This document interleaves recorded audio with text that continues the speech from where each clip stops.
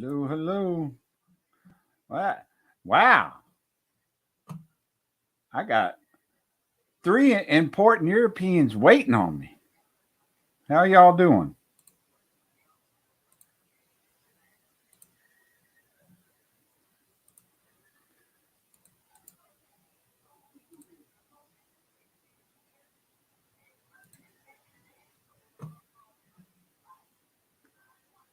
Little rascals.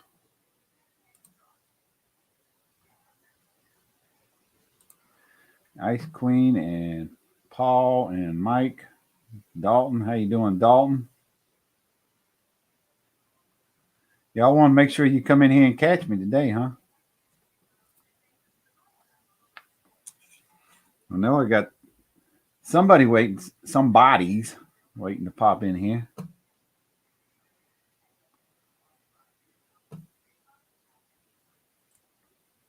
How y'all doing over there on the other side of the pond?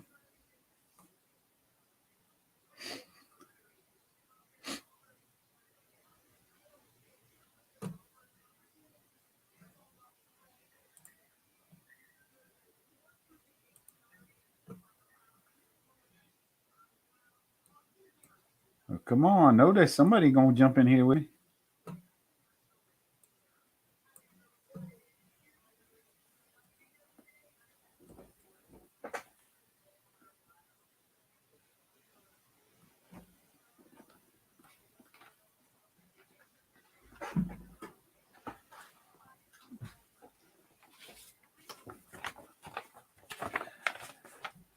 There's somebody.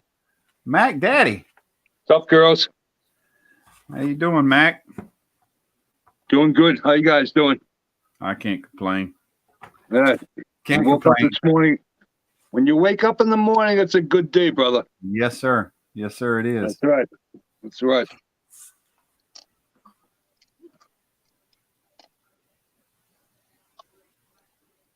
Hard going with everything going up. You come out, Paul. That Terry. Hey, there he is. Hey. What's going on, buddy? Yeah, I'm doing okay, I guess, for an old man. I'm good. You sound pretty good. Yeah, I just took a breathing treatment before I come in here. You got ready, huh?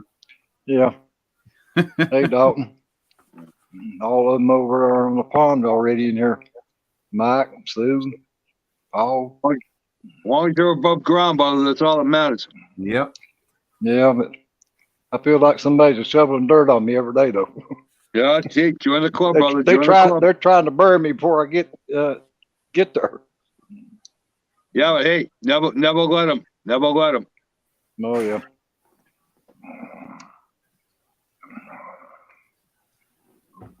See Eric's in here. Rascal.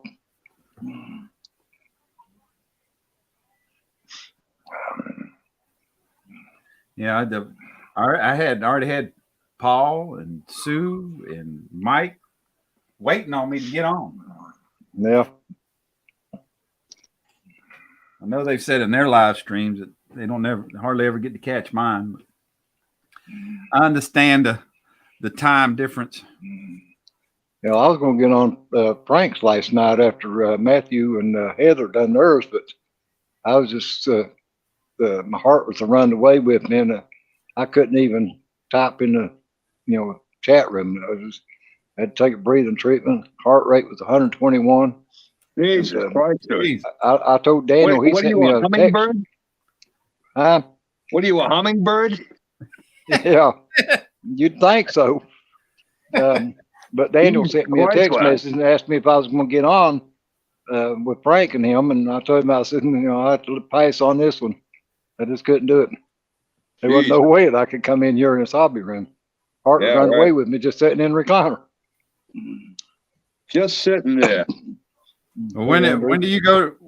When do you get admitted to the hospital? Well, I go to the 13th for my first test. Until the 13th? Yeah. And they're going to admit you for 3 days while they're doing the test, right? Well, I just go for that one day to do the first test. The only thing they're going to do the first day is they're going to do blood work and do PFT or a pulmonary function test, check to see how much breathing I got left. and then I'll do a consultant with the lung doctor that's going to actually do the lung transplant. I have to do a consultant, with him, and he Right. explains everything to me, all about the procedure and what to expect and all that stuff and all the tests that's going to come up. But then after that, then I go back for 15 more tests, which is spread out over 3 days. So they're going to admit me for those 3 days to keep me from having to come back and forth, from home every day. Right. Right. And because they told me, said, well, if you can just get here, we'll, hook you up to our oxygen so you have to use the portable one, that I have. And Right. that way I can, maintain, more oxygen level that way.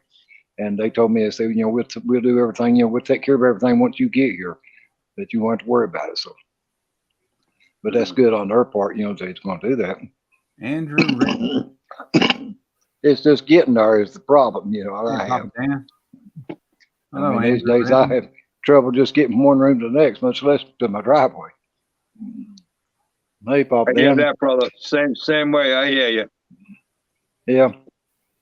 Well, I was just sitting in there earlier thinking, me and how, can relate to it because we know how it is because we have to do it. But Yep. a lot of people don't realize, all the discomfort and stuff that goes along with being on oxygen. Yeah, I that's mean, right. having That's right. this hose in your nose for 24 hours a day, 7 days a week, a lot of people don't realize, that gets aggravating after a while. I mean, yeah, I know what I'm talking about because you're Terry, how long you been doing it? I've been on oxygen since 2003. Yeah, I've been on oxygen since 2012. So you got me by a couple of years, brother. But like I say, like you said, Uh-oh. if Mac, you ain't come been back. on it, you have no idea. There he goes. Yeah. But I noticed, that, and not saying that you're not as bad as I am, but I noticed that sometimes you can take your oxygen off and go like into your other room, to show the model that you built or whatever. See, I can't do that. I can't take mine off. I have to wear mine all the time. Well, to be honest with you, I shouldn't be taking it off either. Yeah, well, that's what I figured, because if I took mine off, the minute I take it off, my oxygen just drops. Yeah, well, that's the same way with me. I'd take mine off, and I wouldn't make it 15 feet. I'd look like Papa Smurf, because my oxygen would be out of oxygen. You got a couple of years on me. I mean, I have taught myself that when I do take it off, to take deep breaths. Yeah. Well, that's another thing too. I mean, I don't know how many liters you're on, but I've got myself on like 3.5. Well, I'm on 4. But mine's, in 2003, when they first put me on it, I was only on 2. And I was on 2 liters all the way up to 2018. Yeah, but I'm like you, when they first put me on it, I only went like a month or 2. And I started, to wean myself off of it. Because, I didn't want to, depend on it.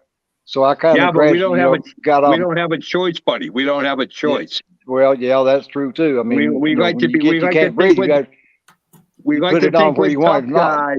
We like to think we're tough guys, but we're not. Yeah. I would rather I have been on and off, in between that 2003, I mean, there was times, I could actually do without it, but then there's times, I had to put it on whether I wanted to or not. Now it's come to the point where I have to wear it no matter what. Well, what kills me is people think that when you take the oxygen off, that like you immediately pass out, but that's not what it is.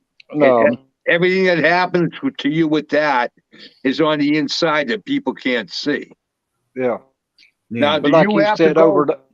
Do you have to go and have blood taken out of you? No. Every 3 months I have to go and have them take blood out of me because of I make too much red blood cells. Oh. No, I don't have that problem. If anything, my blood's too low. See, I used to be anemic, and they told me, I really need to take iron shots because my blood stays so low. Yeah, see, I'm the opposite. I make way too many red blood cells because my body's saying you're not getting enough oxygen, and the way your body gets oxygen is through red blood cells. Hey, Big Z. What's up, Charlie? How you doing, Terry? Brian, our host. How are you, sir? I'm fine, sir. Good. But like you said earlier, These are Charlie, or gone said wild. before, we don't use this oxygen, to keep us going. We use Right. it for us to breathe. We use it to keep our oxygen level up where we can Right. breathe. Right. It's got nothing to do with breathing. Yeah. And a lot of I people can think I can take it off and I can breathe. does. I can take mine off and I can still breathe, but Oh I just yeah, can't no, breathe right. very Well, long. same here. Same here. But a lot of people think that that's what you're wearing it for, is to breathe. And I'm like, no. Yeah. I go, I can take this off and still breathe. It's not like I'm going to take it off and pass out.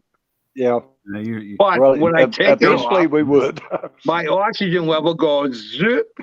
you're Yep. wearing it to live. Yeah. If we took it off, eventually we'd pass out. There ain't no doubt about it. Well, what happens is eventually, if it's low enough, you either die from a stroke or a heart attack. Yeah. You'll go into a Yeah. cardiac arrest. That's what will Heart happen. That's Your what heart will will be happen. working so hard. Well, you probably go into a coma before you would, No, Um, I've talked to a few doctors. You'll either have a massive stroke or a heart attack. That's what will happen. Oh yeah. And I that's told my usually what doctor, happens, I told my doctor I would much rather have a massive heart attack and die than to have a stroke and be a fucking vegetable. Yeah. But you take people that's on oxygen, 9 out of 10 people that got lung problems, they don't actually die from lung problems. They die from either a heart attack or, like you said, a stroke. That's right. Because That's right. they overwork your heart trying to breathe, Well, and your but heart then will enlarge, and that just causes that much more stress on it. And most people will end up dying from a heart attack, though. But I'll tell you why I think, because there's a lot of people that's supposed to be on oxygen that won't wear it because they have to lug those fucking tanks around behind them and look like a jackass. Yeah. And they would rather die than do that. Yeah. Well, I know several people. I know several guys that have done that. Yeah. It's ridiculous. Well, I ain't guilty of that. It don't bother me, to walk around with, I got one of those Inogen machines, they had on TV that I use now. I don't use those tanks. Terry, I do too, buddy. I do too. But there ain't a lot of people that can afford those. Oh yeah, yeah, because they're A lot of expensive and people have to Medicare walk won't pay around for with it. those tanks, and those tanks are embarrassing. Yeah, but one thing that I am guilty of is, even though I had my oxygen, and just carried it around with me and stuff, like if I went to Walmart, I could do it okay, holding on to a buggy, as long as I had something to hold myself up. But it got to the point where, I wouldn't ride in one of them scooters because I, felt like, everybody was staring at me and wondering, why you riding around on a scooter when it don't look like there's anything wrong with you. Well, I would have been on doing burnouts, brother. Yeah. But then Fuck when it them. got to the point that I couldn't do it, I said, I don't give a shit where you think I'm, don't need to be in one or not. I'm going to ride in it because I can't walk. I got my oxygen machine on. I got my motorcycle helmet on and my fucking gloves. Get the fuck out of the way. Yeah. And the leather vest. You get in front of me and you don't like it, I'll run over you. And right, Big Z, the best and the best. That's right. There you go, brother. There you go. But I've got to, within a sliced year, I've not even been able to even do that. I'm not even able to go to Walmart. But I'm still, I'm enjoying my life, Well, sitting Terry, here. that's all right because it's not, not every Walmart has model kits. So Well, that's true. But there's other things. Walmart does have, like food and clothes. Well, they have, not only that. So you don't want to be like I don't need no clothes. I don't go nowhere to wear them. Yeah, But you don't want to be like somebody else and wear the same shirt every day. Yeah. Oh yeah. Yeah, but like Terry said, you know about that too, huh? We don't have to go to work, so what do we care? Yeah.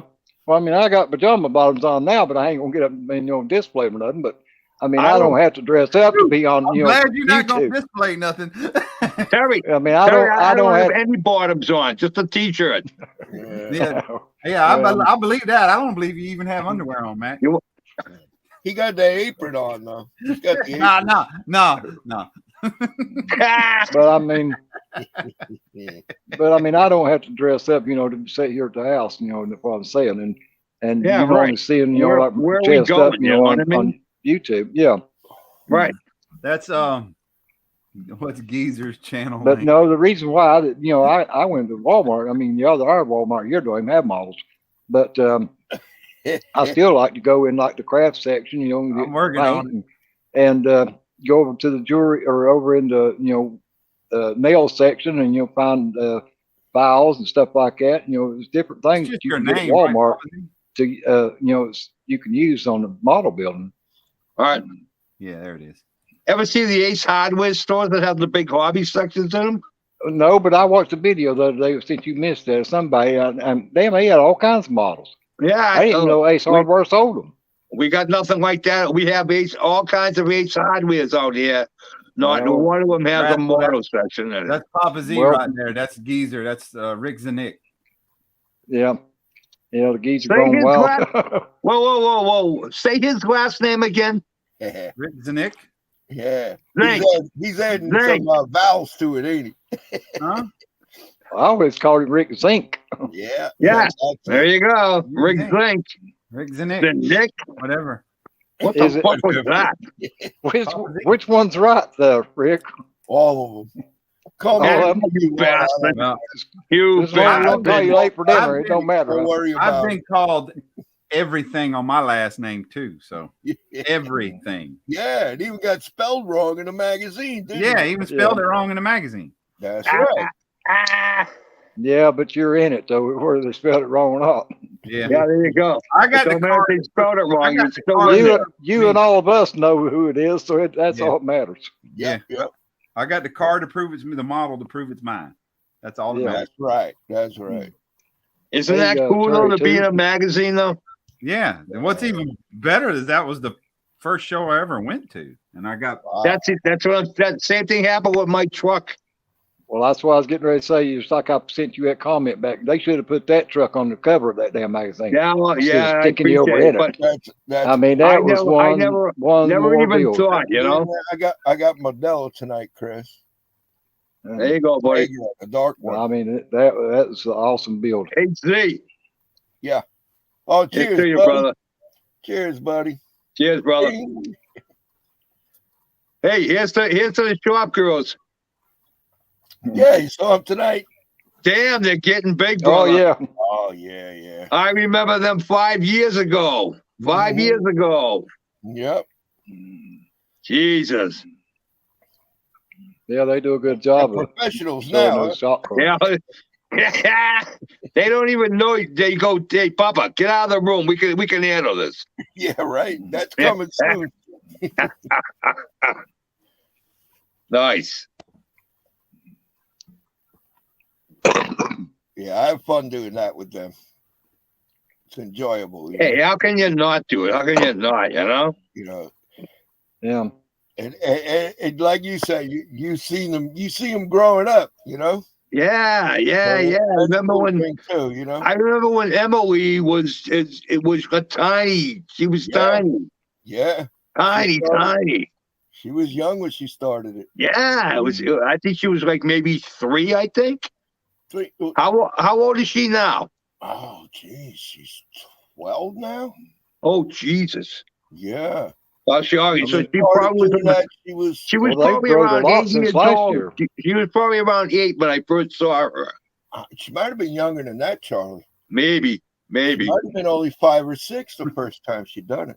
Yeah, because I've been on check YouTube that out since now you brought it up. 2016. So Yeah. that's 6 years. Hey, see what Dan's saying, Papa Dan?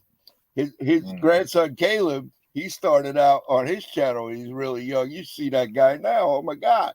Yeah, I haven't seen Caleb in years. Oh my God! The last He- pictures I seen of him, he's a big guy. Yeah, Papa Yeah, Z yeah. Well, Yeah. Papa Z and Mac are already into the beer. There, he's brother. not a kid anymore. hey Jason. Yeah, somebody might have mentioned beer, Jason. Yeah, Somebody might have Chris asked, "What was you drinking?" Chris C asked, "Kind of Yeah, I showed him. Hey Chris. And he's drinking some bourbon, some Rebel bourbon. Oh. Wild Turkey 101, boy.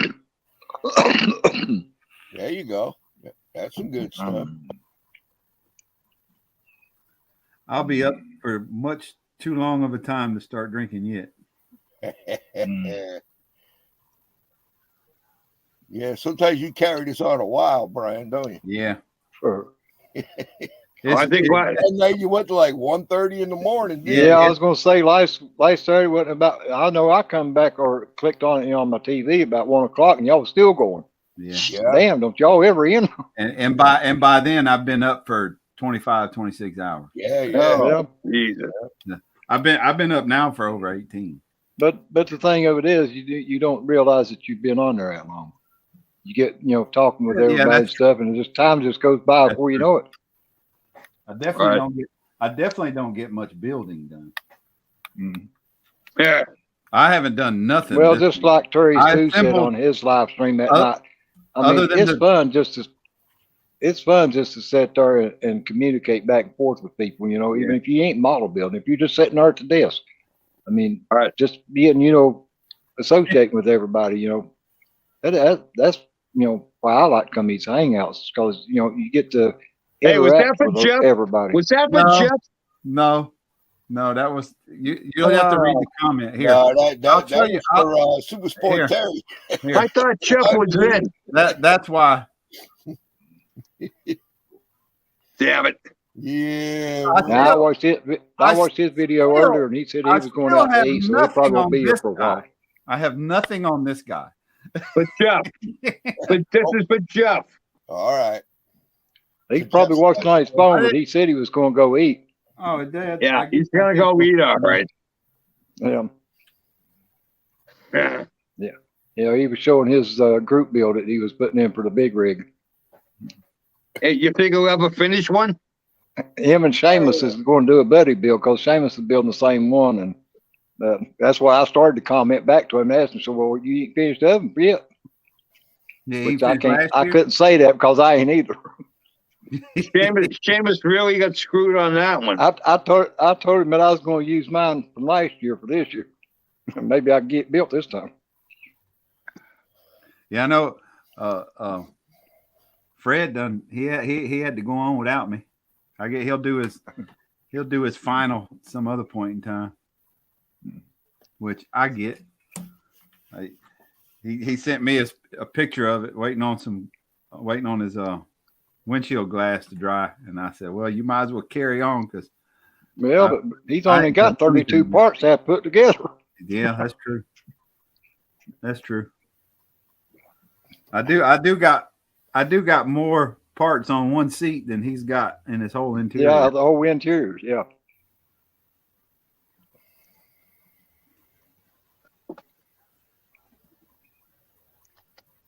Yeah, ain't no sense in him waiting on me.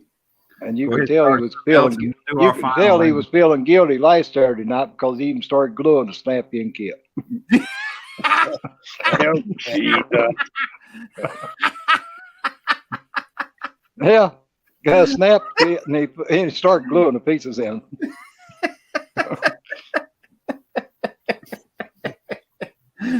Hey, Johnny.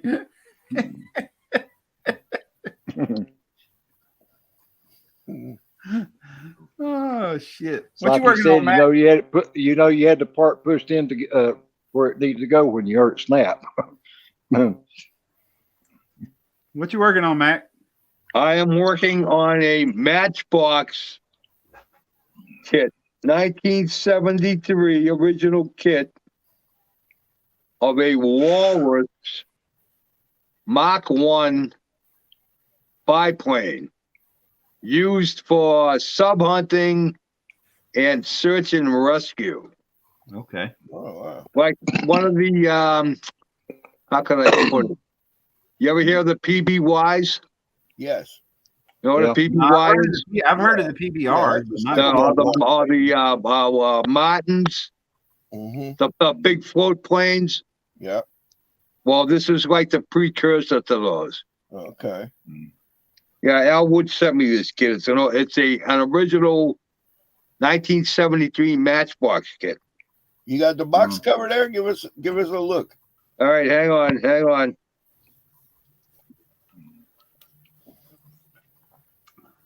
Hey, Johnny. Yellow Johnny. Oh yeah. And that's from World War One? No, in between World War I and World War II, Rick. Okay. Like probably mid-30s. All righty. It's British. I never seen that plane before. Yeah. One of my favorite planes. I like how where the engine is mounted. That's definitely different. Yeah. Way up top. Right. Yeah. And then there's all kinds of rigging to be done. So. Well, they're a float plane anyway, ain't they? Well, you ought to be getting good at rigging there, buddy. Yeah. Ain't that the damn truth? Or You're the seaplane, you or whatever you are, want to call it. you are the fucking man. Jeez. Now, hey, all you got, as far as I'm concerned, if you're a good model builder, you can build anything.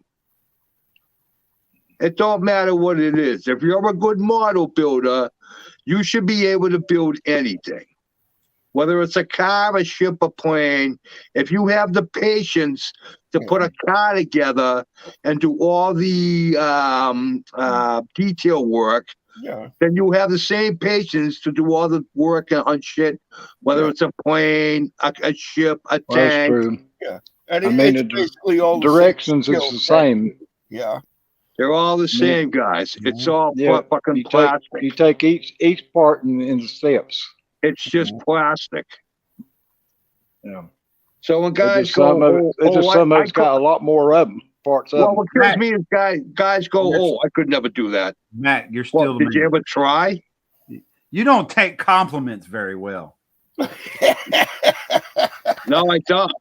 No, I didn't. And you know why I don't take compliments very well? Because I'm not that kind of guy. Yeah. I'm not that kind of guy. Because I hate guys like that.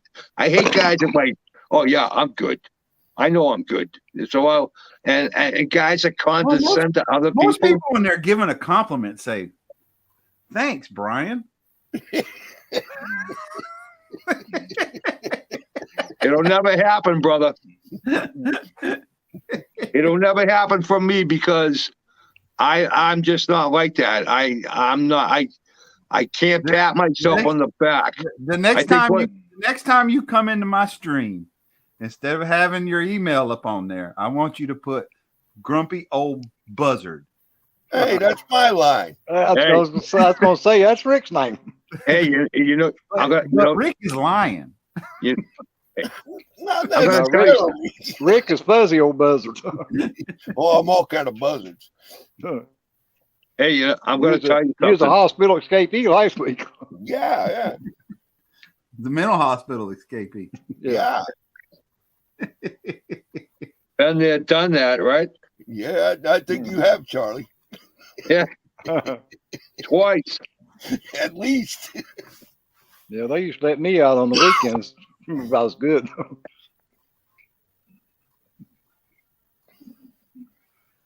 So how's the Constitution going, Charlie? Well, I want to do a little bit more rigging on it with the tan thread, which will kind of offset all that black thread. Okay. Because all that black thread is called standing rigging. Yeah. Which was rope. That was once it was put in place, they tarred it. All right. And that's what held all the masts up that never moved. Okay. All them little pictures you got, so it's going to really set it off. Rotting away. Was that the point? That's right. That's why they would tar it so it wouldn't rot. Salt water, guys. Yeah. Salt water rusts anything quicker than anything you know. Oh, yeah, absolutely. So yeah, that's all the running rigging is done on it. Now I want to put a little bit. All the standing rig is done on it. Okay. I want to put some running rig on it. All right, and that would be all the lines that move like that. Yes. That would move the masts. That would move the sails. Mm-hmm. Is all that shit gonna move? No, but it's gonna look like it's gonna move. Are you? Okay. Well, yeah. What the fuck is wrong with you? Is it gonna move? I'm gonna go in there. I'm gonna go in there and start pulling sails around. Really? You're the fucking master.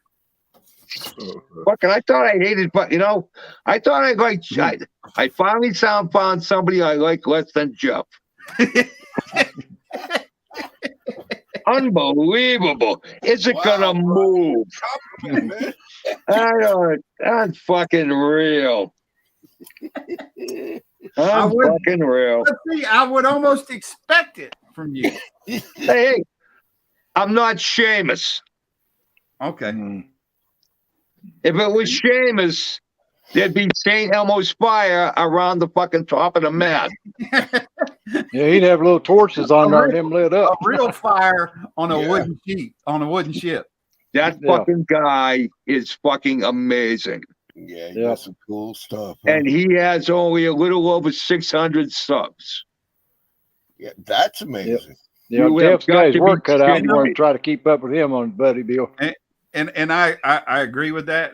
He's an amazing builder, but unfortunately, he's got a bad accent, and it can be hard to understand, and understand him. And I think that's probably why he doesn't get the subs he deserves. Yeah.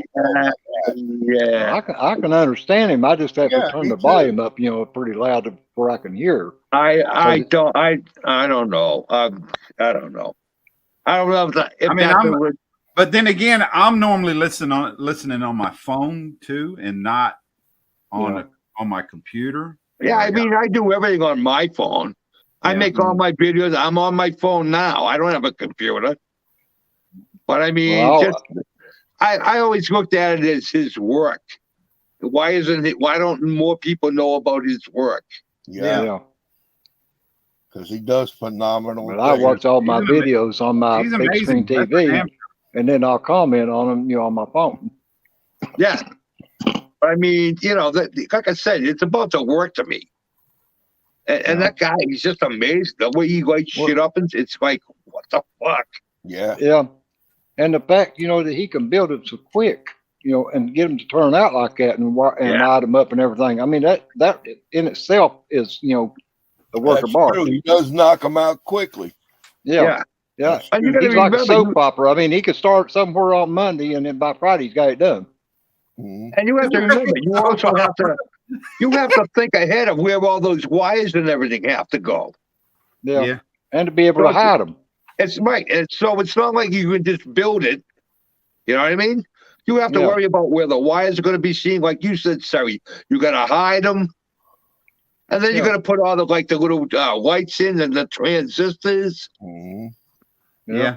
So, and then all the big dioramas he builds. He's done it so much. And know which light to use. Together, he knows where he can put stuff. Right. Oh yeah, absolutely. You're right. He's done it so often that he knows where things can have to go. Like when he's doing it. Oh yeah. Like when he's doing a car, he knows he can put most of the electronics in the fuel tank. Right. He knows where he can hide shit and where he can't. Yeah. But still, though, I mean, that still takes some talent. Absolutely. Oh hell yeah. If it was easy, everybody would do it. Yeah, everybody would do it. And if it was easy, Mac, everybody would be building the Constitution and doing all that rigging. Yeah, but that is tedious. That's tedious. It is tedious. That's why it's taken me 4 years. I was going to say that's because you don't build one like that in a week or two. I couldn't work on. To be honest with you, I would literally think that to do all the rigging on that ship would take you, if you were to work on it continuously, I would say a minimum of 2 years. Yeah. That's how much rigging is on that ship. Yeah. Wow. That's why I can only work on it here and there. Oh fuck. Yeah. Because it's just so intensive. You know what I mean? Tedious. After 4 hours of tying little knots with a pair of tweezers, your fucking brain wants to explode. Yeah. Like I told you before, it would drive me nuts. Yeah. Yeah. That's why I can only do it for so long. You know what I mean? Yeah. But I think once I get the lifeboats on, I want to do a little bit more tan rigging. So yeah, maybe like another 2 or 3 months. But those little pickers that you done, those going to really set it off too.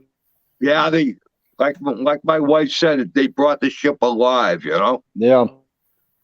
So I got them all on. I put them on the other day. So. Yeah. But yeah, really, yeah, it brings the ship alive. Hey, deep junk. That thread attracts a lot Hey, of Joe. dust too, don't it, Charlie? Oh yeah, big time, Z, big time. Yeah, Yeah, that's why I'm gonna make a cage for it next. yeah. You're gonna have to keep that in a glass case. Yeah, yeah, Yeah. I gotta. I have a glass company that's close to us, Uh-huh. and I want to go and see what they'll charge me to cut the glass. Right. Because I can get my brother-in-law has a wood shop, and he'll give me a hand making the wood part of it. Okay. But I'd rather I want to see what it costs for glass, because I mean to buy I just the set it down plexi, inside of an aquarium. to buy, yeah, you can't get an aquarium that big. Yeah, it's too tall. Well, it's aquariums not don't only be tall; that it's deep. wide. Yeah. Huh? How wide is I it? Oh, I with all need the rigging. Yeah, with all the rigging. if you were to look at this ship from the side, Yeah. I need a piece What's of glass. the span of the biggest mass? Call What them do you guys. call it? The one Call that them goes guys that across. build them big ass fish tanks. Yeah. That's probably what you'd need. I mean, truthfully, it ain't nothing but acrylic plexiglass. Yeah, but the plexiglass ain't cheap, dude. It's like for the No. pieces I would need, it's like $70 a sheet. Yeah. What's that? 1/8 inch thick? Well, I can guarantee you the Eight, glass is going to be more than that. inch, the eighth inch, yeah. Glass is going to be more than that, because you still have to glue it. I don't know how you glue glass though. No, you could use silicone. You can use you can use clear CA glue. There's a million ways to do it, but it's just trying to get, because if you don't cover it, once the dust gets on there, Oh you're fucked. yeah. You're fucked. Yeah. How are you keeping the dust off of it for the last 4 years? Well, there's no dust on it because I've been doing it with a little brush every once in a while. Okay. So you're just keeping it dusted off. Yeah, once you put it on a shelf, you're not going to be thinking about walking over there and dusting it off. It's gonna be sitting in a library for hopefully the next 100 years. You know what I mean? Yeah. So You it's see gonna the have chat to be room, covered with something. Matt, can you see the chat room? No. Oh, your friend is here. Uh-oh. Yeah. Uh-oh. Oh, what? Ferret boy? Yeah, good friend. Yeah, he's here. Yeah, my good friend, my ass. Oh man, you know he's a good friend. Hey, don't be jealous. Don't be jealous, Jeff. He don't like me now either. I'm jealous of Jeff right now. He's eating some Put him on. Put him steak on. at Texas Yeah, Roadhouse. Texas Roadhouse. He's got. Put him on. Put him on. Watching the King Knob and his cronies. Yeah. Yeah. Just like the ferrets, he's got no sack.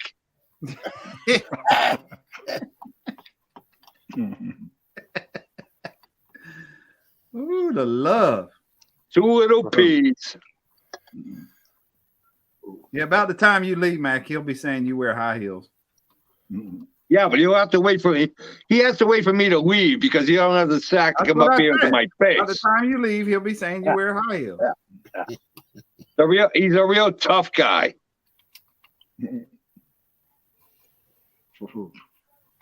Son of a bitch.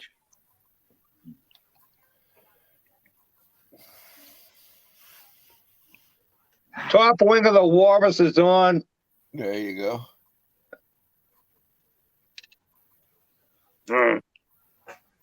This plane, it had 2 machine gunners, one in the front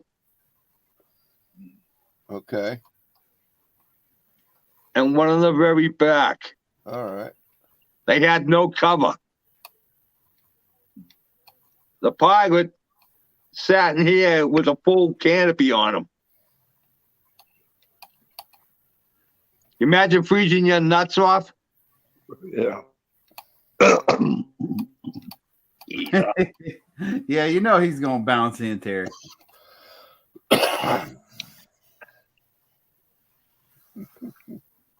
Where is he? He's He's sitting at in Texas Texas Roadhouse. Roadhouse watching the King. Oh, No, Texas man, Roadhouse. He's watching the King Knob and his cronies. Texas Roadhouse. Is that code for I'm on the bench? I know you don't get out much, Mac, but that's a restaurant. I I know disappear what all of it a sudden. is. You'll know why. The damn powers are flickering. We went to the Texas down in Acme. We went to the Texas Roadhouse for dinner Yeah. with Pappy. Right, Zig? Weren't you there? Yeah. Yeah, I was there. Good time, man. Good time. Yeah, that was fun. I guess he must be out eating dinner too. He'd be in here. He might be. Well, you know he's eating somewhere or another. Oh, you know he's gonna be eating. No doubt. Yeah. Oh, I'd say the reason Frank ain't in here is because he went to that mosquito con thing today. Oh, he did go? Well, he said it. Him and Chris and David Chim was all going to go together. Oh, okay.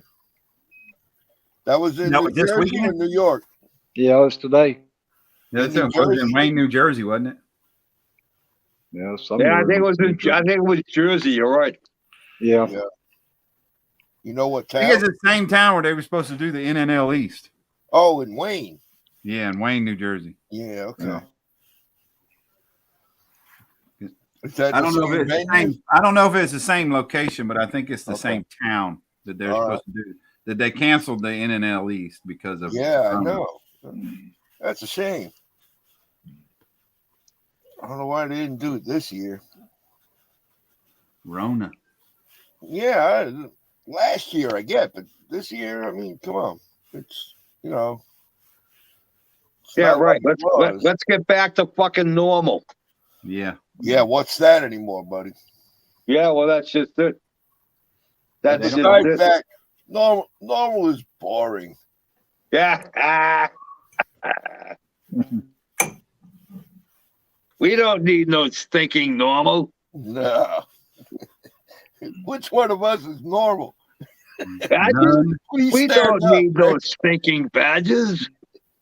Ain't none of us normal. Look at what we do. Yeah, no shit, right? There you go, Chuck. There you go, Mac. Oh, yeah. You leave Mrs. Mac out of this, you little fuck. My best live stream was the night that he was supposed to do a stream of YouTube, and I just put the no show after show of the Mac and Yeah. the Jeff and Mac yeah, no show yeah. after show, and both of y'all were in here. That was a That was good Yeah, pretty that- hilarious. Yeah, that was a good one. we had Mac stay up kind of late that night. Yeah. Yeah. Hey, he that's got what past happened his often, you bedtime, no fucks. doubt. Well, hey, I wake up at like 5 o'clock in the morning, so Yeah. by 6, 7 at night, yeah, it's time.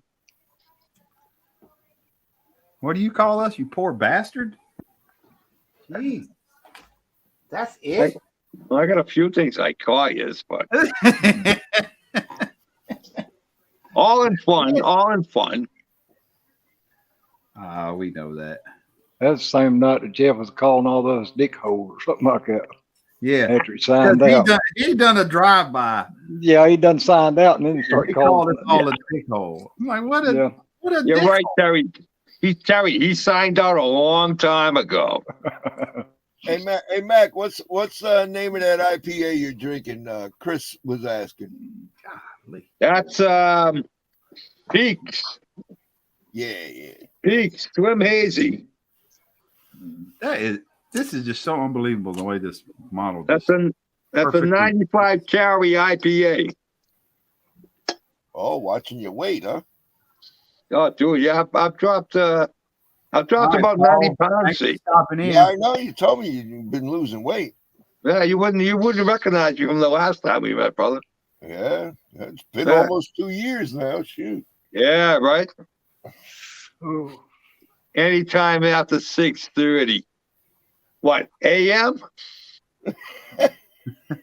No, for you. He said anything Oh, please. after 6:30 p.m. is late for that bastard. Hey, Jeffy boy. How about the text I sent you the other morning at 4 o'clock when Patty got pissed? Well, you're Yeah, lucky. come on, answer me. You're probably lucky you didn't get replies back from the ferret balls. Oh, I got replied back. Trust me. I texted him. I woke up early one morning and texted him. And 7:30, I got a phone call. Thanks for what? Thanks a lot for what? You fucking woke Patty up. Well, how the fuck do I know you and Patty are still sleeping in the same bed, asshole? You told me you had separate bedrooms. You said you told me you had separate bedrooms. Fuck. It ain't your fault that you didn't know that she could hear the message from the couch. No. The phone was right by her ear. She thought it was his boss calling him. She woke up and looked at the phone and fucking dogged him in the head and went, "It's fucking Mac." It's just that he didn't have to leave and go to work. I rolled back over and went, "I did my job."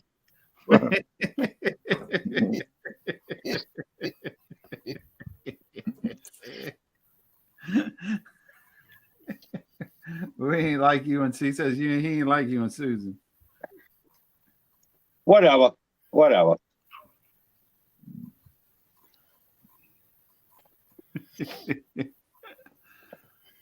Ooh.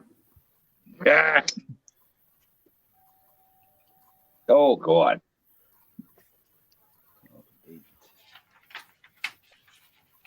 Dan thinks that funny. Yeah.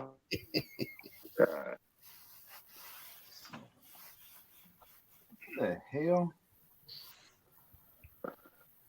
The only thing I wish about this mall is they would tell you what parts are. Because this has like something that it's like a can. The fuck? What do you want? Fucking everything? Yeah, I would like to know what this part is. I mean, it looks I've like been wanting to know what that part was fucking 50 years ago, you fuck.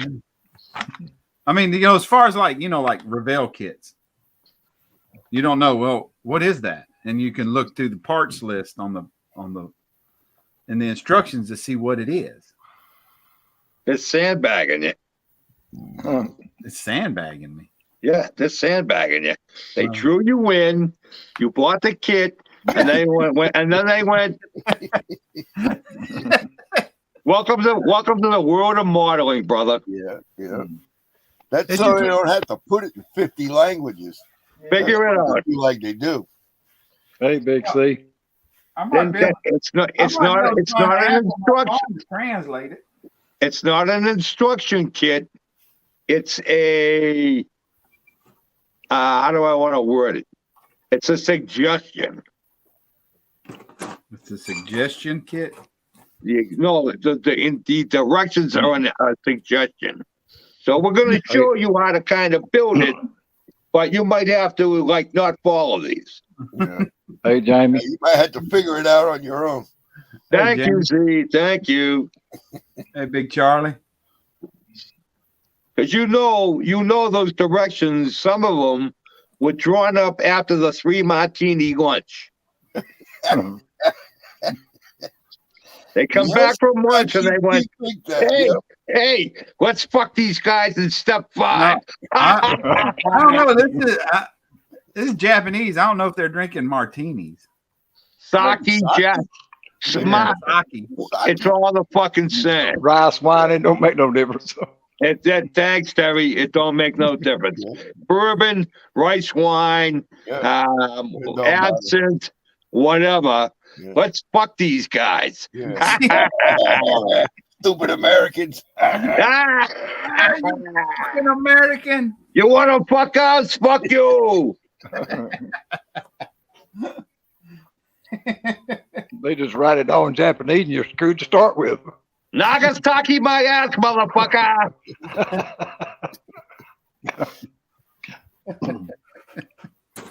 Buy a Tamaya, kid. It's all in Japanese, those fucks. Well, no, they got some English stuff in. I mean, like Just- this one has this. just has some enough. English stuff in it. Just enough. You got how to apply the masking seal in English. Yeah, but thank God. At least they give the masking, though. The colors have Japanese and English, and then each instruction has. I would say this for number Tamaya 7, bike kits. steering wheel and console. Oh You yeah, cannot beat a Tamaya bike kit. yeah, that was a nice kit. You guys, any of you guys ever built a Tamaya bike kit? That's what I just. I Finished. haven't. No. They are No. fucking amazing. Yeah, that's what I just finished. Mac was my to me. They are fucking amazing kits. with the motorcycle group, Bill. Motorcycle, their motorcycle kits are second to none as far as I'm concerned.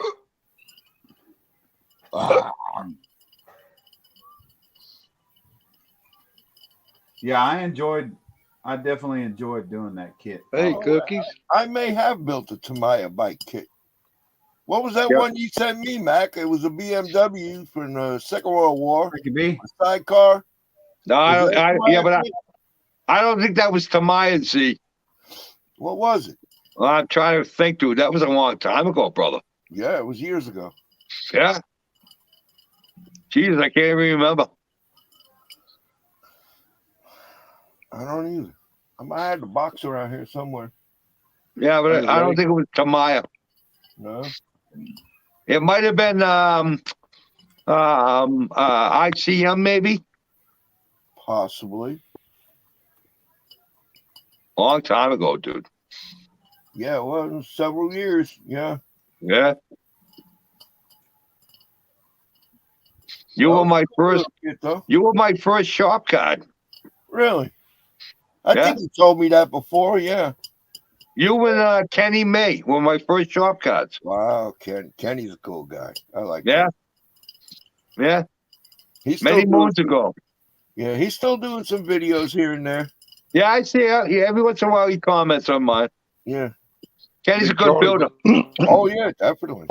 Yeah. Big Charlie was my first one that I got. Big C, yeah. Big Charlie, yep. Yeah. Jeff was my first one. He done my shout out. Oh, Jesus Christ. You Well, have really, He was my Really? second one. you just have to ruin the night. Matt, Both the Big power C of and Jeff positivity. both gave a shout out for me. It is a Yeah, Tamaya there you kit. go, Z. That's it. It's a Is Tamaya. that Tamaya? Yeah, Yeah, it is. yeah. This is the box. Yeah, it is. All right, Brian. Ask say again, buddy. What did you say? It was hard on my eyes. This little scab. Hey, Mark. But yeah, Yeah, those were tiny, dude. yeah. I didn't build the crew members. I just built the bike. You remember? Yeah, the bike. Yeah. I hear you.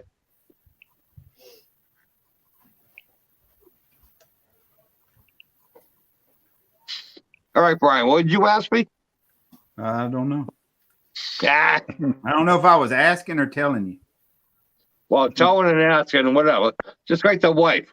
They're either telling you or asking you.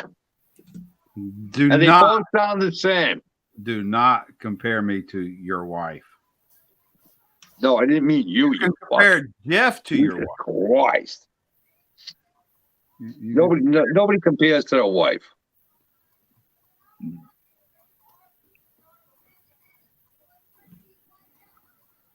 Hey, Ray.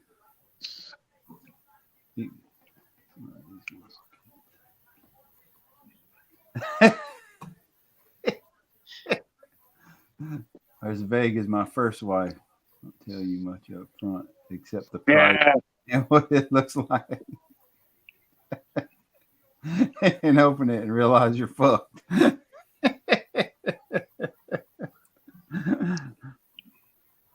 It's like going on a date. Oh, I just got a text from him. Oh boy. Hey, Pappy. Got a text from who?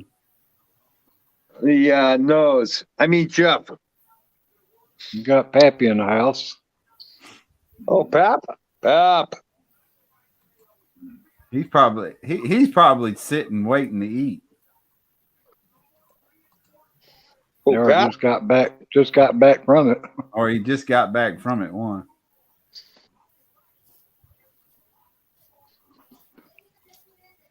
Nah, it hits the trash, Papa Dan. I don't save my box. What do I want to save my box for? Although sometimes I wish I did at least save the top so I can remember what the kit was. At least the box top. It all depends how old Yeah. the kid is. I always save my box. Again, it all depends how old the kid is. Uh-oh.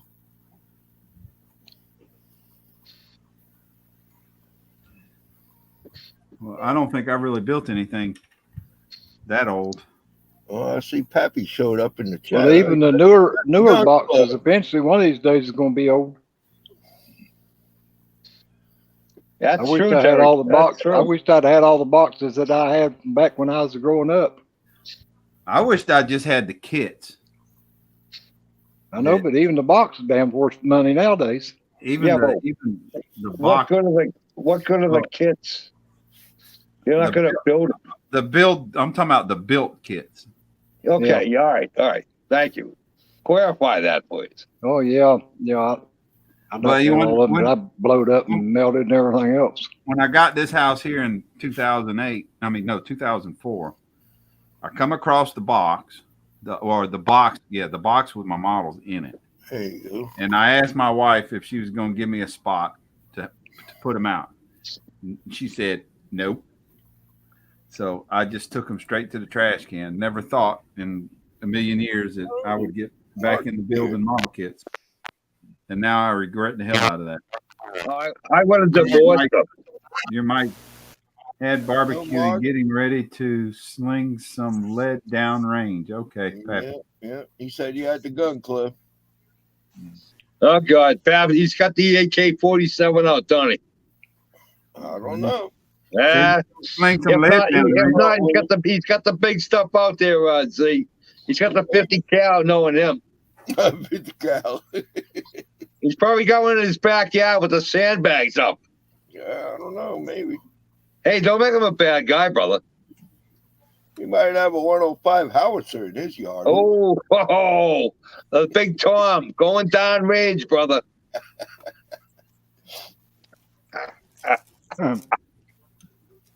Hey, Mark. That's pretty good and deep, Dunk.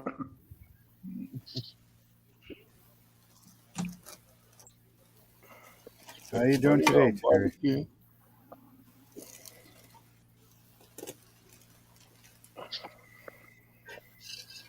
Mark asked how you were doing, Terry. Huh? Oh, me? Mark asked how you were doing. You too much. Oh, I'm doing pretty good today. Thank you for asking. How about That's yourself? good.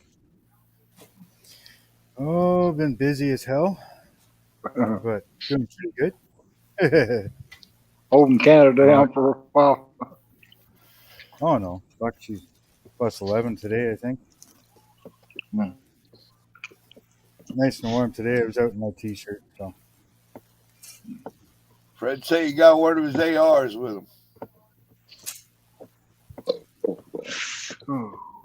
Oh, shoot, me. Well, that's good. You're where you're at, Fred. I'm at least maybe I can catch up a little tonight. Although I got some painting to do. I'm gonna have to turn around and do some painting if I get to that point.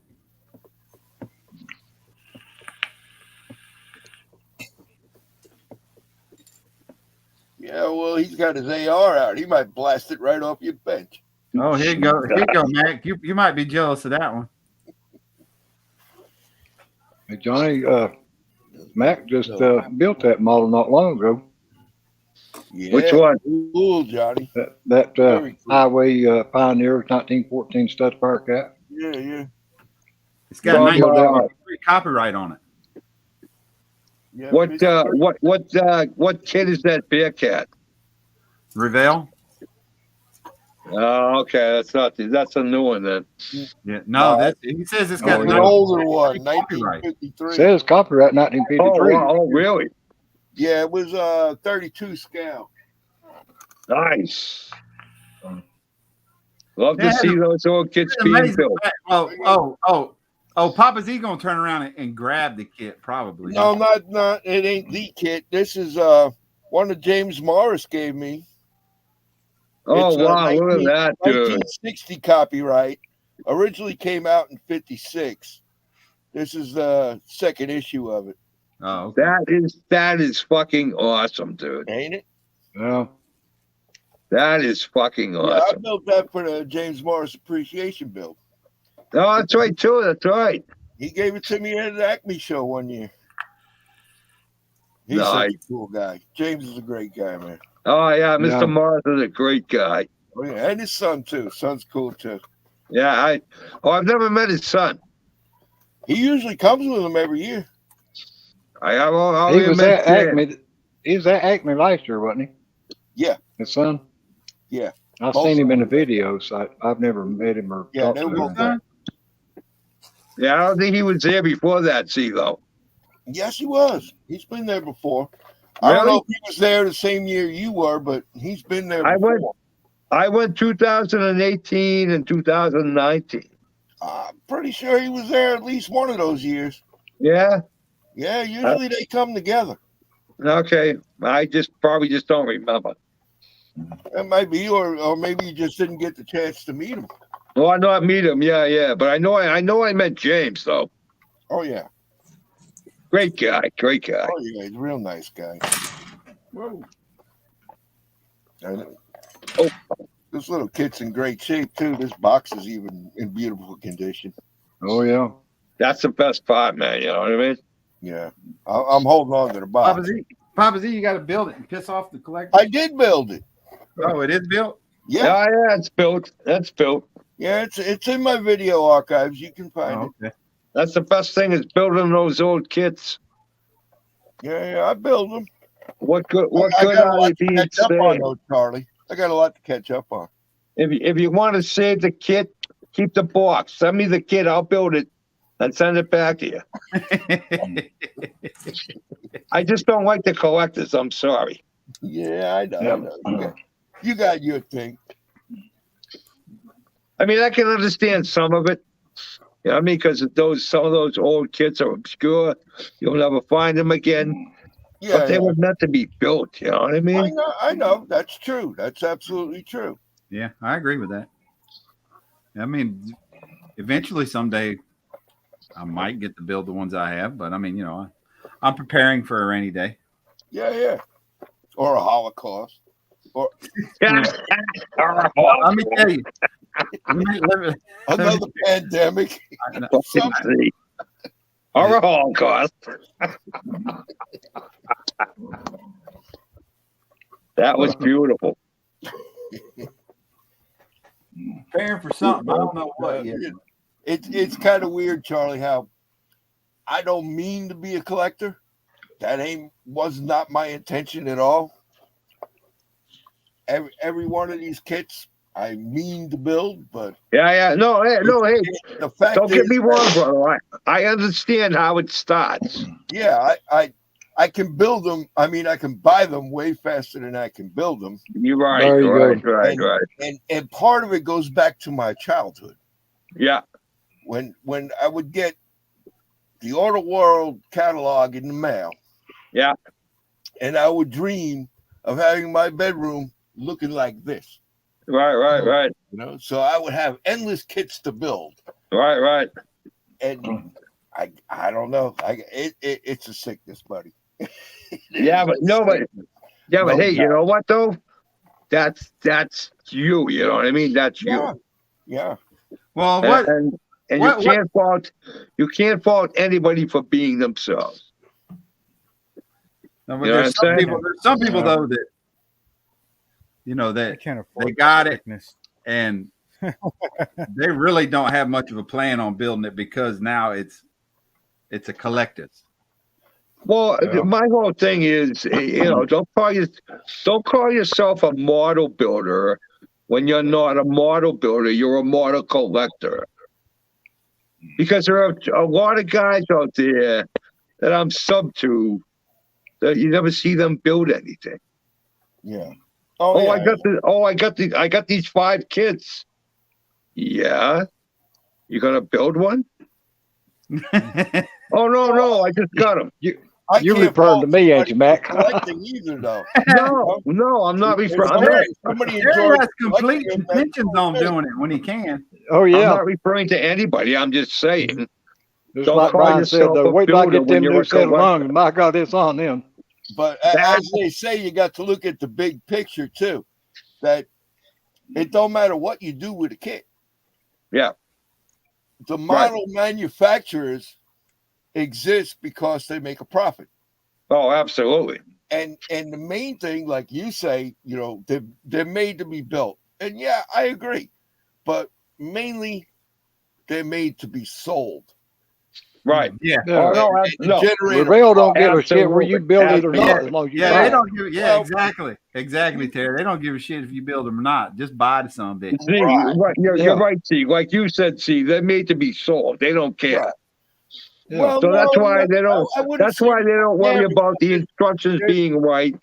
There's a lot of guys that are in the business that do care about the product, and a lot of them are hobbyists, especially now that you look at a company like Salvino's, J.R. Salvino's.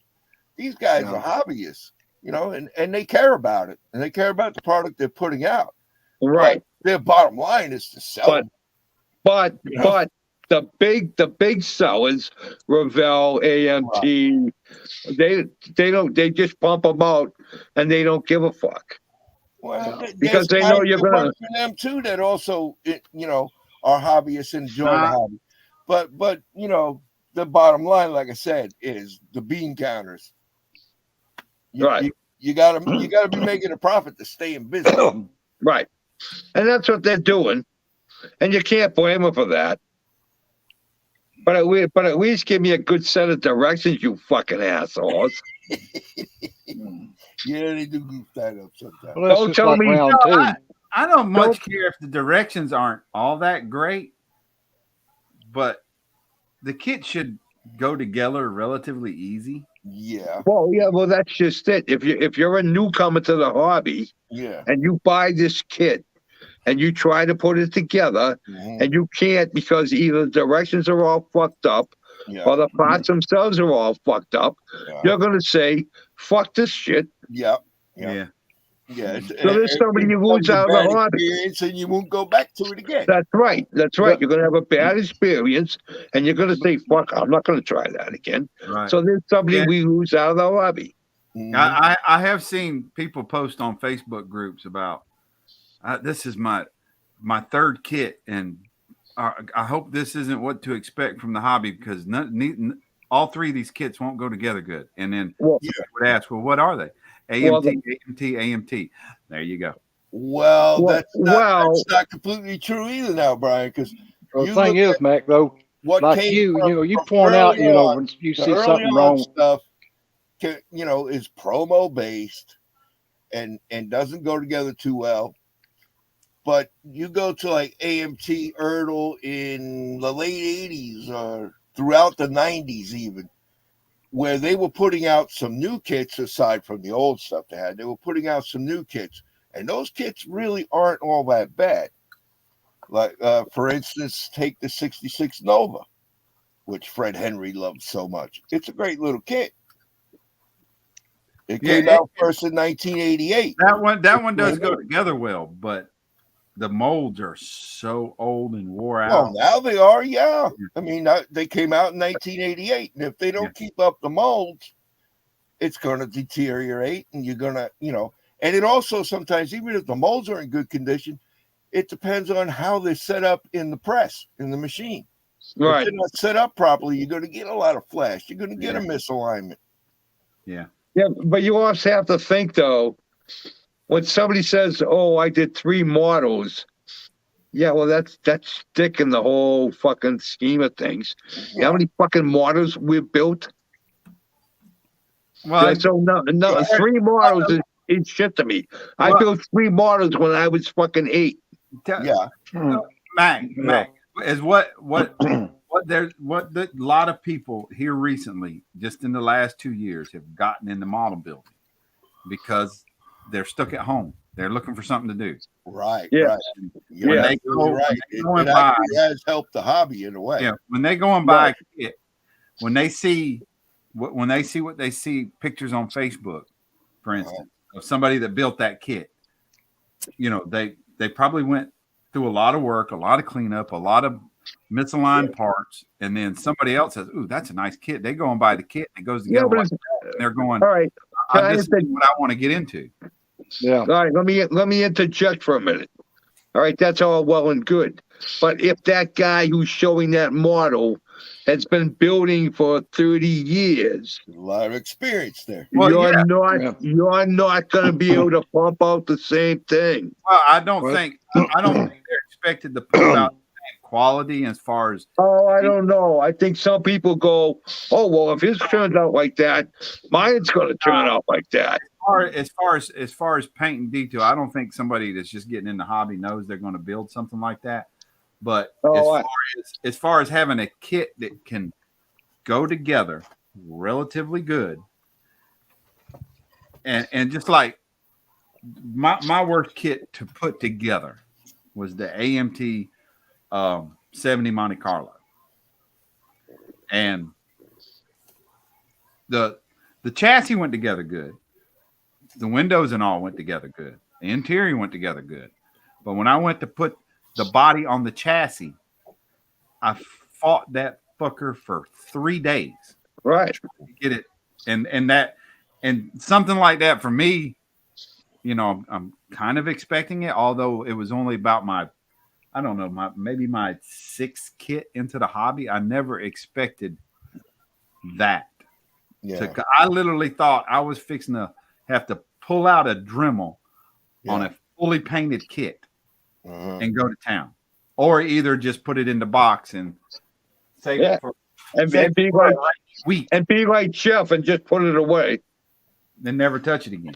Well, the thing is too, you take people like us, it's been doing it 30, 40, 50 years, and somebody's just getting into the hobby. Yeah, we could buy a kit that don't go together like it should or whatever. But we've got enough experience to work our way through it. For a beginner, they look at it and say, well, hell, this ain't going to work, and just throw it down and forget about it. They have built the kit. I can't overcome this. I'm going to put it back in the box and put it away. Yeah. But where we've done it so much, or got more experience, we can work around it, or we can make it work. Exactly. Not only that, you may have built the kit. Right. You already know what to expect. Right. You have knowledge of the kit because you've built it several times before in the past. Right. Yeah. And the kit has been around for 50, 60 years. Yeah. You understand what even if it's reissued, it's still going to be the same kit more or less. Well, it's not just that though. It's that sometimes that kit's been reissued so many times that you were better off getting from the first time it was out. That's right. And the 21st time it was out. That's absolutely right. And that's why most of my models I got on the shelf over here in these boxes, they are the originals. Yeah. Right. And most new builders don't know. But that don't make them any better putting them together than a damn reissue one. Right. No, but there's a lot. What's flashing shit you got to clean off. Oh, yeah. Fred. Wait a minute. Where's my mouse? Damn it. Oh, nice. Oh, nice. Fred. Oh, yeah. That's an engine. That's an actual engine there, Fred. That's an engine in a supercar, not that. Nice. That right there. That right there. I just finished the chassis. I still got to do all the painting on the interior. Mhm. Still looks good though. Nice progress. Thank you. I didn't get to do nothing this week.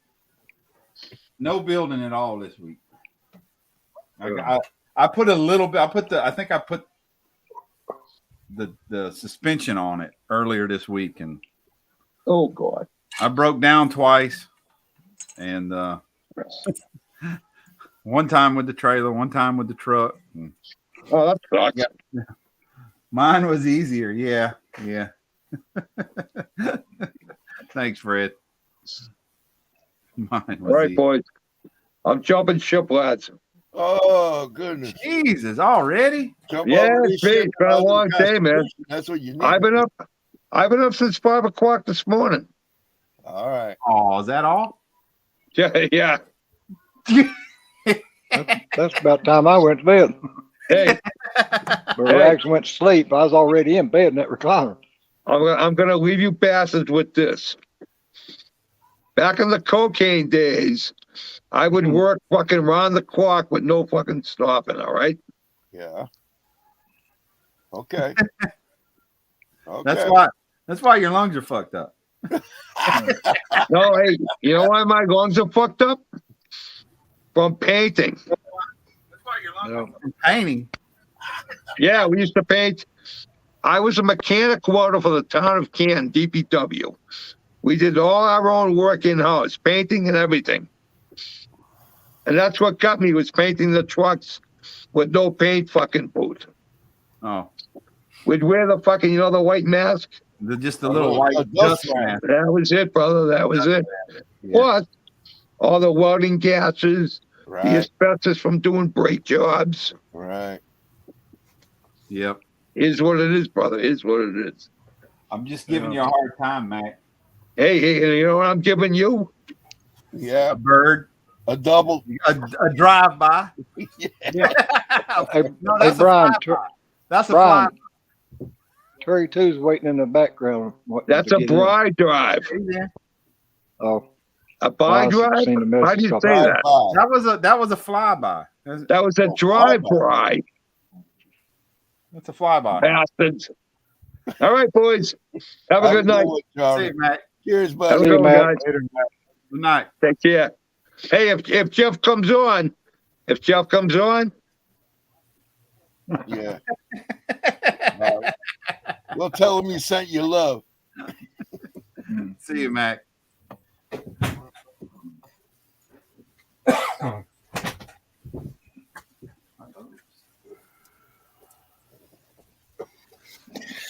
I'm back, guys. How Sorry you about doing, that. Terry? Well, I wanted to get on this earlier, but my wife was doing some cricket work, so we didn't get to do that. But I'm good. How about you? You doing all right? Yeah, I'm doing okay. How are you, Terry? You good? I'm doing good. How you doing? I'm hanging in, buddy. Hey, Mile High. What are those? Can't remember your name. But Yeah, it's hard for me to remember everybody. yeah, well, I got it. A lot of them wrote down in a book.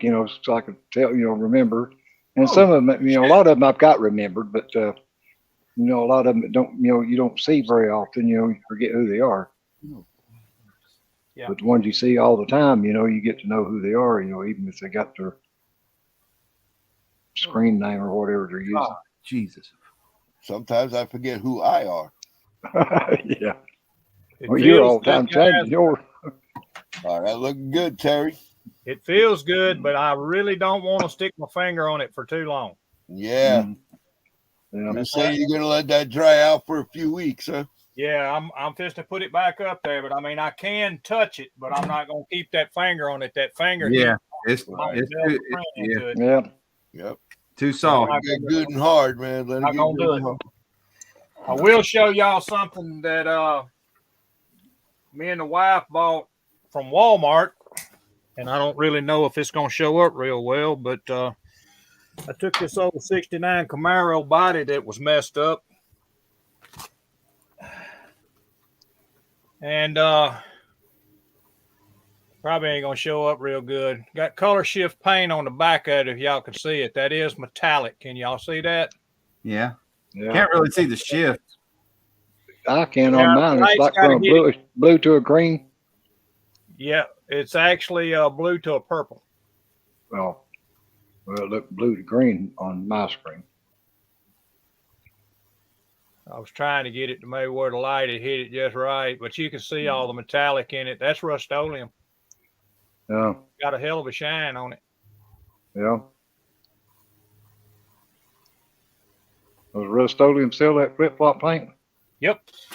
Color shift, or whatever Just you wanna call started it? selling it. Oh, Mile Yep. High. I'm working on the Aoshima, Lamborghini, Sesto, Elemento. I'm working on the Buddy Bill with Fred Henry. did you just do using that as a test body, Terry? Because I noticed the A pillar was broke out. Yeah, that's that 90, that one that came out in 90, the 69 RSSS. Yeah. Yeah, it's just a test. If you look at the body, you'll see why. It's twisted. Yeah. Don't know if you can see it, but That paint come out good though.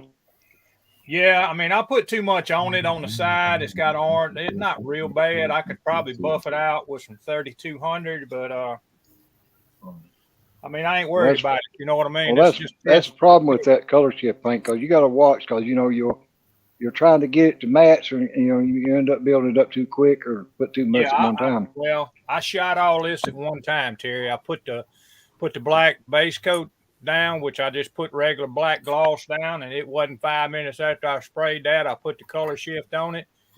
Yeah. She's dry. Yeah.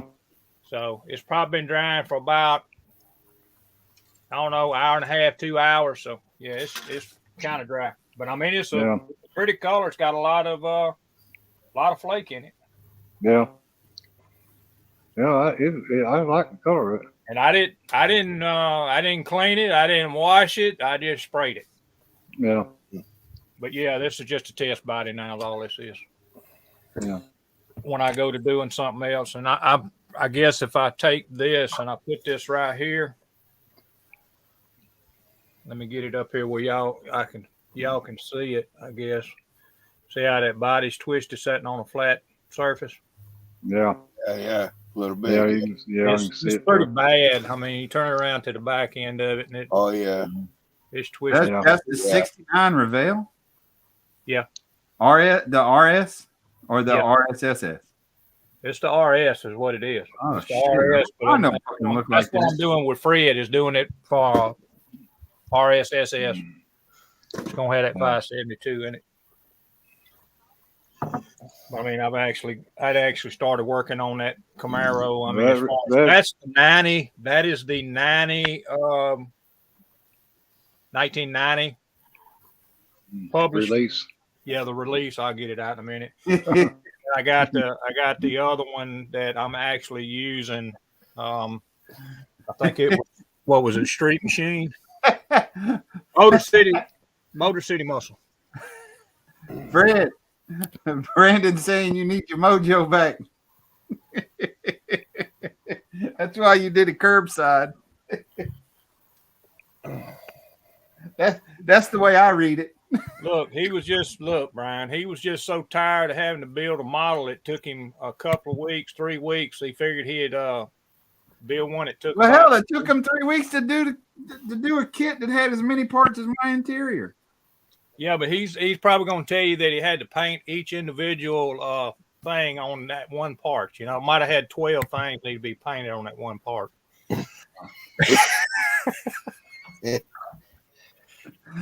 So the detail painting that took all the time, right? There you go. Yeah. I'm trying to take up for you, Fred. I'm trying. You see that red piece right there on top of my finger? Yeah. That's the door handle. Damn. Oh, goodness. Damn. Not me, man. Not me.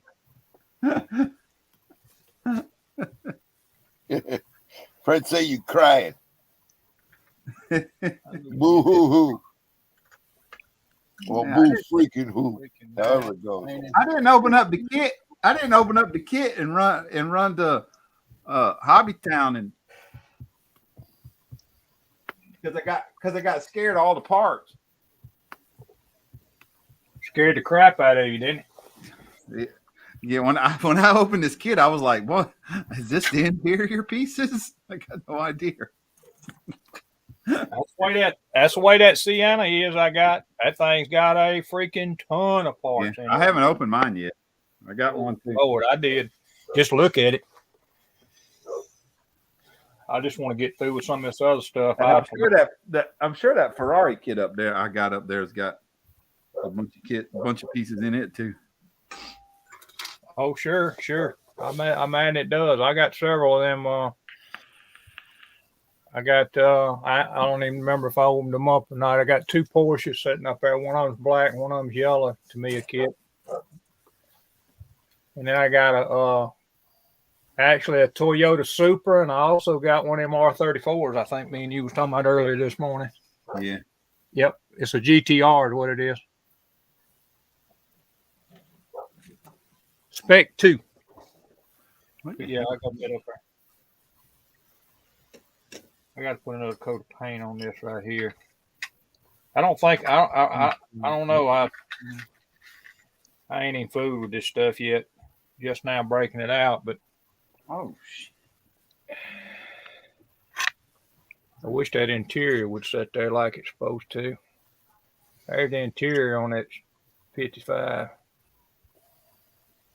Oh wow, this I've been trying to figure. I done figured out what these parts are here. There's 2 different types of paddle shifters I can use. Was it got a shifter on the steering wheel or behind it? One behind the steering wheel. Right. So it's got 2 different paddle shifters. One of the paddle shifters I can put the blinker and turn signal in. Those are separate freaking little tiny little shit pieces. Where'd they go? They're on one of these screws around here somewhere. You don't need to hit the like button if you ain't already. What's up, Mile High? Fred saying shooting a gun gets his mojo back. It don't work that way for me. Shooting a gun gets my frustrations out. Yeah. Usually puts a dumb grin on my face too.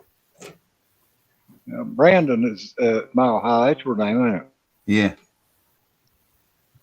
Like I said, I've got it wrote down that little book, but that book's in there in the loop room. I don't have it in there. I'm old anyway. I can't remember half the people because I do know. Damn, I can shake your hand, turn around, forget your name. Well, that's me. I mean, I can be a talker, especially like 3 or 4 people in a crowd or, something.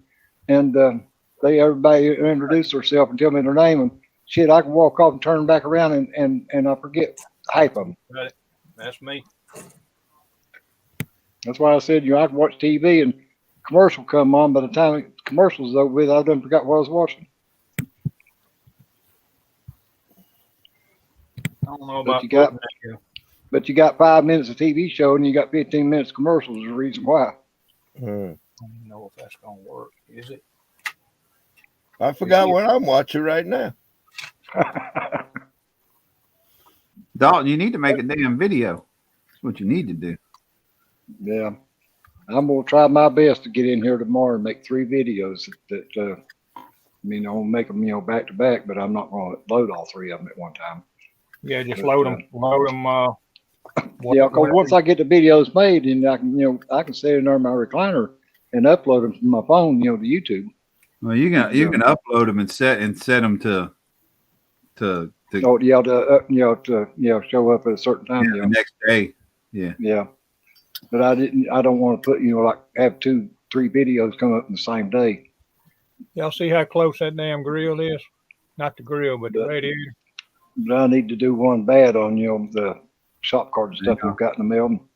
Then I got this in the mail yesterday. Well, I'll wait till he gets done. No, it's sitting in there, but I mean, I didn't even set that up to be that damn close, but it's right. You can slide paper between it. I got this in the mail yesterday. I won. DM 600. Yeah, I won that on World of Wayne. Wayne done a giveaway here about 3 or 4 weeks ago, and he said the one that actually won it the first time, he waited about 3 weeks and they never did come back and give him his address to send it to him. So he done a redraw and I ended up winning it. Yeah, I saw that video of the redraw. So You wound up winning it. Yep. You got it already, huh? Yeah, I wasn't expecting. Yeah, he sent it out the next day, Yeah. and I got it yesterday. But it was Cool. well packed. I mean, it'd be a great kit, to build for the big rig group build. But Yeah. I need to finish that Freightliner first. Or I mean, not Freightliner, shit, that Kenworth Aerodyne. I don't But, believe I'm gonna be able to put the damn air intake filters on these damn When turbos. I had my body shop, the last big truck like that I painted, it was the DM 800 tractor. But that was the last big truck that I actually painted, when I shut my body shop down. I mean, I had a 14-foot roll-up door in my body shop. I could actually put, a big rig in there.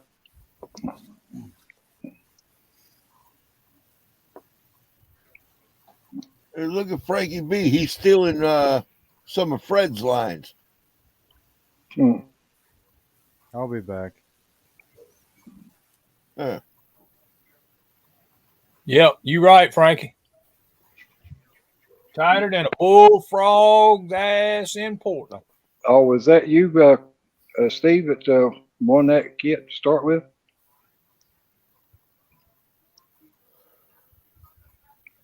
It was a Mac DM 600 tractor that I won on his Yeah, that Mac. channel.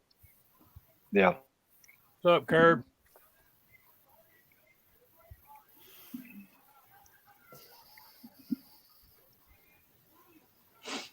Yeah, that one that I had in my body shop, he turned it over. We had the bed up, dumping a load of coal and flipped the truck over on its side and shoved the cab about 4 inches over to the left, or to the right of me. So I took a 10-ton porta power and shoved the cab and everything back over and got the windshield and everything lined up where it fit back in it. And All right, Pappy. had to replace, the doors and fenders and stuff like that on it. Enjoy the bang bang shoot 'em up. He gave me a picture of what it looked like. Fred. And I painted all the stripes and everything back on it just like it was, like he had it on a picture.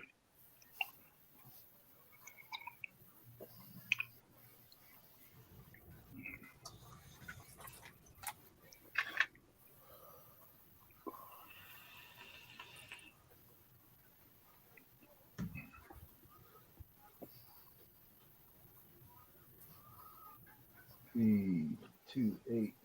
I ain't done jack today. Been sitting on my butt doing nothing. Needed to be back here building. I'm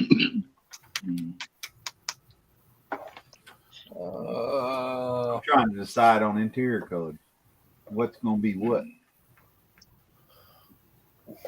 Shit, I gotta find my interior color. A silver. What the heck I did with it? What's that? Probably right.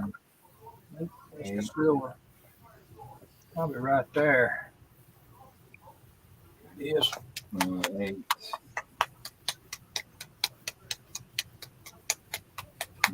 12. 3, 4.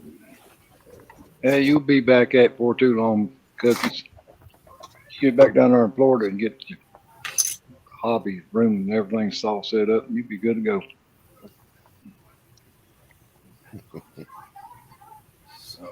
He's still in New York, isn't he?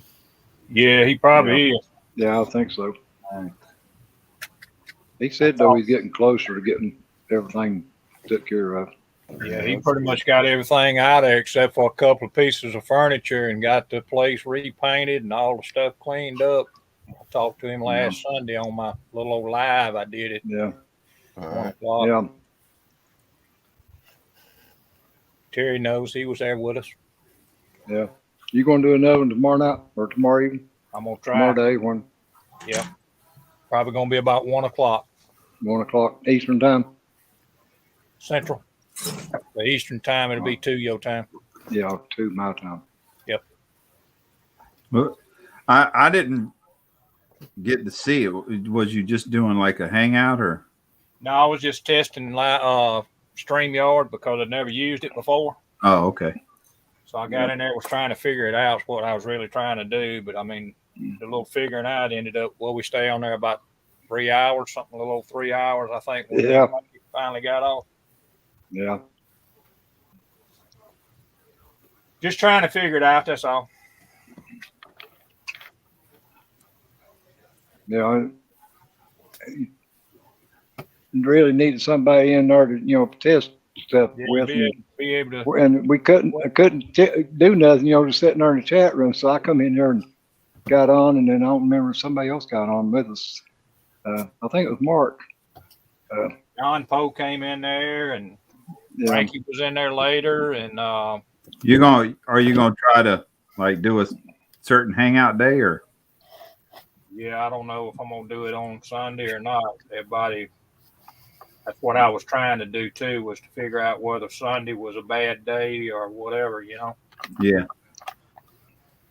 Well, like I said, it depends on how long you plan on staying on, because at 3 o'clock Eastern time here, that's when Sue and all of them over across the pond do their live show. Right. Yeah. And a lot of people, be going to listen to them. Yep. So, but that's like, on Saturday day, at 2 o'clock Eastern time, on Saturday days is when Josh does his interviews and stuff. And Yep. but he didn't do one today because it being his birthday, but he will next week. Yeah, I forgot about that too. Today is Josh's birthday. Yeah. But Friday nights, is a pretty good time to do a live stream. Not very many does Yeah, on Friday night. I ain't looking to stay on there long. I mean, but that's what I was mainly doing, was trying to,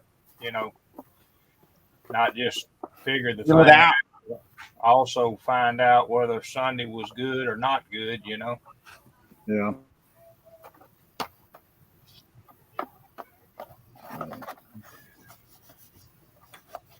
Because we can always move it. Well, see, Sue and them, they're always done by 5 o'clock, our time.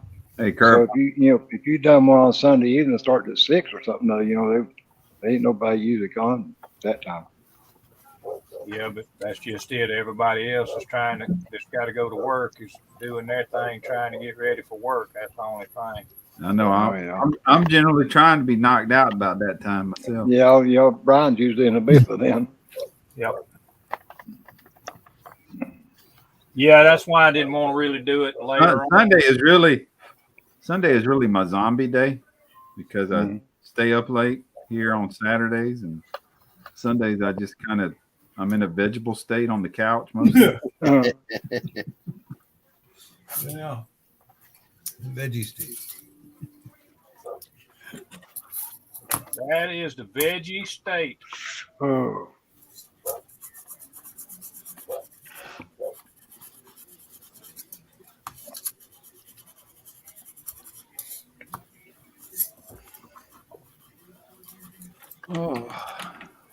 What else is Black. black? That's black.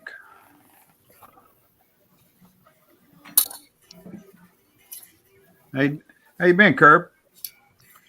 Pretty good. You in here? I didn't even know he snuck in. Yeah, they let me in. Yeah, he been here. I've been sandbagging on the side though, I hear you. watching this. Trying to make a mold of a hood. Hey, Mr. Darby. I ain't never seen you in here before, but Oh, how you doing, James? Good to see you here, man. This is for Mark.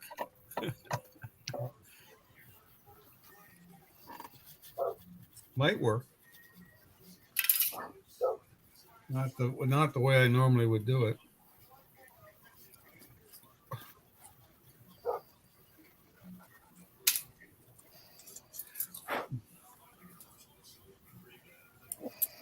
I can't never get a peaceful day. I got too damn many dogs that just like to, they want to talk all the time.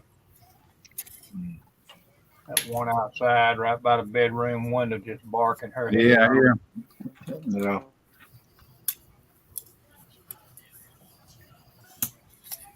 A female that can't shut her mouth? No, say it ain't so. You got that right there.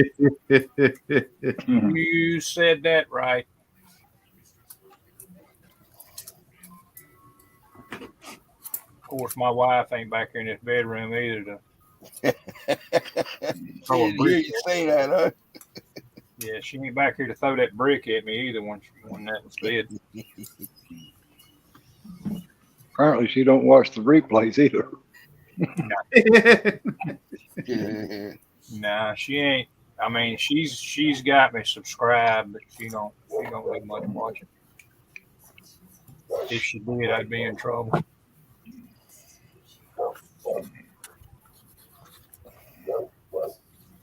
There's a fresh link up there, James.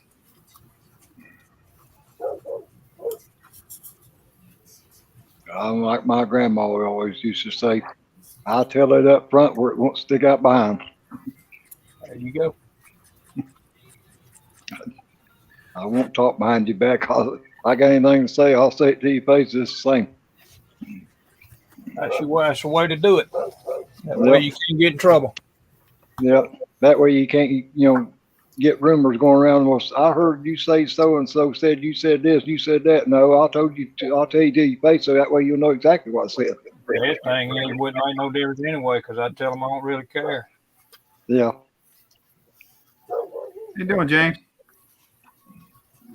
Doing pretty good. Trying to get in without all the echo and stuff. I had to You made it. You did good.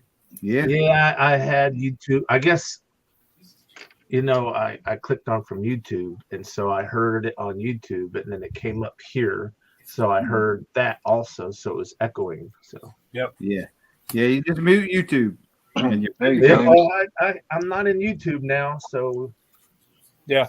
I just X mine out. That's what I do. That's what I just did. Because if you don't, it tries to echo, and I ain't, I'm not computer savvy enough to know how to go in there and turn the mute on it off. So I just get rid of it. See, are you guys staying out of trouble? No.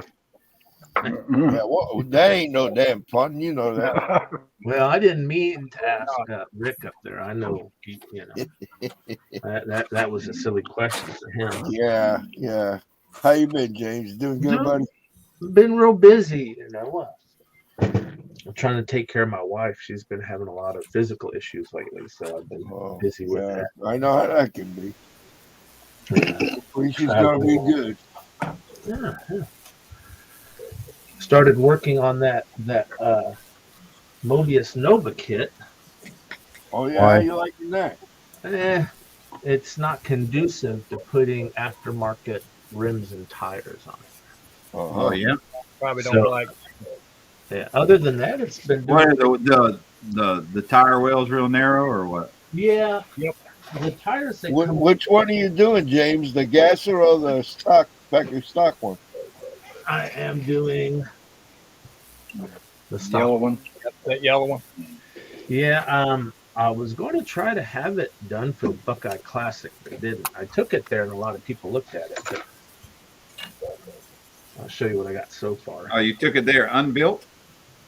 Well, it would have been better run there. Let me see here. Okay. Let me turn I can't get this right. But it's got a color shift paint to it. And so you can see, I tried to put these wheels on, but they're not fitting. They're rubbing everything. And I don't have this side on. It's been a pain. But the engine detailed out nice. Yeah. I Yeah. don't think I'll be able to focus on it, And I think it's more lighting than focus. Are those wheels and tires 25th scale or 24?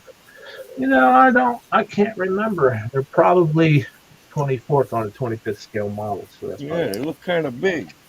yeah. I'm going to take them off. I'm going to put something else. Josh.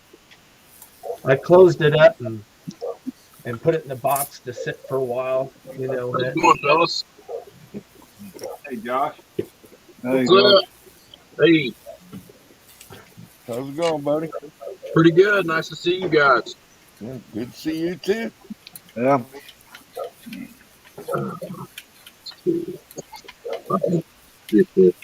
There we go.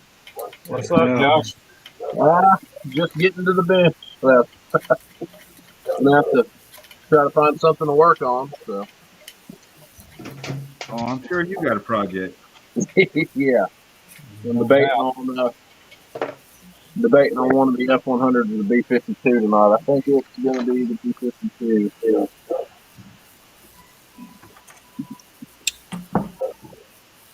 Oh goodness. Guys, I'm just in here and get this dog shut up. Y'all give me just a minute. All right. She's about to drive me nuts, and I know darn good and well it's about to drive y'all nuts. So hold on.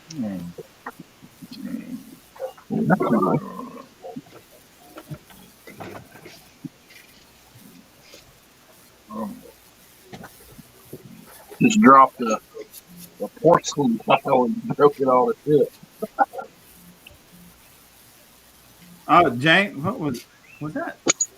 Yeah. Last week's stream, or it might have been the week before's stream. I was showing Fred and them the picture you sent me. He was trying to picture was that? on the one you sent me on. Oh, the one where Fred's hanging out with a bunch of unsavory characters. Yeah. I was trying to show what kind of guy he actually is. All the people he was hanging out with.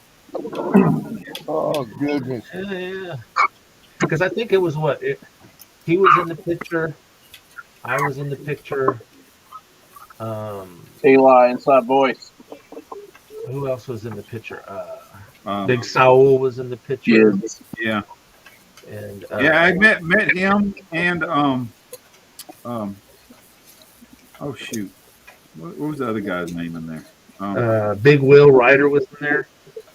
No, it wasn't Will. The guy, he lives up the road there. Chevy Cheeseburger was in it, I think.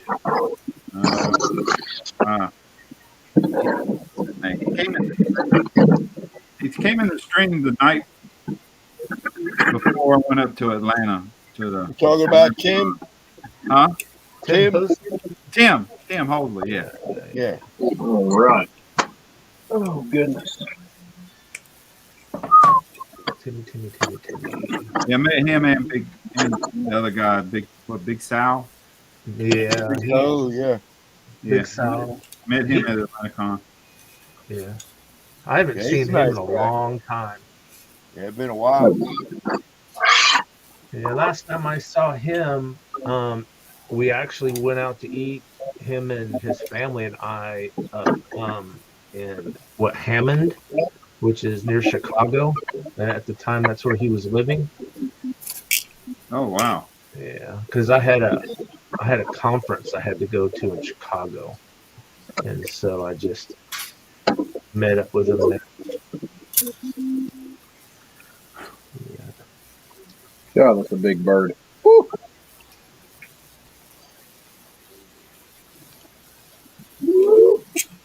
I thought Jeff done a drive-by or something.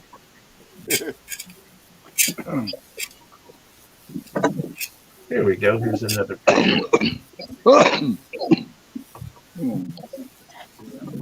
Oh goodness. So what's everybody working on tonight?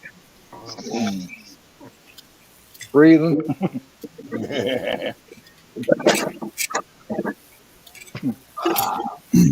Working on the big rig group build.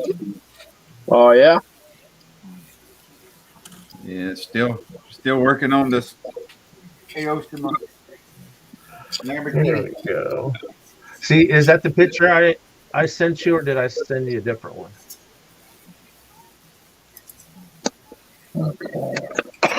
Yeah, that's the one you. No, huh? No, you sent me a different one. Y'all were inside. Yeah. Um, Yeah. Some of these guys I don't recognize off the top of my head. Yeah, Big Saul isn't in this. Yeah, there he is. He's on the end. Yeah, the one you sent me was there was a like a garage door behind you. Yeah. So in the very front, you know, squatting down, that's Matt from Buckeye Classic. Rat Rod Who? Matt. I don't know who that guy is with the red shirt on. If he had a different shirt on, I probably would know who he was. Is that Tommy? That looks That's like Tommy. Tommy. Yeah. And then I just being ornery. Everybody knows him. Yeah. And this is James. I can't think of his last names. Smith. Yeah, something trucks. Yeah. Plays Oh, your truck. in that picture. And then Chevy Cheeseburger. There's Tim, and don't remember off the top of my head who's that in the back there behind him with the world's greatest something shirt on. And then that's me. So that can sit for right now. We need to try. Yeah. All right. Well, that's those guys. Let me see here. I probably sent you this picture. Yeah, we're getting a full house tonight, Papa Dan. I'm surprised he ain't in there.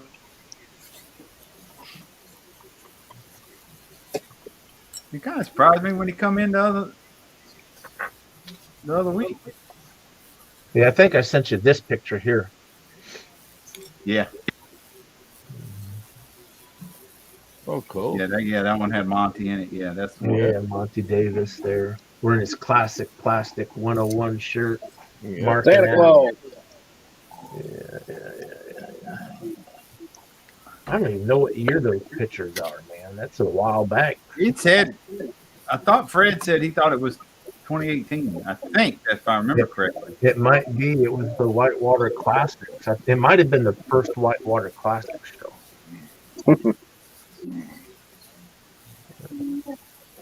I think there's only 2 of them, and then they quit having it. Yeah.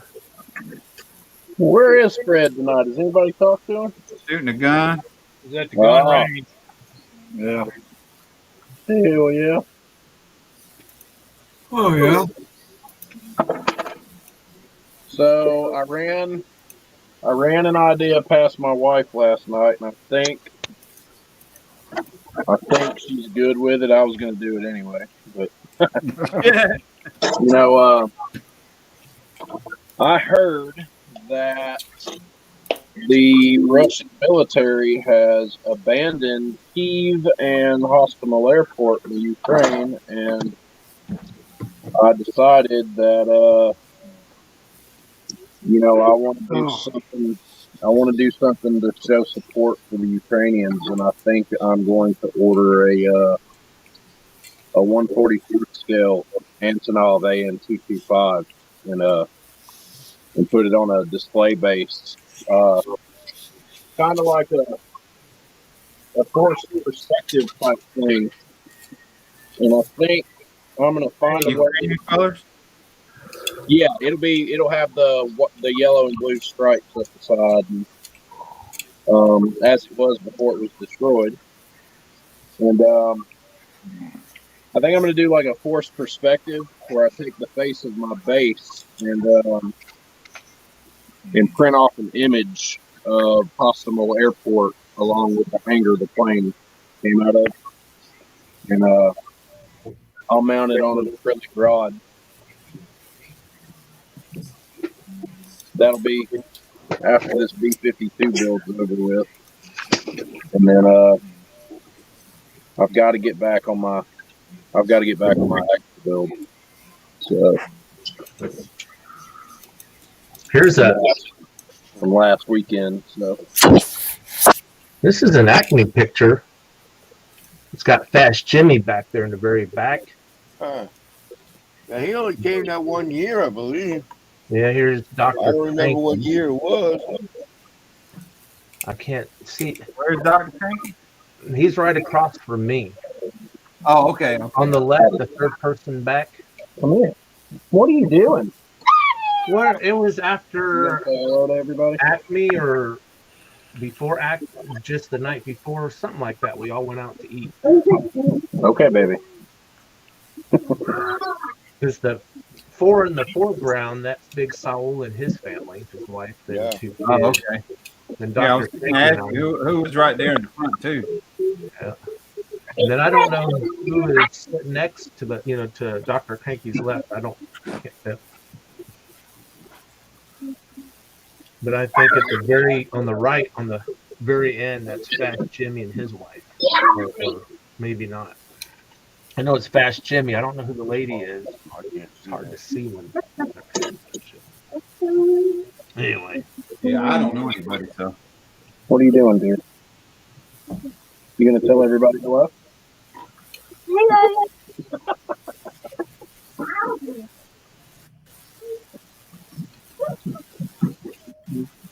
My baby. I forgot I had all these pictures. Okay. Papa Dan, I think that was his first year at Acme. I gotta go get some life-giving liquid. Be right back. Yeah, I think Papa Dan first commented on one of my YouTube posts back in 2014. You believe that? That was a long time ago. Anyway. Let me see what I'm doing here.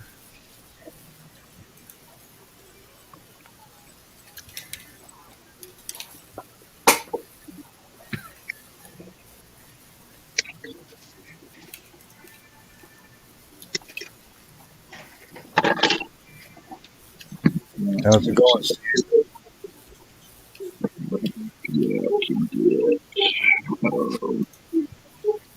All right, I'm back. How's it going there, Steve? Going good. How's that look?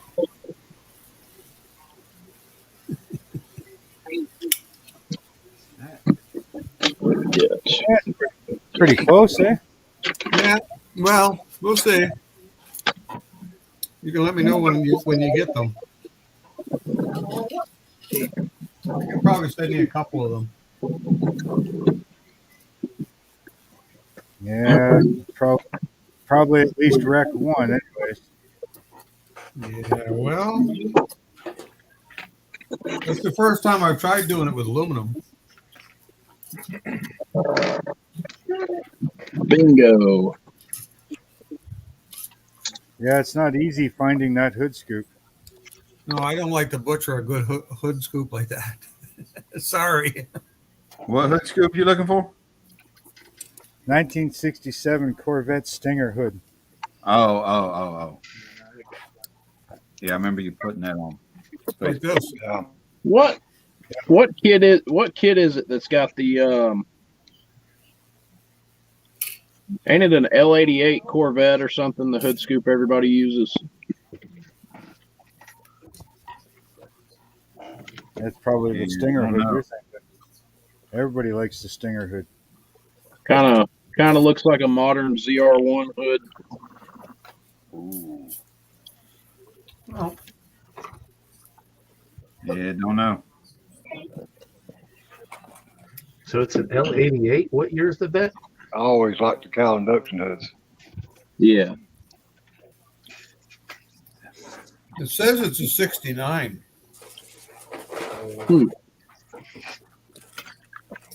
I don't know. It could be a 67, but I posted it on some site and they told me it was a 69.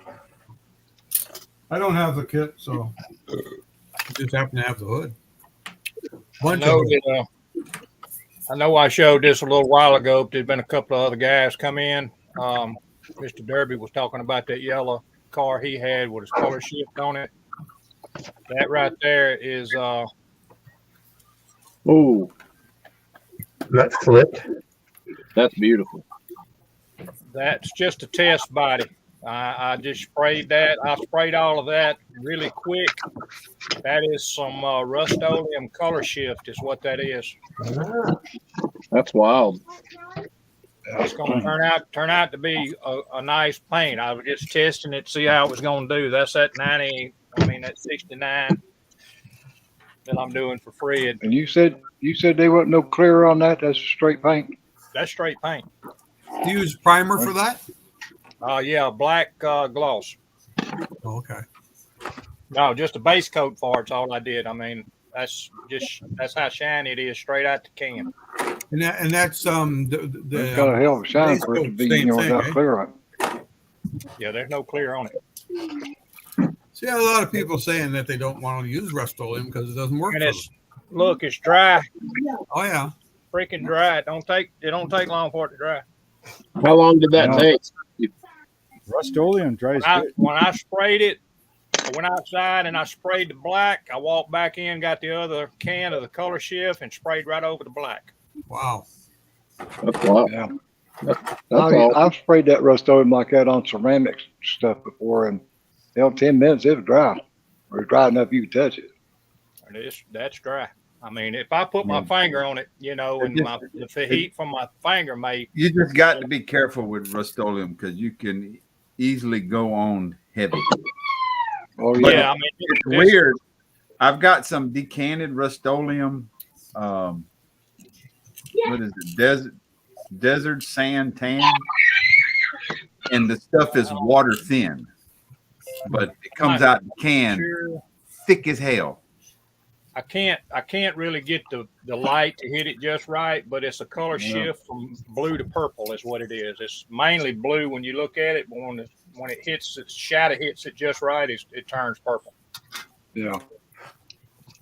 They also got like a bronze and gold, and then that's blue, and I think I got a purple in there, and I think it goes towards the pink color. I've been having a lot of luck with the Polkart colors. I've got quite a few of those color shift paints. Yeah, I just ordered a few bottles of that MWC or MCW paint. I mean, today I'm gonna try it. Brian's been using it, but I ordered enamels. Watching Matthew the other day when he was doing the 64 Nova, and he actually sprayed it. Was supposed to be a metallic brown, and it ended up he put a little touch of red in it, and it turned out to be more like a burnt color. I use a lot of that shop line stuff. Have you guys ever heard of shop line? Mm-hmm. I like to use this. Eli, inside voice. It's an automotive paint. It's kind of a polyurethane. I'll show. I got one of them Kermie Dodge trucks. Yeah, that's what Brian's using. He's using the lacquer side of it. Yeah. Boy. Well, depending on what color I get, it's either a lot, but this is basically that AMT Dodge truck painted with that shop line automotive paint, and I didn't clear that either. That's just the paint. What kind of paint is that? It's the shop line. It's made by PPG. It's an automotive paint. Oh, okay. And so what I do though is when I go to my local paint shop, automotive paint supplier, I have them mix me up touch-up paint. And instead of putting it in the touch-up bottles, I can get more cheaper by having them put it in a quart can. Yeah, because they mix it in the can and then pour it in the 2-ounce bottle. Yeah. But there's always some left in the can and they throw the can away. Because I get on average 3 to 4 ounces for like $14. Yeah. And when I don't know, you can paint so many models with it. It's not funny, Yeah. Here. Or like I've said before, just go to your local car dealership and go to the body, part, and Dang.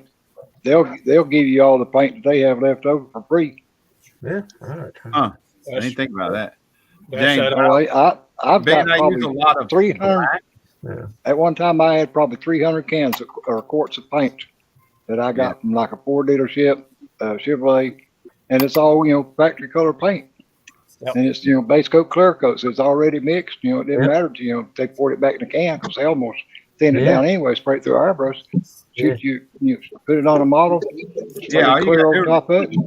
Yeah, I reduced it down by 0.5 to actual automotive urethanes. I This and is- you- this They're is, more than glad to give it to you. yeah, I this is use the a, acrylic enamel like I I said- buy for my blacks. I use a Like- reducer to Like do, you said, they just throw it away anyway. Yeah. I like to do a reducer. I use the PPG, the shop line reducer, to thin it out. You just have to use a big gun. The I- spoon is another. I reduced mine by 0.5. Yeah. Ah, shit, I wanted to leave that in though. I reduced mine by 0.5 and I use 0.5 needle nozzle. Yeah. Yeah. And it's still pretty thin. The way it sprays is Yeah. how smooth it goes down is Trying to. My lighting sucks. especially automotive, regular automotive body paint. Yeah. This brown I put on a duster. That's a body paint. Yeah. Right. And that's just A body paint. It don't have any clear on it. No. That's just the Got a regular. good shine. Yeah. Yeah. Polished Normally it, but I didn't clear it. body paint goes flat. Yeah. Especially like, base coat, clear coat does. That's Yeah. a The PPG. regular automotive base coat goes Yeah, flat. it's, Yeah, well, that's what I was saying. I have to mix me up the. They already mixed it up for touch-up paint. So So they're like probably mixing it in acrylic enamels then. yeah. Yeah. Yeah, that's what I used a lot of when I had my body shop, the acrylic enamel. And I used polyurethane clear. Yeah. Comes out pretty good. Yeah. Yeah, it's got a good shine to it. Yeah, it won't dry like, lacquer base coat. Any of y'all use Alclad? I'm gonna Use end up what? showing this again. Y'all get tired of looking at it. There's that Alclad. I've got some that I got, when I bought out my neighbor, but Transparent. I've That's not used it. also got clear over it. It's got a metal color silver metal flake base to it. Yeah. I haven't tried it yet. I got several bottles because Yeah, I've got a bottle of that transparent red that you sprayed that with, and I've got a bottle that he had that's called transparent It blue. turned out nice. It took long enough to get it painted and get it actually set up here. I keep fooling with it. I'm gonna drop the damn thing, I guess. Yeah, keep Then you know monkeying what's gonna with it. happen. Yeah, I keep fooling with it. I've got a Marvin Cabo Hey, for Terry truck. I Ford. want to use the Alcad on. I'll make What's that. up, Terry Wilson? Hey, Terry. Hey. Another Terry in the house. Yeah. Yeah, he's number 4. We're taking over. Yep. Yeah, Hi, right. Terry, everyone. We're not allowing any more Terrys into the YouTube modeling community.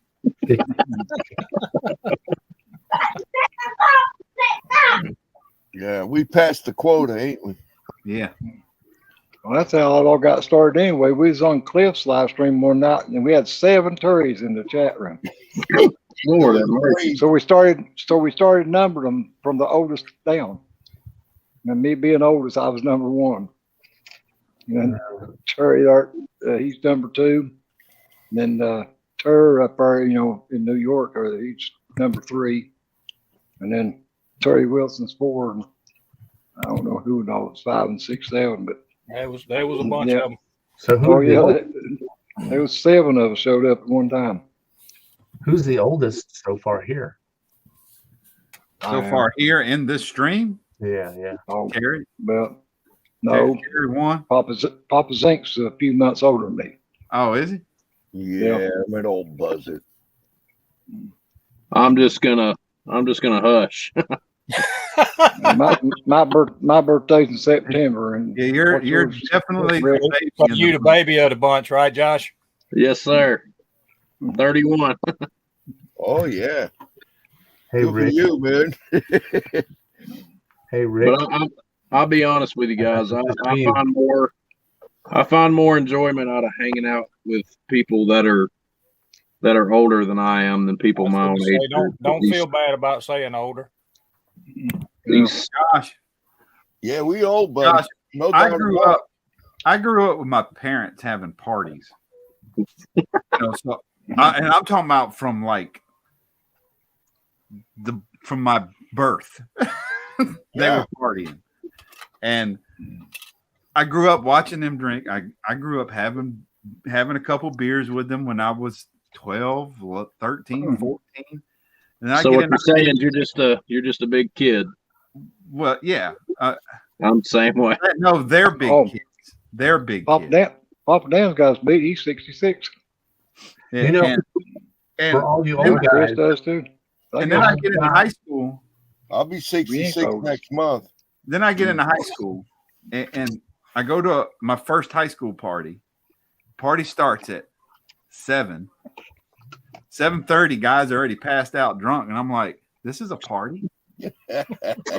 I was used to mom and dad starting parties at 12 in the afternoon and party until midnight. Yeah. How are y'all having so much fun? And then they go to school. Oh, it was a blast. How do you know it was a blast? You were asleep 30 minutes most after of it the started. time. You weren't in conscious.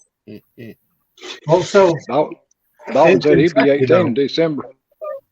we know how to party. Oh, He'll be yeah, how old? the good stuff. Oh, what you 18. got? That looks like Pete. The parties that I went to, Yeah. the I parties know that it's I not went to apple when I pie was time. younger, There you go, Rick. So what? a lot of the parties that I went to when I was younger, shit didn't start get going until like 10 o'clock at night. That's when stuff Right, started right. getting good. Right. That thing started picking up, right? Yeah. By 1, 2 o'clock in the morning, Yep. gets in full swing and everybody's drunk and Well, that's what I'm saying. When I went to them, within 30 minutes, everybody was passed. I don't care what time Yeah. the party started. Within 30 minutes, the guy, a lot of guys, a lot of girls were already passed. And I'm like, this is fun. Well, it took them that long to get started. Hell, I'd usually show up that way. We used to have field parties. I'd be high flip by the time I got there. We used to have field parties. We'd always meet out in some farmer's field out in the middle of nowhere. We'd start at 6 p.m. and then, Go all night long, right? 2 o'clock in the morning when people were being drug away. Yep. It was crazy back when I was young. Say I didn't go to a lot. That's a lot of the reason why I quit drinking. I was missing out on too much. I didn't even know, it took place. He passed out and they tell me, well, you done this, you done that. Well, I don't remember it. So I figured I'd quit drinking and I could stay awake long enough, to find out what the hell was going on. I don't remember. I don't believe you. Then I found out too that I could have a better time, being sober. You see that? No, I don't have to remember anymore because I can just watch this tomorrow on YouTube. Yeah. What's bad is when I was stationed in Germany, we go out partying and stuff, and then you would wake up with some wildebeest Yeah. trying to find your clothes so you can. Trouble is nowadays, though, Something you didn't want to talk about the next day. Trouble nowadays, you don't want to get too messed up and pass out because the next thing you know, you're the next TikTok video that somebody's posted. Yep. You don't woke up with a he she. or there's videos there's videos of all your buddies fucking with you and stuff, or you'll wake up and there'll be some number on your hand right here that says Laura or some shit, and it'll have a number below it, and you'll wake up the next morning hungover and you're like, shit, all right, well, you pick the phone up and you start to call them, and they answer and they're like, hello, and you're like, yeah, I'm calling for Laura. This is Laura. Yeah. The that's worst scary, drunk ain't it? I ever did. I started partying at a place called Sachsenhausen, Germany. It's a suburb of Frankfurt. and I woke up on a park bench Oh shit! in Belgium. And I had more money in my pocket than I had when I left when I left sober. So Well, Don't I don't want see how that was a bad night. Yeah, Wow. but he probably didn't want to know when I got there. when you have a Bastogne police officer poking you with his nightstick trying to wake you up because you're sprawled out on the parking bench, and I was so trashed out, I just showed him my military ID and he took me to the Bahnhof, or to whatever they call a train station in Belgium. There you go. Got my ass back home. But that was when I was in my 20s. If I drank like that now, you'd all be going to my funeral or sending flowers or something. Right. Well, I can't do that shit no more. Not much of us can. Nope. I'm 31. I'm just I know. 31, and I can't drink anything like I did when I was 20. Yeah. I don't know how I used to be up until 3 o'clock in the morning drinking and get up at 6 o'clock in the morning and Go to work again for 12 hours, right? Oh, any of you guys ever serve in the military? No. Oh, yeah. Yep. You know, it was like every Monday for PT, they'd run you like 5 miles, and it smelled like a brewery, and people would fall out of formation to throw up and then run and get back in, you know. Mhm. And I think about that now, it's like, holy shit. Been there. You know, lighting up a cigarette as you're running, you know. Uh-huh. Yeah, wasted youth, man.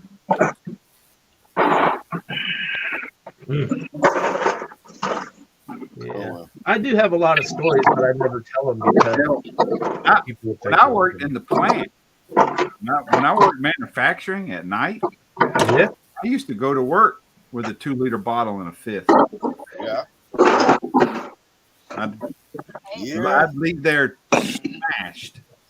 you know, I watched a YouTube video. I wish I knew where it was at, but this guy was restoring an old Mopar, and the whole time, since the car was new, the window would never roll down all the way. The window in the back quarter window. So when I'm they like took you, the Pop. car Yeah. apart, in the body was a bottle of Crown Royal. It was still half full, and it'd been there since it was manufactured. Or so that's what he said. But you know, I just could imagine that. No wonder why some of those things didn't run right when they come off the factory line. I used to back before. Well, it was the exact time me and my wife met. That was 2012. Here in Robbinsville, North Carolina, where I live, we used to have this manufacturing plant. It was a furniture company called Stanley, and I cannot tell you how many times I went to work. My supervisor used to threaten to fire me all the time, and then like 6 months in, the company ended up going under, and they laid everybody off. But there were people in there that would bring water bottles full of liquor and stuff in and just sit it out on the damn counter or on a table somewhere and let it sit there because they knew that everybody was going to get laid off, and they didn't care. They were just like, well, you can go ahead and fire me now, because they had talked about it like the last 4 months that I was there that the place was fixing to go under. So, you know, that's the only place I've ever worked for that they just willingly let people bring alcohol in and lay it all over the place. You try to do a manufacturing job now and do that shit, and they're all butthurt over it. Well, yeah. For sure. Because they already had people like me to deal with.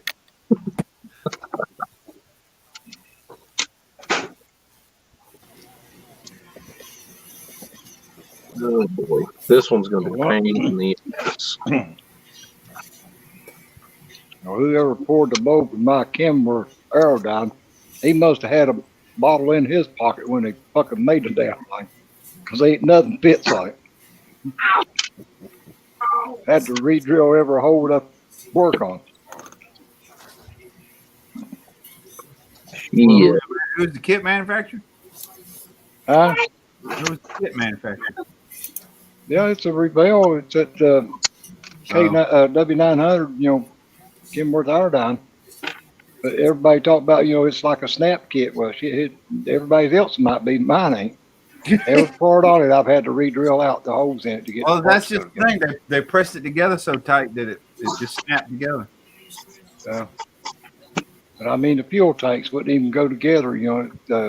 I had to re-drill the holes on it just to get them to go, close up. The holes in the frame where all, the springs and all that stuff went, and the airbag stuff. None of it was drilled through enough, to get to push in. I had to drill every hole on it so far. Even on the engine, parts of turbo stuff that goes on it, I had to drill holes in that to just get to fit on there.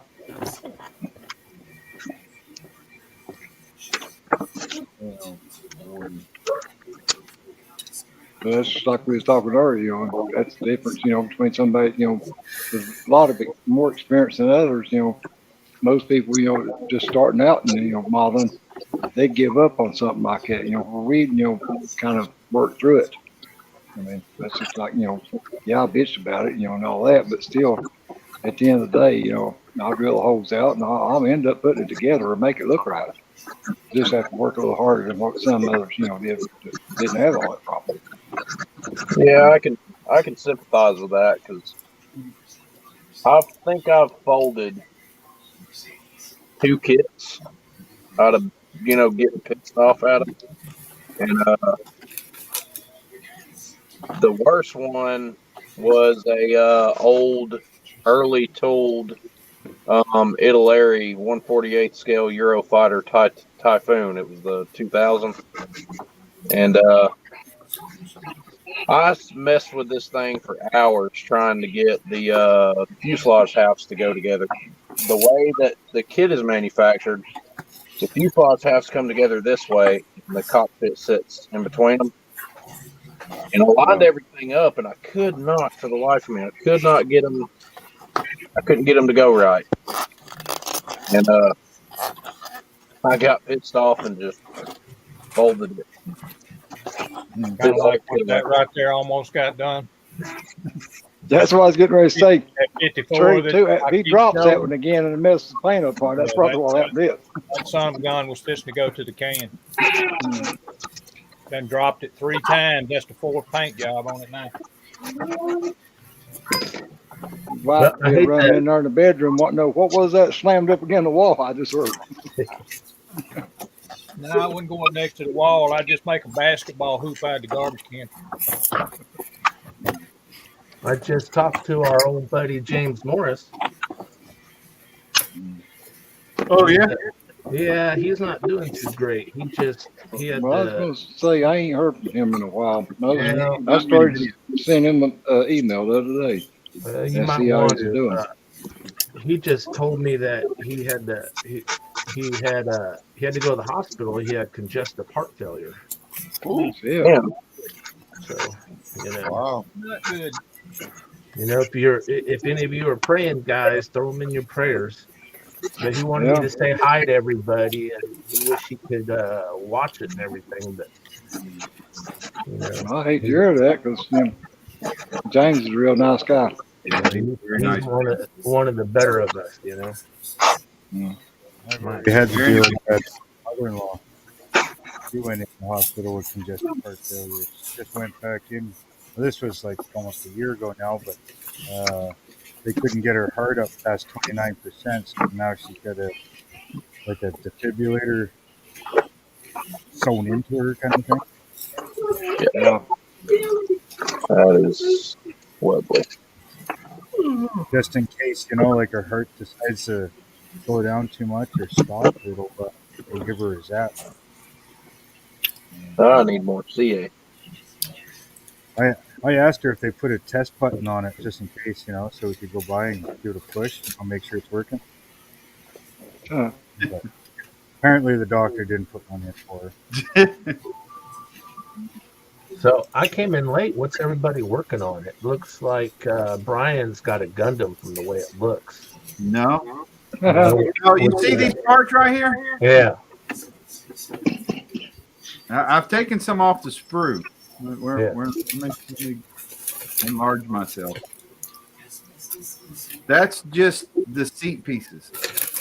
Oh, what are you doing? The Aoshima Lamborghini Sesto Elemento. Hey, check this out.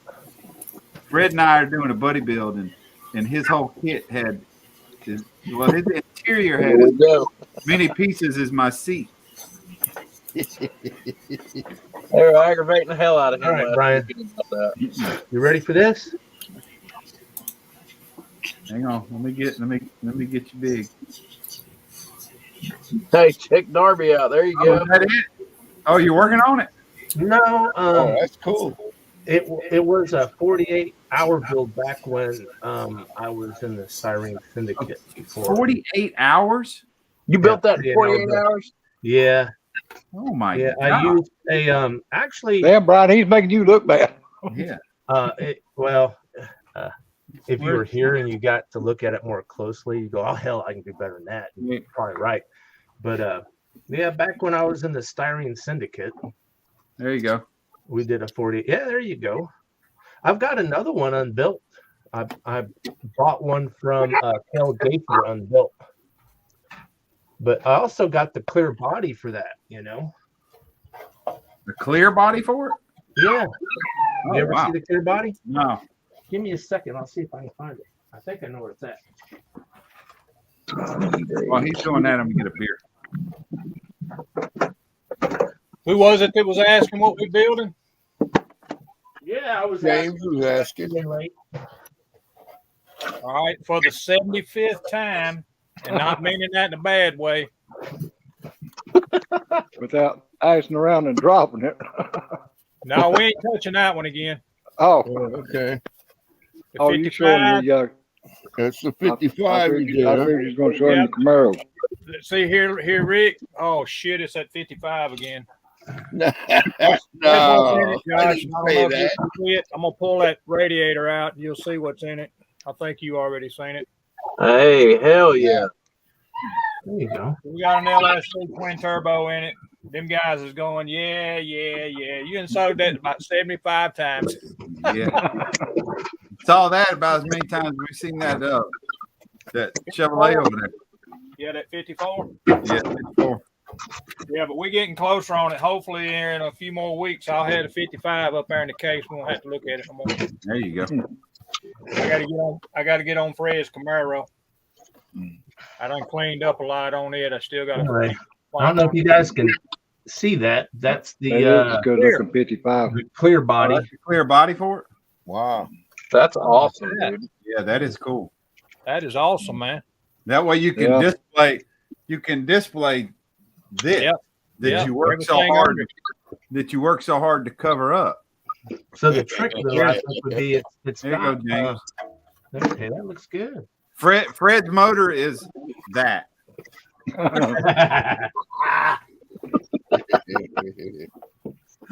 So I'm working on Fred's. I'm doing being kind of sacrilegious. I'm doing a 68 Roadrunner,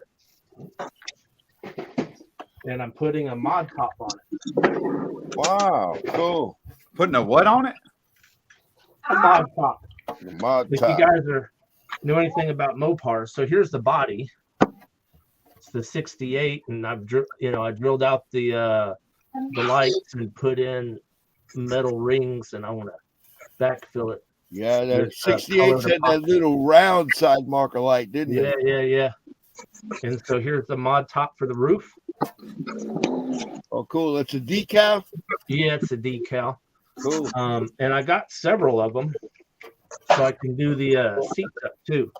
But the mod tops were, I think, and I could be lying to you, but they were in 1969. I don't know if they carried on to the 70s. But then I'm Yeah, I using think they slot did. car I think rims. they went to the 70s, James. Yeah, they may have. I'm using slot car rims. What did you see at Hobbytown, Dalton? I don't know if you can see those things. Yeah. Where'd you order those from? You know, I can't remember. I know that I'll find my box and I'll tell you where I got mine from. If I can I remember, know that there's a company on eBay that sells them, and they sell them in these little. Not well, you can see that. yeah. See, I think I got mine from eBay. Well, I've I did. also went through this guy on Facebook. He's a part of this. Well, he runs this group called Outlaw Scale Drag Cars, and he Hey, runs there a you go. company called Skinner Racing Products, and he makes Oh yeah. beadlock drag boy. wheels.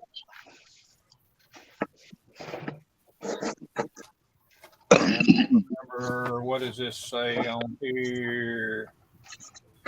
Mid America Raceway, where I got mine at. Some skeletal remains there, Yeah, I got mine at Mid America Raceway. Here's some of the back end tires. I can get it up there where y'all can see them. huh? Oh, nice. Yeah, those look good. Yeah. Got the hoosier on them. Hey, Moose. Hey, Terry, scale model Moose. Is that Marcy? Yeah, that's Marcy. Marcy? Hey, Marcy. What's up, Yeah, Marcy? that's Doug is model car moose. Marcy is scale model moose. Okay. Model car Moose, Doug. Muse. I won't remember that. Muse. Hey, at least he's being honest. Yeah. I'm not gonna What do you lie. call that poor Like, man, lady? Muse. That Like, ain't man, I right. suffer from CRS. It's called can't remember shit. Oh, is that what it is? Yeah. I feel bad. I do that shit to my wife too. She'll tell me something, I'll forget about it, and I feel horrible. Got some different one, guys. Only thing I don't like is got Pro Track on the outside of them. But for And those are the fronts. for whoever it was, It looks good, Terry. Those look good, Terry. Really good. Yeah, for those are whoever aluminum. for whoever it was that was asking, I'm working on a Italeri 1/72 scale B52. Wow. It's a G model. Second scale. Look how big that is. Yeah, it's huge. It is a lot bigger than I thought it was going to be. And this one, I'm going to route right here. Well, you can see that. Here and here, I'm going to route. And I'm going to install 2 pieces of 3/8 ID PVC pipe in here. And I'm going to sit this on a base with 3/8 inch OD acrylic rod. And I'm going to put this big bastard in my living room right in front of my wife and everybody. Because it's too big. It is way too damn big to fit in my display case. And the first thing, she cracks me up. The first thing my wife says when I tell her, hey, I'm gonna build this B52. And you know, she's gotten used to my models and all that fun stuff. The first thing she says to me, and this is how I know she's my wife, you know that's gonna be too big to fit, right? He's talking about the plane, of course. She never said that before, did she? I'm like, you know that's not going in your display case. Where are you putting that? It's gonna go right in the living room. Where are you going to put that big thing? I was finna ask, did you get her approval? No. No, it's going in the living room. I watched Fred's video from the other night where he was talking about the difference between a stash and a collection. Yeah. And he said, they can go talk about collections all they want to. He said, but you know that at some point, this man has snuck a kid in that house that his wife did not know about. Yeah. Yeah. Well, for me, it's not a kit. It's many. Yeah. I'm guilty too. So. Yeah, it used to be 2, 3, and 4 at the time from me when I brought them in. I had to slow down a little bit. Well, I've got a collection of my stash. That's what I told. That's what I told Fred when he was. I put in the comments. I said I have a stash of my collection. Yeah. Yeah. Well, I'm the type of guy that'll procrastinate and I'll bullshit and lie and I'll be like, you know what? After this kit, I'm done buying kits for a while, and then I'll show up at AtlantaCon or some shit, and well, You see something you want. Yep. Yeah, I said that too, man. Look what happened. Or I'll get an idea middle of the day while I'm at work, and I'm like, you know what? If I don't go ahead and buy this kit, I'll forget about the idea that I have, and it'll fuck with me while I'm at work, and I'll be aggravated. So, the other day, I was at home. I was in my living room, and I showed some of these guys last weekend. I built this 34 Ford last year with a supercharged Ford V8 from a GT500, and it's probably my favorite truck I've ever built. And I got to thinking the other night, what if I decided to do a Chevrolet version, something, with a Chevy V8 and use a Chevrolet? So I got this 41 Chevy cab from Steve Urkel on the wall back there. I got a 41 Chevrolet cab from one of the guys at AtlantaCon last week or weekend before last. And I think I'm going to do something similar to that. Oh, yeah. Well, that's cool. That's cool. Yeah, you need to bring some of those to AtlantaCon because it's all one. I mean, to Acme because it's all one price. Oops. Let's see here. You pay one fee and you enter as many as you want. Yeah. Yeah. You need to bring some of those to Acme this year. Here we are. There it is. Yeah. That's a 34 Ford pickup, isn't it? Yep. That is based off the AMT kit, which I just bought another one. Funny thing. And it's got the front suspension is completely scratch built out of the styrene parts and leftover control arms from some Tamiya prototype kits and scratch built chassis. And the only thing I'll tell you right now is if you do take that to Acme this year, sand those seam lines off the tires. Yeah, I'm going to. I'm going to pull the tires off the wheel and use I'm going to use the socket trick. Yeah, it works. Spin them. Seems to be the quickest. Spin them. That or the two them doorknob. Yeah, The idea was pretty neat too. Yeah, but because that's and they center it up for you. I'm thinking about taking this and my LN8000. Yeah, that looks You good. see that? Hold on. Pull back. Oh yeah, crew cab even. Yes, sir. That's nice. Yeah. Yeah. Yeah, and that bad boy right there needs to go too. Yeah, you need to take a bunch of that. Oh yeah, that's cool. Yeah, you showed that last week, didn't you? That's Mobius Ford. Yeah, this. And then you did all that to it. That's cool, man. That'd be a nice one to take down to Acme. And you could set Even it up. that one there.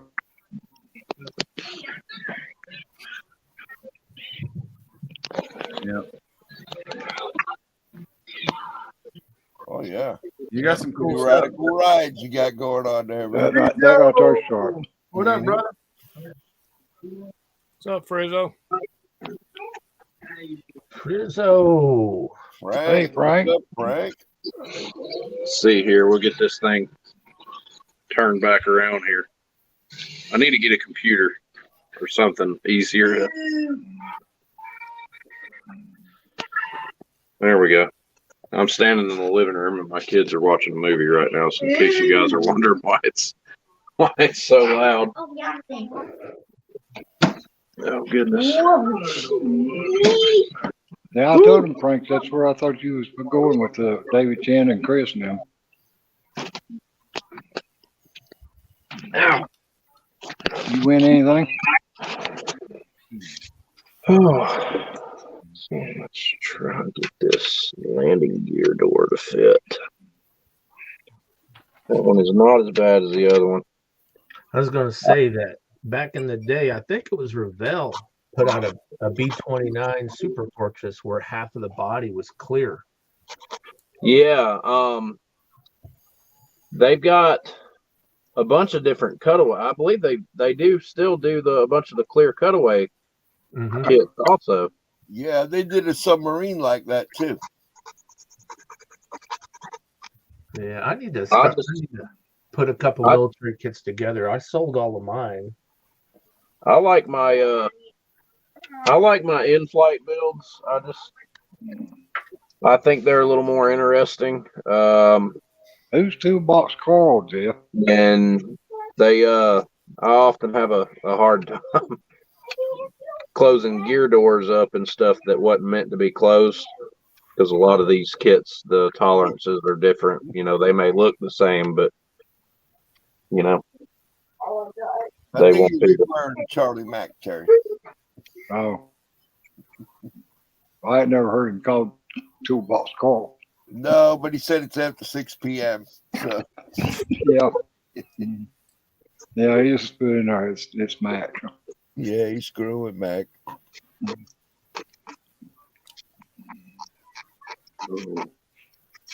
I'm working on the truck.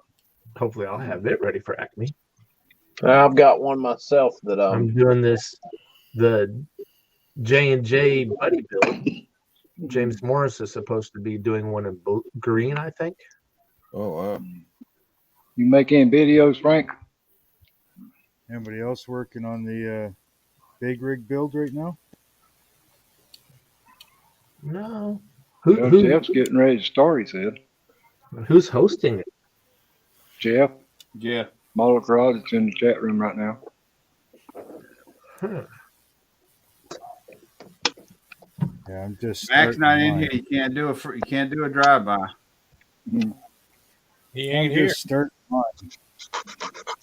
You got the before bed finger. Now, Frank, I mean, did you video it while you was there? I know you probably ain't had time to post it, but I just wondered if you done any videos while you was there.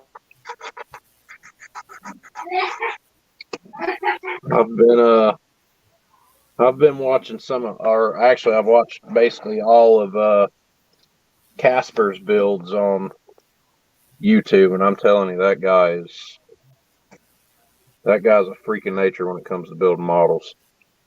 I watched his video on the Chevrolet that he took to AtlantaCon a few weekends ago, the blue one, the Eddie Van Halen truck. Yeah. Who's that? He brought that to Acme. Oh yeah, that's sharp. The guy's he's awesome. Yeah. From what I've seen of everybody in the chat room right now, you guys are all awesome too. You know, they're a lot better at it than I am. Yeah, I don't know about that. I was gonna say, I don't know who he's talking about. And who started the big rig build again? Jeff Molocrod.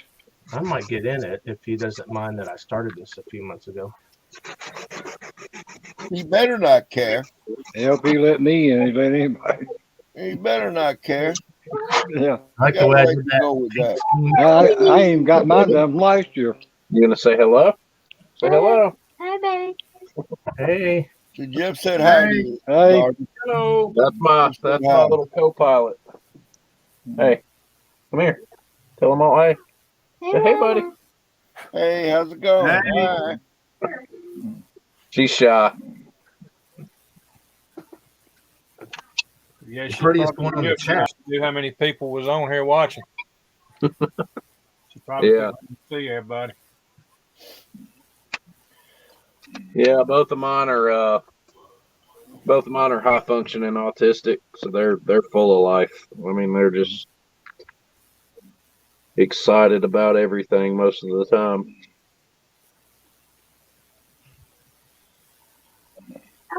Hey, James, Jeff said, join on in with that truck. He don't care. Yeah. Yeah, I'm trying to see who's it's hard to. Oh, there he is. Man, like you said, even though, the deadline's his birthday, but that don't mean nothing. So who Yeah. is Scale Model Muse? That's Marcy. She lives up in Michigan. Yeah. So I want to share a picture. She might recognize some of these people then, because most of the guys I know are from the north. So there's we used to get together. We called it the coma thing, and we would do it before the show in Toledo. And they'd have food to eat, and we'd just put our cars on the table to look at. It wasn't a judged thing, but she might know some of these guys here. Oh, that's some of the NNL guys, some of the original guys. They're an eclectic group, let's just say. Okay. So, like off to the right, there's Bill Coulter. He did a few magazine articles. Right. Yeah, I remember him. There's what do you call it? There's Dale Bartley. He did the build for the Lone Star. Put him up on full screen. I don't know how to do that. Oh, there it is.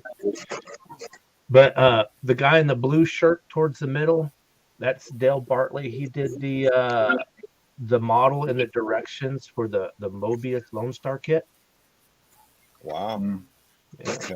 All these guys, their builds make me look childish. Oh, absolutely. Yeah. I mean, they are awesome builders, man. Yeah, I've met Bill Coulter at Acme. Yeah, he's a really good guy. He's a nice guy, man. Yeah, I remember his magazines and stuff. Yeah. Oh yeah, he's written books too. Yeah, he's written books. Usually, when he goes to a show and I'm there, we'll hang out. We usually end up getting a table next to one another or something, But no, these guys are, and so this is what I sort of miss, because they haven't done it since Toledo stopped. But the Friday before the Toledo show, we'd all meet at this church and they'd serve food.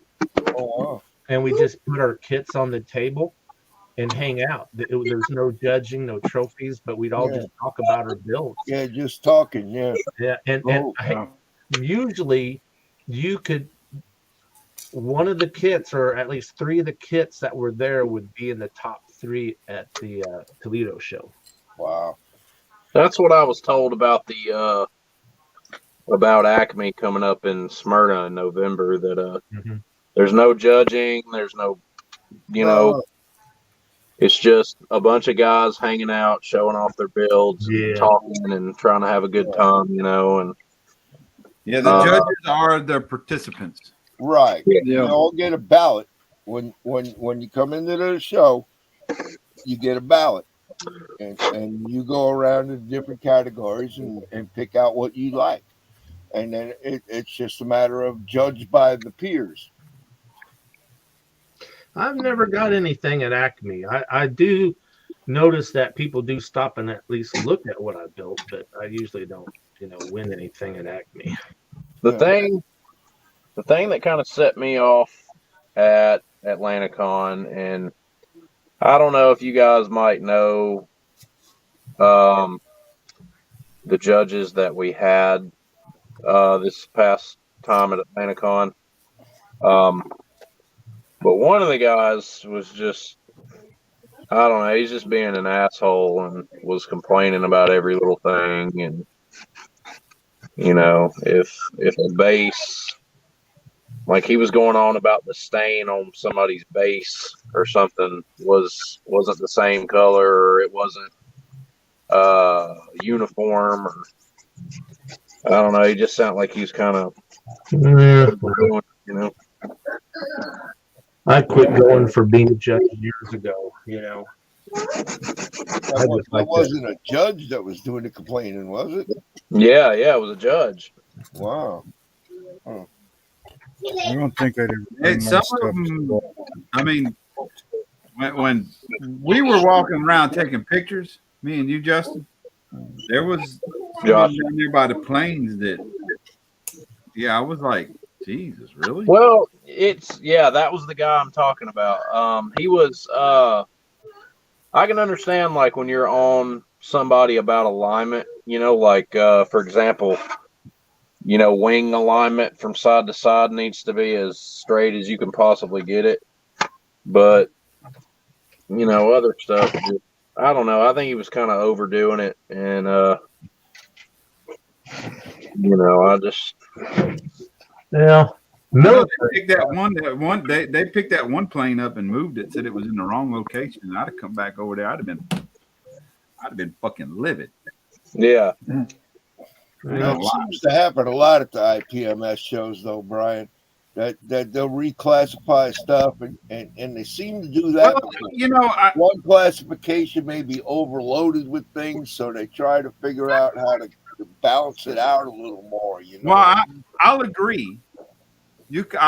I'm not a plane guy, but I could definitely tell it was in the wrong class. Yeah. Okay, but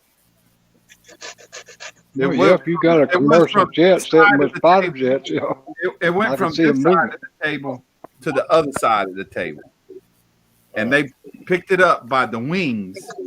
And if I'd have come walking up and they'd have had my model like that, yeah. I mean, I'd have freaking nutted up.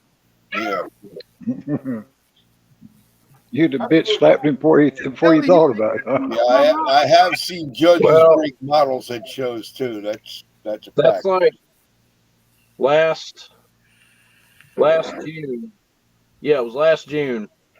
I went to Columbia, South Carolina, to an IPMS show there at the United States National Guard Armory. Oh, that was it. That was at SCMA. Yeah, it was. They told me Model Association. They told me at the show that it was the first model show back for everybody in 2 years. So of course the place got flooded and a bunch of people showed up. And it's all fine and dandy. But I was there, but only for a very short period of time because it was how many models were broken on the table from people moving into them and bumping them and shit like that. And it was a shit show. I mean, there were planes there were 3 or 4 planes that were broken, that had broken landing gear that I did not photograph or put in my videos due to that. And I just, I made the decision right there. The trip was worth it. Getting to go to that museum back there was the best part for me.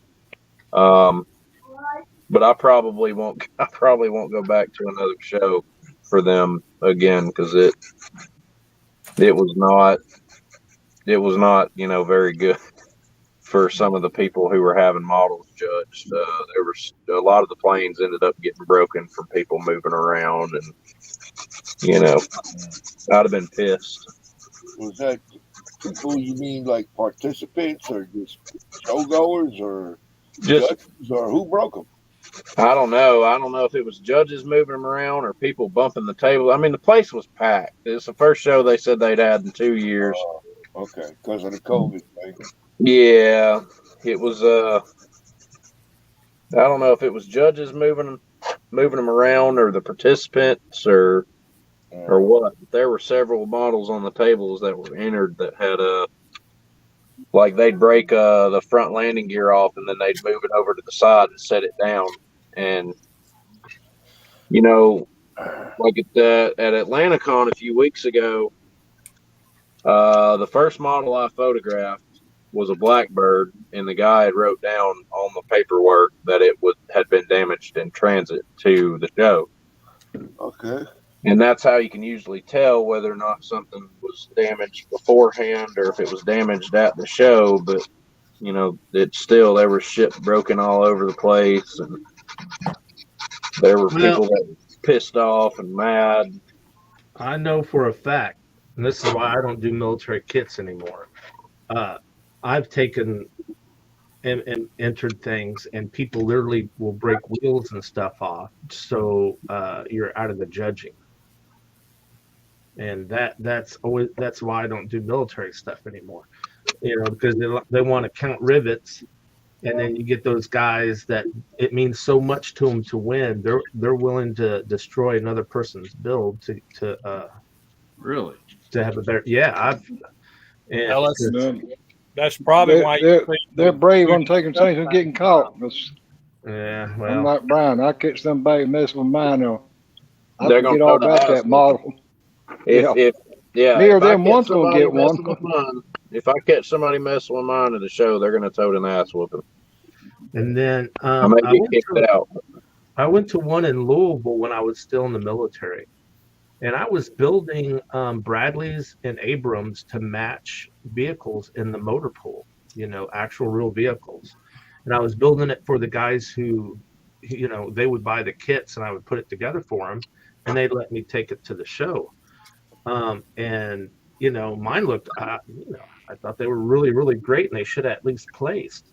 And when they told me that they were disqualified because they were fantasy vehicles, and I was like, "What are you talking about?" And it says, "Well, that unit isn't real." You know, no such. and so I went back out to. I went to my stick to car. a unit that was on the box or some bullshit like that. Well, I went to my car and I got my picture thing, because this is back before cell phones and shit. And I showed him pictures of the real vehicles in the motor pool at Fort Knox and said, "Hey, look, and see, that's me standing next to it. This is not a fantasy vehicle, Betty." "Well, you know, you should have had those pictures with your kit." And I said, "No, that's kind of ridiculous. You should have had more knowledge of my kit. Yeah. You should have, if you're going to judge, you should know what the fuck you're judging." He's just trying to use you to cover up his ignorance. No, Basically. well, a lot of these shows, you'll notice it's the same people that win over and over again. Yep. And it's like, you know, if someone shows up with something outstanding, they got to somehow, you know, justify Find a way to why sabotage it. Yeah. It's sad, but that's, you know, that's how people can be, man. I mean, I'd I hate to won't think, put- you know, I won't I would, you know, stoop that low that on the way that I could win is to tear up somebody else that's, you know, competing against me. Yeah, it's That's pretty sad. bullshit. Right? They do that. They do that stuff, man. Yeah. For They don't me, do it. I mean, kicked out of a show, banned from an event or an arena, whatever. If I ever caught somebody doing something like that to any of my stuff, they'd probably end up toting an ass whooping. Yeah, I've got a Jeep here somewhere that's really nice. It's It's just I can't show it because it's missing a front wheel where they snagged that sucker. They broke it off and got going with it.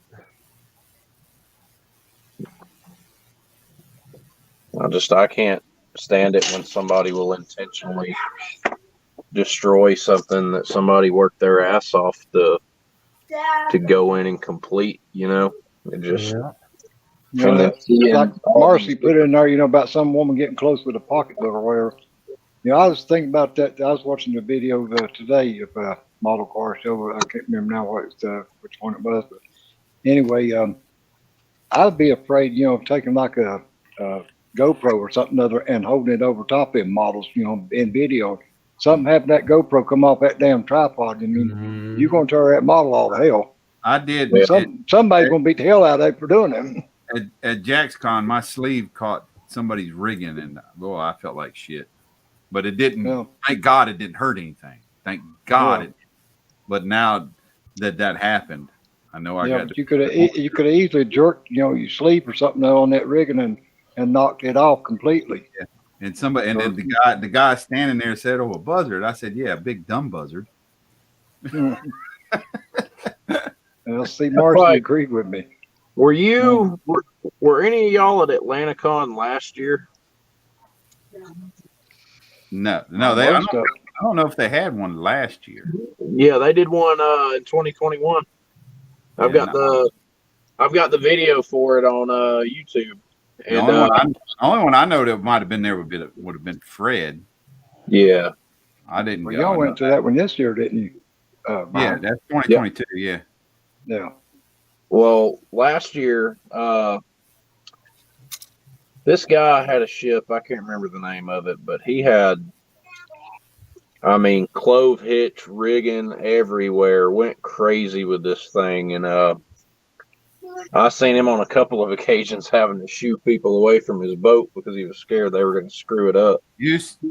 Have you watched? You know who Charlie Mackey is? That sounds familiar. You seen any of his constitutional builds? His build updates where he's doing all the rigging on the Constitution? Yeah, you was supposed to go on Friday or did. Go back to and look at my JaxCon video. I posted some pictures at the end of a guy that he scratch 100% scratch built a ship. Well, that's like that one at Pro Curry, trucker seen there at that gun store that was all built out of, just scrap stuff. That damn thing was about 4 or 5 foot long.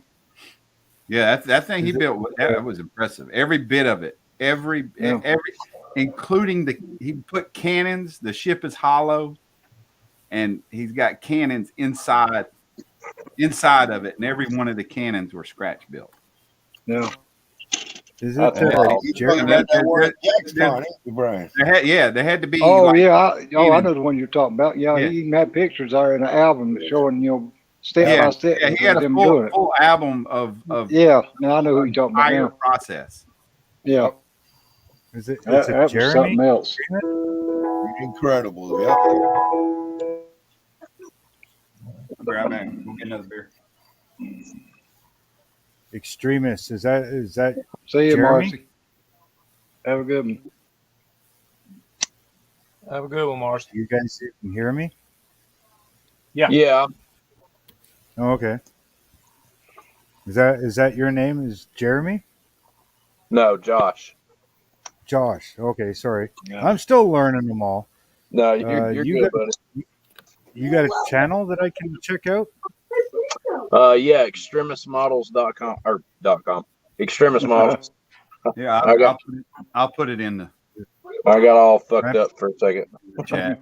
I don't think I'm subscribed. I could have done that, but didn't think about it. Be real careful right here not to take off too much because I don't want to fix no freaking gaps if I don't have to.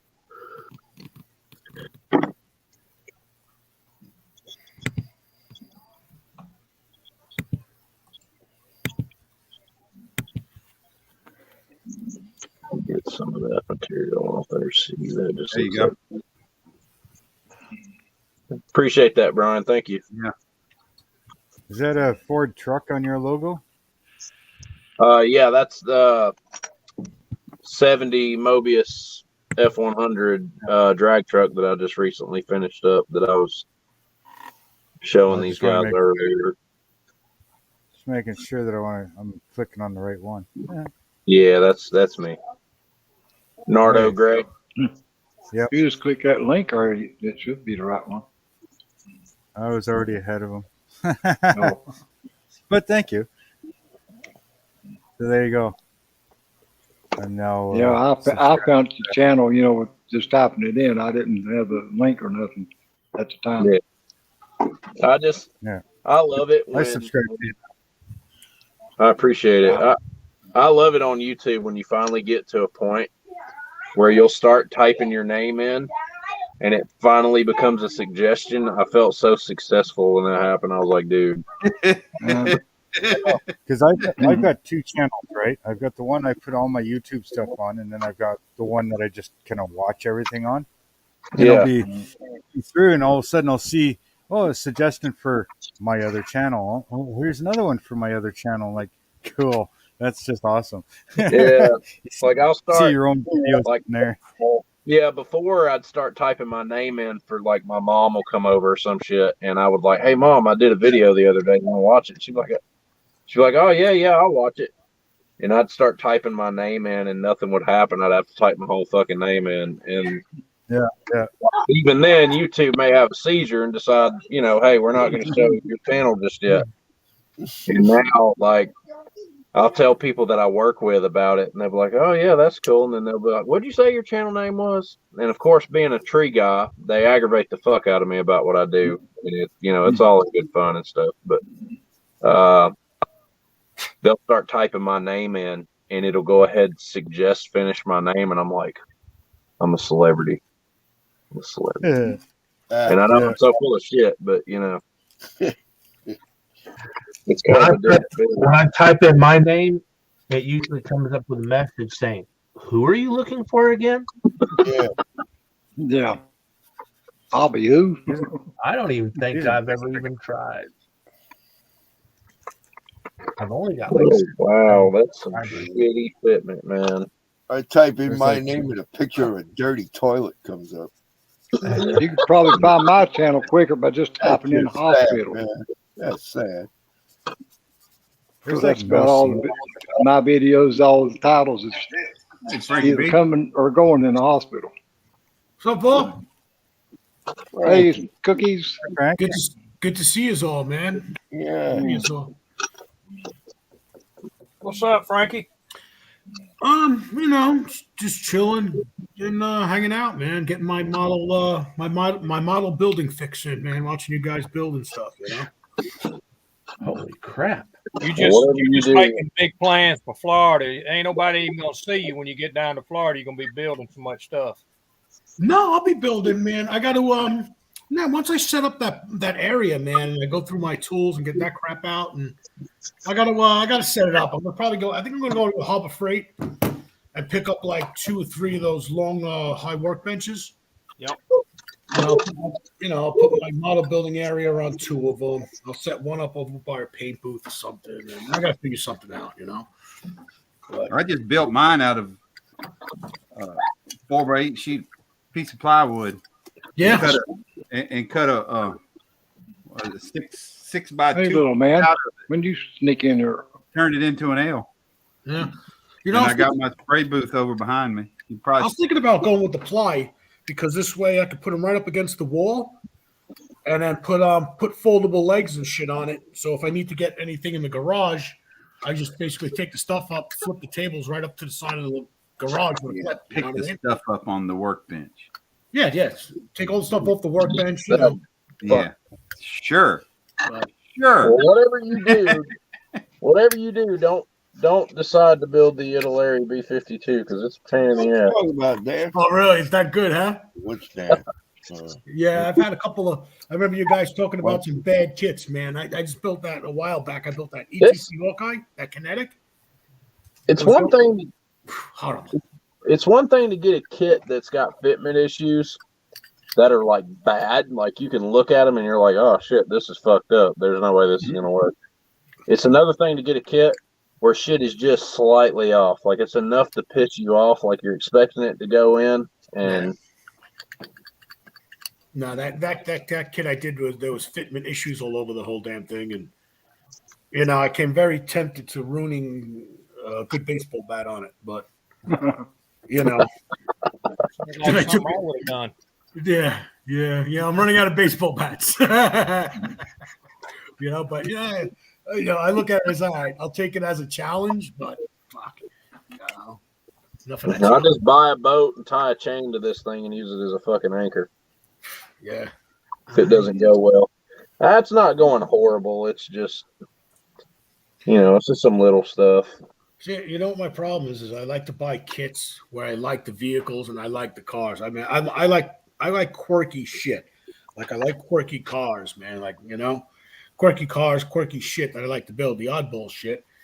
And it's hard to find kits that have that oddball shit, that have that oddball stuff. Most of the oddball stuff that I like is either going to be AMT, you know what I mean? And, because I'm into my street rods and the hot rods and shit like stuff like that, So it's hard to find. How quirky could that be?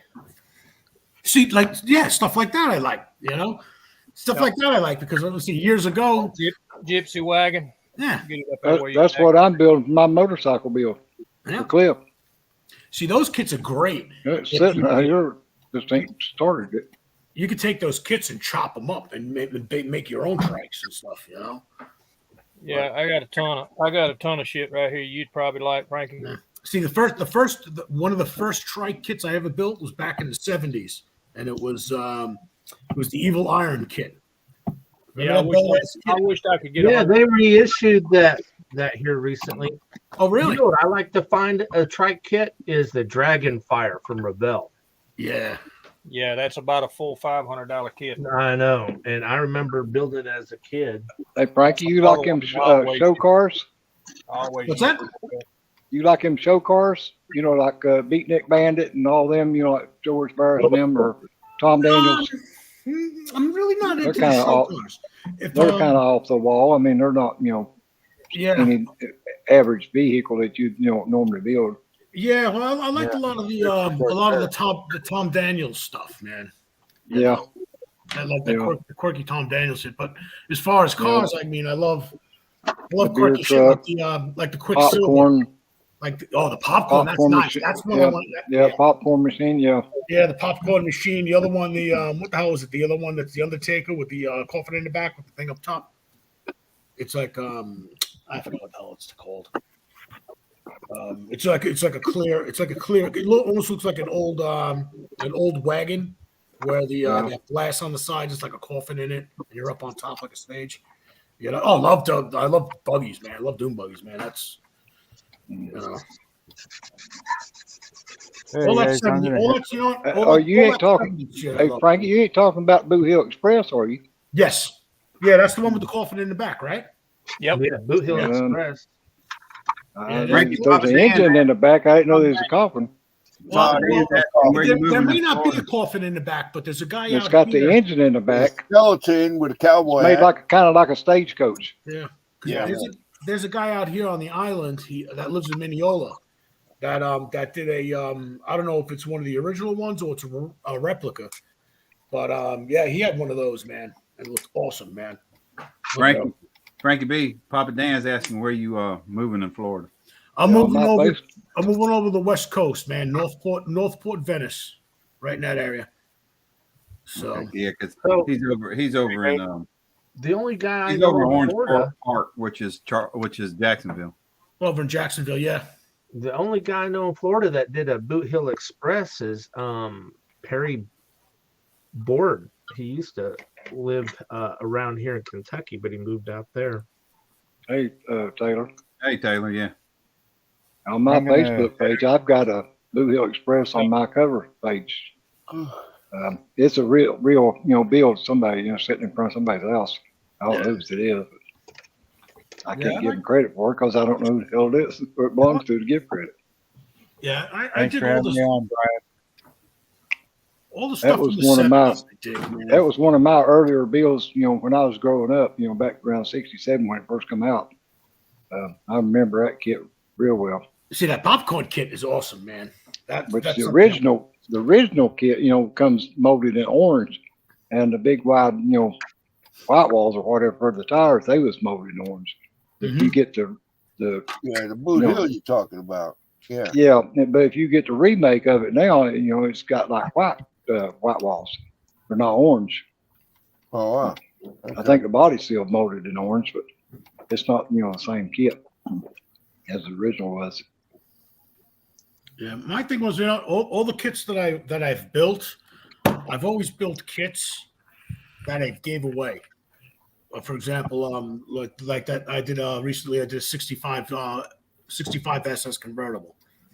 I built that kit for the guy that was across the street because as a kid in the 70s, he always used to be working on cars and he picked up a 65 SS, and that's how I learned how to do body work, motor work, and as a kid, I'd go over there, a little shithead. And, and I'd go there, sit there, and I'd watch him do the body work, man. And he told me how to That kept you out of trouble too, though, didn't it? Oh, yes, it did. Yes, it did. What happened? We lose Mark? What's that? I think he said he was taking off, Brian, but I had my head turned and Oh, Oh, we're I talking. just noticed this off the screen, and then Yeah. and I then think he said Steve, take off. Steve is popped off too. Maybe it was a Canada thing, but they both left about the same time. I also love those Baldwin motion kits, man. Because Oh yeah, my uncle used to live over in Baldwin, right by Sunrise Highway, and Baldwin Motion was where they did all the conversions over there. So as a kid in the early '70s, man, really early '70s, man, we used to walk up the block, and when we used to test run the cars, they used to rip them up and down Sunrise Highway. So I used to see like the nicest Baldwin Motion that I really dig was like seeing as a kid was the Baldwin Motion Nova, the early Nova that they did there. Man. no, I like them Yanko kits. Yeah, that's Baldwin right there. There you go. The old green ones.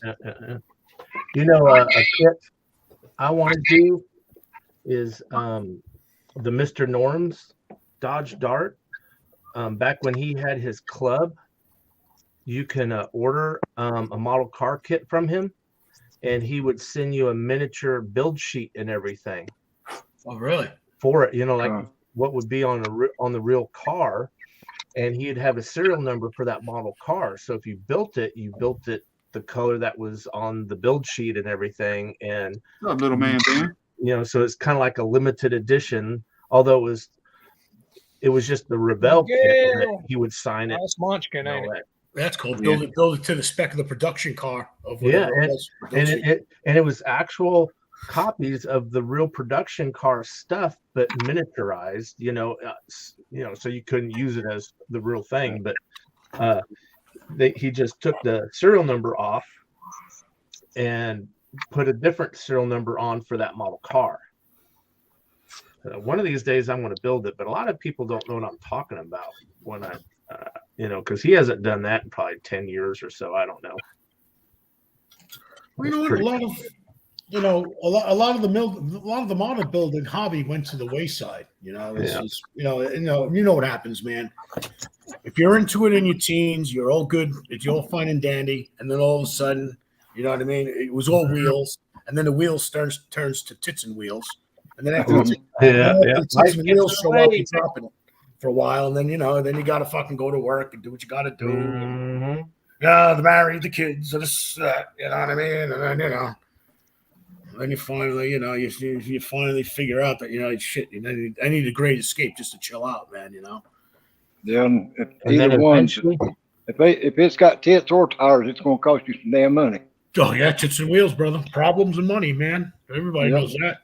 Yeah, and then eventually you start to look like Rick Zink here. Yeah. Yeah, exactly. God damn, I come and they spit that coffee all over the damn place. Well, either we start looking like that or we start feeling like that, man. Yeah. Well, Paul, Yeah. in my case, But James had up your skeleton. The only thing the skeleton wasn't talking about. He wasn't talking about that you Start to look like Rick Zink, and I held this dude up. And everyone started spitting on their phones and stuff. I need to find a ball cap that'll fit it. Yeah, or make up a nice cotton beard for him. You man, need to get him a hat like you got, James. You need to get him a little miniature hat like you have. Yeah, a little. Yeah. What do you? A little shop cap here, welder cap, whatever you want to call it. Yeah. I'm not a welder, but I used to. Have you ever heard of Kentucky Trailers? They build semi-truck trailers. Yeah. For about a year, I worked for them, and I would wear this so I wouldn't get aluminum shavings and shit in my hair. Okay. This is because I used to drive a truck, over the road for the longest time. Okay. And so I would move trailers around using a forklift that had a little fifth wheel mounted on the forks. All right. And I was using it out like a jockey truck. Yeah, but so you're driving backwards and you got this forklift, so you can't really see the back of the trailer. And they want you to put them in a trailer line where there's only like 3 inches between each trailer. But I used to do it. There's a few times they had to pull the trailer back in and fix a corner where I whacked it, but Oh goodness. never got in trouble. It's called collateral damage, man. You want them so damn tight. What are you gonna do? And then I did also move trucks around, trailers around Louisville with a little, with a day cab. Where are you from, James? I live in Elizabethtown, Kentucky, Oh. but I'm originally from New Mexico, out in the Mm. middle of the Oh. desert. Well, the reason I asked, you said Louisville. Well, I'm only about 30 miles east of Lexington. I'm in Mount Sterling. Mm. I know Mount Sterling well. I'm surprised we haven't run into each other at a model car swap meet or something. Well, I'm not able right now to go to one. When I was a I teen, hope to. Yeah. when I was a teen, they used to go- send me down to Kentucky. And if I ever end up going to a show somewhere in that area, I'm trying to remember the name of the show. Ain't they got one coming up in June or July at Wonderfest or something like that called? Yeah, in Louisville. Yeah. Yeah, there's one that happens around Lexington. I'm trying to remember the name of it. Just south of Lexington a little bit. It used to be Chopper's show. You know, South of Lexington. yeah, just a little south. I'm trying to. That'd be probably around Danville or somewhere. No, it wasn't Danville. It wasn't that far from Lexington. Versailles? It could have been Versailles, but I'm thinking Yeah. Versailles is west a little bit. Yeah. I'd have to look at a map and I'd be able to tell you. Yeah, that's me. Yeah. I like Kentucky, man. Kentucky was gorgeous, man. And my Yeah, teens, Versailles is where they got that castle. my parents used to send me down there to my uncle's house, man. Jeffersontown. Yeah, Kentucky. Jeffersontown. Yeah. That's where I spent my summers, man. My parents would ship me down there to my cousins and my uncle Bobby. Well, if you guys ever end up in this area, you gotta holler at me, you know. And Yeah, I haven't been down there in years, man. Well, I started to buy a house at one time, James, down there in Bardstown. Bardstown, Which ain't too far from where you're at. yeah. Bardstown used to be the best town in the USA until they started killing everybody over there. Yeah. Yeah, actually, I went down there and looked at, a couple of houses. Yeah. And, I took Blue Grass Parkway, out of Lexington down there. Yeah. See, I live probably 20 minutes from Bardstown. Go on the back road, or Yeah. Because I live right off of Highway 62, and that goes through Bardstown.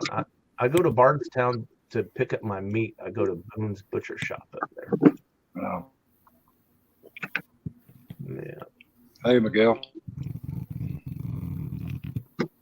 Nicholasville is what I was thinking about. Yeah, well, that's just on the other side. That's just on the other side of Nicholasville, Lexington. Kentucky. There's a show that happens. Yeah, Nicholasville. That's where John Michael Montgomery's from. Yeah. There's a city park, county park there, and they have that's where it usually happens. Yeah. Nicholasville. Yeah. The only show my daughter ever put something in was at that show, and she got a first place trophy for that 1/20th scale gremlin that looks like crap. But she made it look really good. I was hoping she'd get into building kits, but man, I think she just did it because she wanted some with her dad.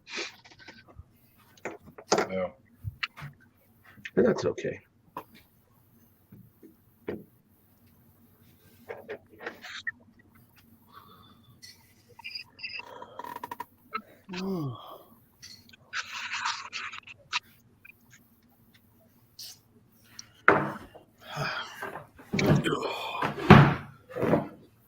Looks like Frankie is having Kentucky Fried Chicken there, Mr. Frizzo.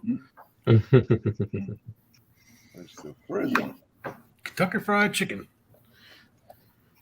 Speaking of Kentucky. Yeah.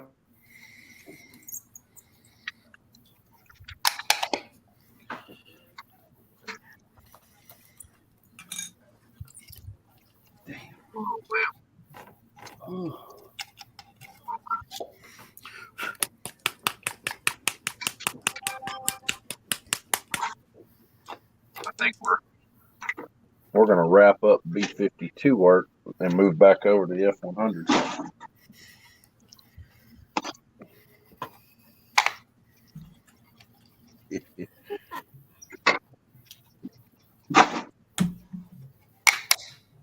That's good, Miguel. At least you're getting, one step closer. I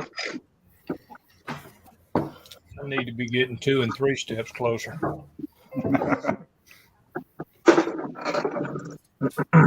I'm so far behind. I was thinking I was ahead.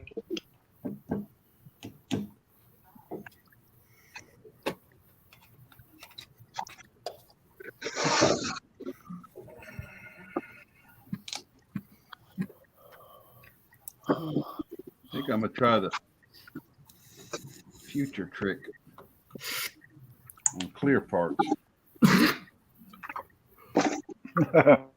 Yeah, get closer.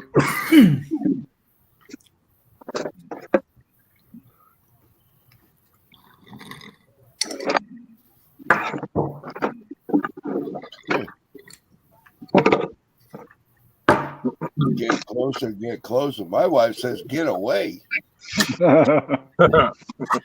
Yeah, right.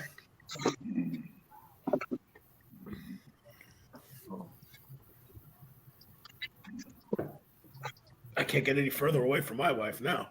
Yeah, right.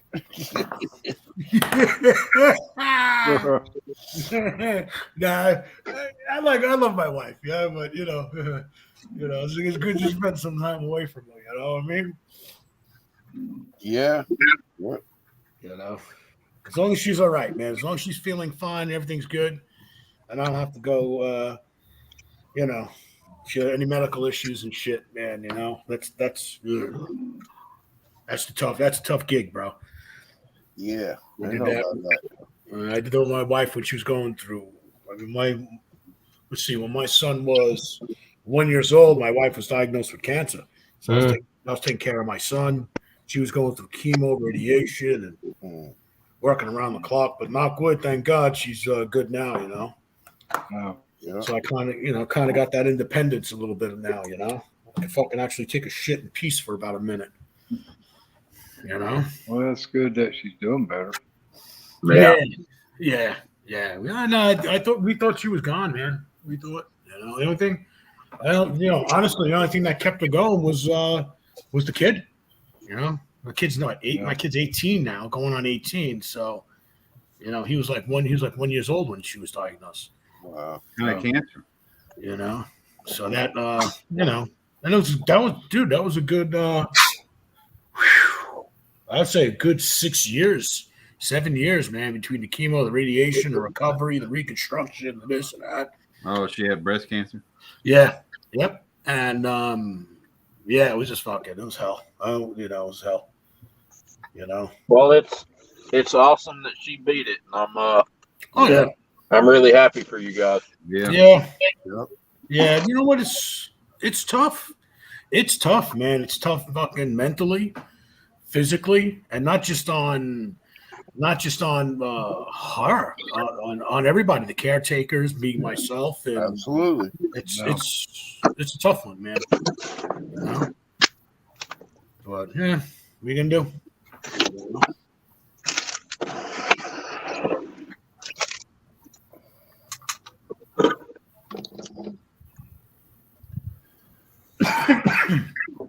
All right, guys.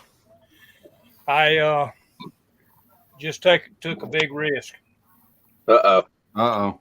Put me up, Brian.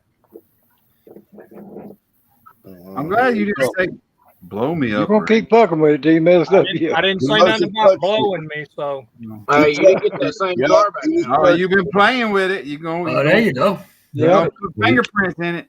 Nope, I ain't touching it. Right She's around drop it. going on the shelf just like she sits. Uh-huh. Let it finish up. I touched it very little. It's looking pretty sharp, man. I like that. Yeah. Hey, you should have someone make you up decals for Super Sport Model Shop right in the back, man. Right on the panel. Right on the There panel. you go. Right on the panels, man. Yeah, man. Yeah, if I could get somebody to make them, that would be awesome. don't know if I need to try to put this freaking hood on here, but Nah, don't do that yet. Don't do it. Don't fuck with it. Do it. Don't fuck with it until you're ready to put it away. Don't do it. Leave well enough alone, man. Look, he's gonna get on. He's gonna get on next weekend, and he's gonna be pissed because he kept fucking with it. Yeah. Oh, look at that. He did it. He don't listen. He don't listen. That's sharp, man. That's Yeah. awesome. Yeah. I set it up there in that cabinet and leave it alone. gosh, that's actually supposed to be just a regular panel truck or a panel car. It's not a gasser. Yeah. Then Yeah, next that's time awesome. you want to show it to somebody, just hold your laptop up there and show it to them in the cabinet. Watch this. Watch this.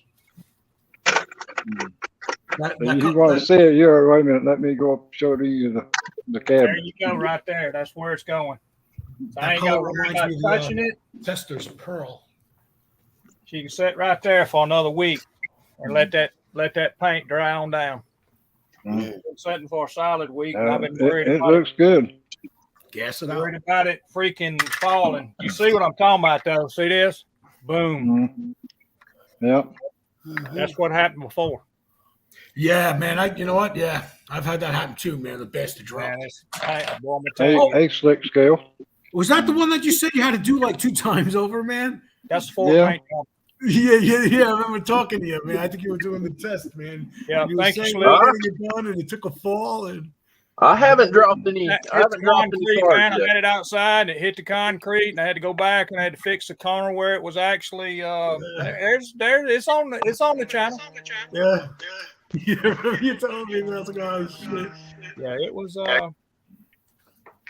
It was well on its way on the next trip of paint to the garbage can. Yeah. That's it. 'Cause I done got frustrated with it. Did you know what that color reminds me of is the color like the Tester's pearl, that red pearl. Remember that shit that used to come in those little 2-ounce jars? That's that. It's that damn Alclad. I don't know if you can actually see it with the glare, but it's that damn Alclad.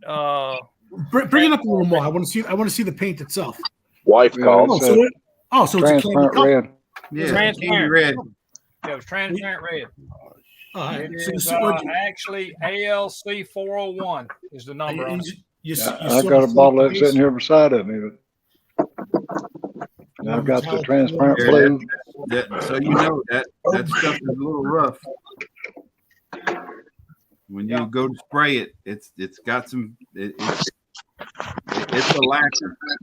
Yeah, it's a lacquer. It is strong. There ain't no doubt. I did it outside. Is what it is. Well, that's the reason I'm not using it. I just got it, when I bought out my neighbor, all his stuff, it was included in it. I mean, it's good paint, but it just takes so damn long for it to dry down. I figured nothing else, instead of spraying it, I can just put some on a brush, maybe do the red and blue fittings and stuff, kind of dial them with it. Yeah. Where it's transparent. I went back to the hobby shop and bought some. That's some X. We done lost Freddie or There you Frankie. There he is. I say Freddie. No, he's back. Frankie, there's some. That's part of the bed. Oh, is it? That's the lens. That's the lens stuff, right? That's the Tamiya, but it's also that's an acrylic. But the X27 is also transparent red. I don't know if you can actually see it. But Yeah. I've used that on lenses, man. Taillight lenses. that one, and also I bought the X25, which is green. It's also transparent. That I don't have. Oh, you can't see it; it's so dark. But I mean, it's transparent. I bought a couple of bottles of it. Yeah, I even got some of that red. Yeah, it's good. I mean, it's good. The thing about the thing about the testers has a metallic in it, where the Tamiya doesn't. Well, no, it don't. But I mean, this is what I used actually on that paint that I just showed y'all at 54. I used that 87 or is that 67? See, I haven't used much of the Mr. That's Color products. 67 for the metal flake. That's the silver metal flakes, what I used on the base of it. What is the Mr. Color? How? Yes, Mr. Color. Mr. What's Hobby. what's good comparison to that paint as far as the way it flows and the contents of it? I mean, as far as airbrushing it, I used my Iwata. I use this Iwata here. It's got the side pickup on it, the TRN2, and that's what I sprayed it with. It's got a bigger. It's a lacquer. It should compare with like the Tamiya lacquers. Yeah, yeah, it sprays. I mean, it sprays good. You can reduce the hell out of it with the Mr. Hobby. Yep. You can reduce it. You can use 60% of the Mr. Hobby reducer. Yeah, I did 1-to-1 with it. Yeah, so that's 50-50. See, I'm Those gonna get off here, Brian. I need to take my breathing treatment. I need to get me something to eat. God damn, it's killing me. I ain't eating nothing today. Okay, All bud. right, Jerry. Take care. Man. I'll be in the chat room. My head's killing me where I've not eaten anything today. Okay. Okay, I need a breathing treatment too. Yeah, I'll be in the chat room. All right. Y'all, have a good night, Terry. Yeah, I'll be in there. Y'all sing on. I'll look for I'll you be down on the around. side on the chat, man. There you go. You will be. Probably the next time I use another transparent, I'm probably going to use that Mr. Hobby Color silver base, and then I'm going to probably put me a clear coat over it, and then sand it, and then go with the transparent over the clear coat. Over the clear. Yep. Yeah, because I noticed in this when I went to sanding it, I seen a few little spots in it where the silver, it's probably not laying flat. What is it? I need to sand that silver out a little bit on some clear coat. Oh, it wasn't a pearl you put on, right? I didn't put nothing on it. It's just alclad red and alclad clears on it. That's it. So what are you going to cut it with? It's on a silver base. What are you going to cut it with? About 3,000? 32.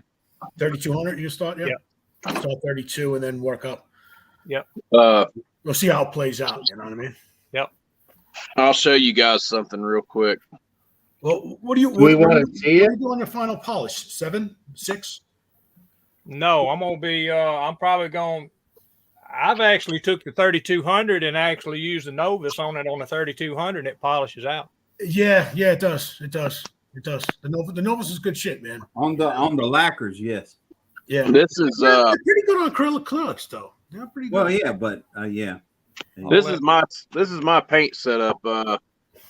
I've got all of Tamiya's acrylic glosses in the X series. They're all in alphabet or numerical order from 1 all the way out to their clears and their base, like their semi-gloss clears. And then I've got another drawer below it. This has got all of their matte finishes, like XF series paints. That's interior stuff. Yeah. And I've actually got a tote under my bed in the bedroom that it is full of restock, and it is where I stocked up on more and more paint. And then you know what I found myself doing as opposed to getting gloss paints, matte finish?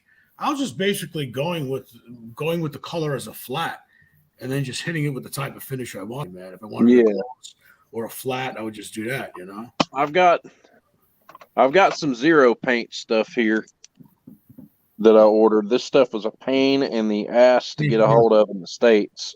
I never use that. I've got some other stuff here from Zero Paints. So you're up in Canada then? No, I'm in the States. Oh, all right. And then my favorite metallizer to go with is AK Extreme. I love this stuff. It's absolutely great. It's worked great for me since I started with it. And then my primer of choice is Mr. Finishing Surfacer 1500. Yes, sir. This is, for me, this has been the most durable primer I think I've ever used. You can handle it. Now, does that when you shoot that primer, you put that primer on, does that primer shrink? Not really. It just Not too dries much? up nice and flat. Like, I'll show you something actually.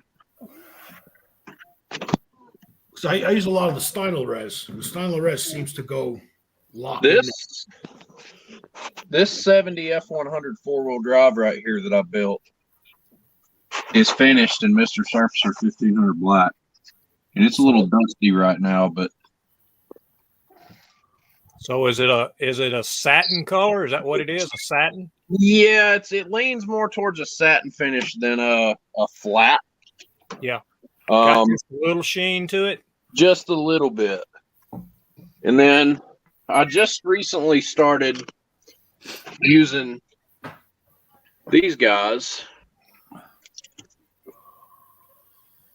Just started going with some gravity colors, and this is some really excellent paint. These guys have they've got it down, man. I'm telling you. Really love using this stuff. They match body color on that paint? Yes. Body color paint. You put in the code, give them the code, and you're good to go for making them all. For example, that Mustang that I just finished, that's on my Instagram page, it's finished in Ford Acapulco Blue, and this is actually really, really close.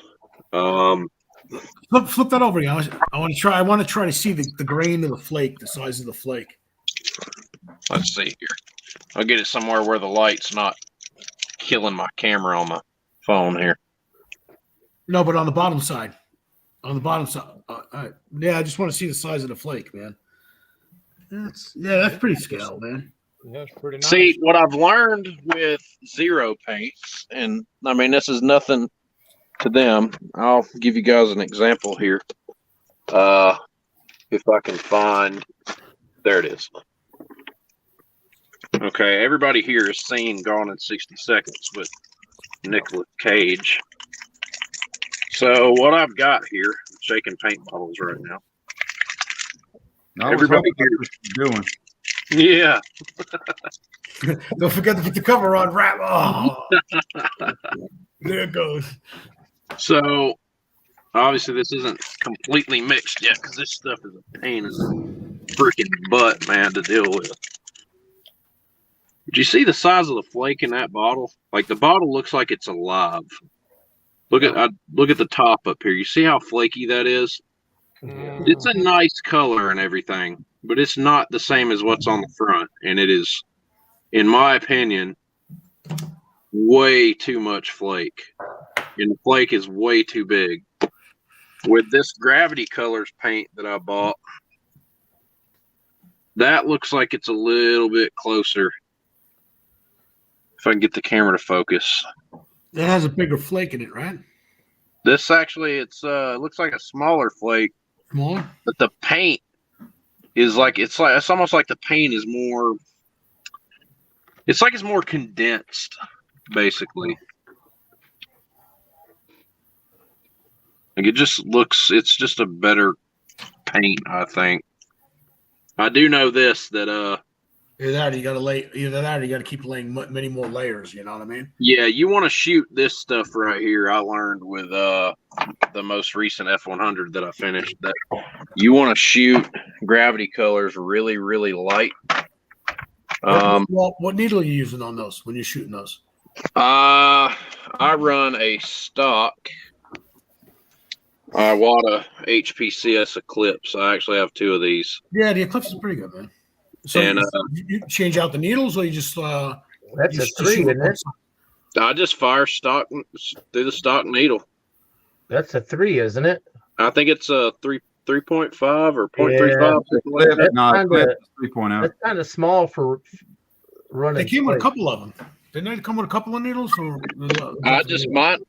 mine came with one, but see, here's the thing. I have actually got 2 HPCSs. and I'm thinking about pulling the needle out of one of them and swapping over to a like a 0.5 or. See, I've always had luck. You know what? I've always had luck. If I just change the needle and the nozzle, man, I can take a shitty ass gun and get a nice fucking shot out of it. You know? Yeah, well, I'm still kind of. I've been airbrushing now for 3 years, 4 years, something like that. Yeah, you're not fucking around. And I'm still trying to learn a lot of this shit. What would be the added benefit of running from the factory 0.35 or whatever it is up to like a 0.5? Well, the bigger the nozzle, the more paint. More paint's going to come out. You can have a thicker paint and a thicker paint, but also you can the flake goes through it a lot easier than on a 3. I use the Iwata HPTH, which is a 5. Yeah. You guys can't see because he's. Yeah, you got to drop it in there and shoot with it and see how it's like. Yeah, It's laying out too. This is what that's nice. I like that because good old neuropathy kicks in on the right. Got the fan tip. I can adjust the pressure here. And it's a 5, and I also you can adjust the paint or the pressure. The air pressure. So really? The amount of air pressure. If I go from a point, does that have a removable bowl on it? Yeah, it does have a removable. This is the biggest bowl. They have a smaller bowl, but see. That's good, man. Yeah. That's awesome. So how often are you guys cleaning your airbrushes out? I clean mine out after every year. Yeah, you got it. Not only do I clean my airbrush out after every use, but I don't store it with a needle in it. So like right now, there's no needle in there. Mike can't. I'll keep the needle out. That's the TRN2 right there. With my brushes, I always I will vacuum feed these when I'm swapping paints, and I'll cover the nozzle and back feed them to get them to drain. And then every night when I get done airbrushing, I always break them completely down. I get any of the O-ring parts out also. And I will submerge this in a bowl of Medea airbrush cleaner. And the good thing about Medea airbrush cleaner is it's not bad. It doesn't harm these little rubber O-rings. When I started airbrushing, I had 3 Iwata Neo airbrushes, and I ended up screwing up all the O-rings in them because they shoot a lot of lacquers, man. I was cleaning them with mineral spirits, and I didn't realize mineral spirits was actually burning the little rubber O-rings up. Yeah, it was eating them, and I got online and everybody told me to swap to airbrush cleaner, and that's what I've been using ever since. And they shoot like brand new, but I want something. I want to set one of them up where I can shoot a higher volume of paint down. Yeah. Frankie B. Yo. I'll show you some of the stuff have I you tried personally used. This is, you can see the flake there. This is this is MCW base, which is a lacquer. It's a pretty hot lacquer. I don't know how well. Shake it up. It's been sitting a while. Is that a black or like a dark emerald green? That's a really dark green. I don't know how well if you're seeing the flake. I like that, man. That's a really dark. That's Augusta Green Sunfire Chrysler. So that's MCW. This is Scale Finishes. I don't think this has. Oh yeah, it's got a ball in it. I don't know how well you can see. Yeah, that's all. It almost looks like the diamond finishes with the small specks. Yeah, but it's as he described, it's pretty lively. It looks like it's alive inside the bottle almost. Both of these really do look that way. I got one body over there cleared that I'll Does show that black lay down nice? And does that black flow? This stuff? No, not the green. The other one. Well, the scale finishes. Yeah. It's a lacquer, but it's not as hot a lacquer as the MCW.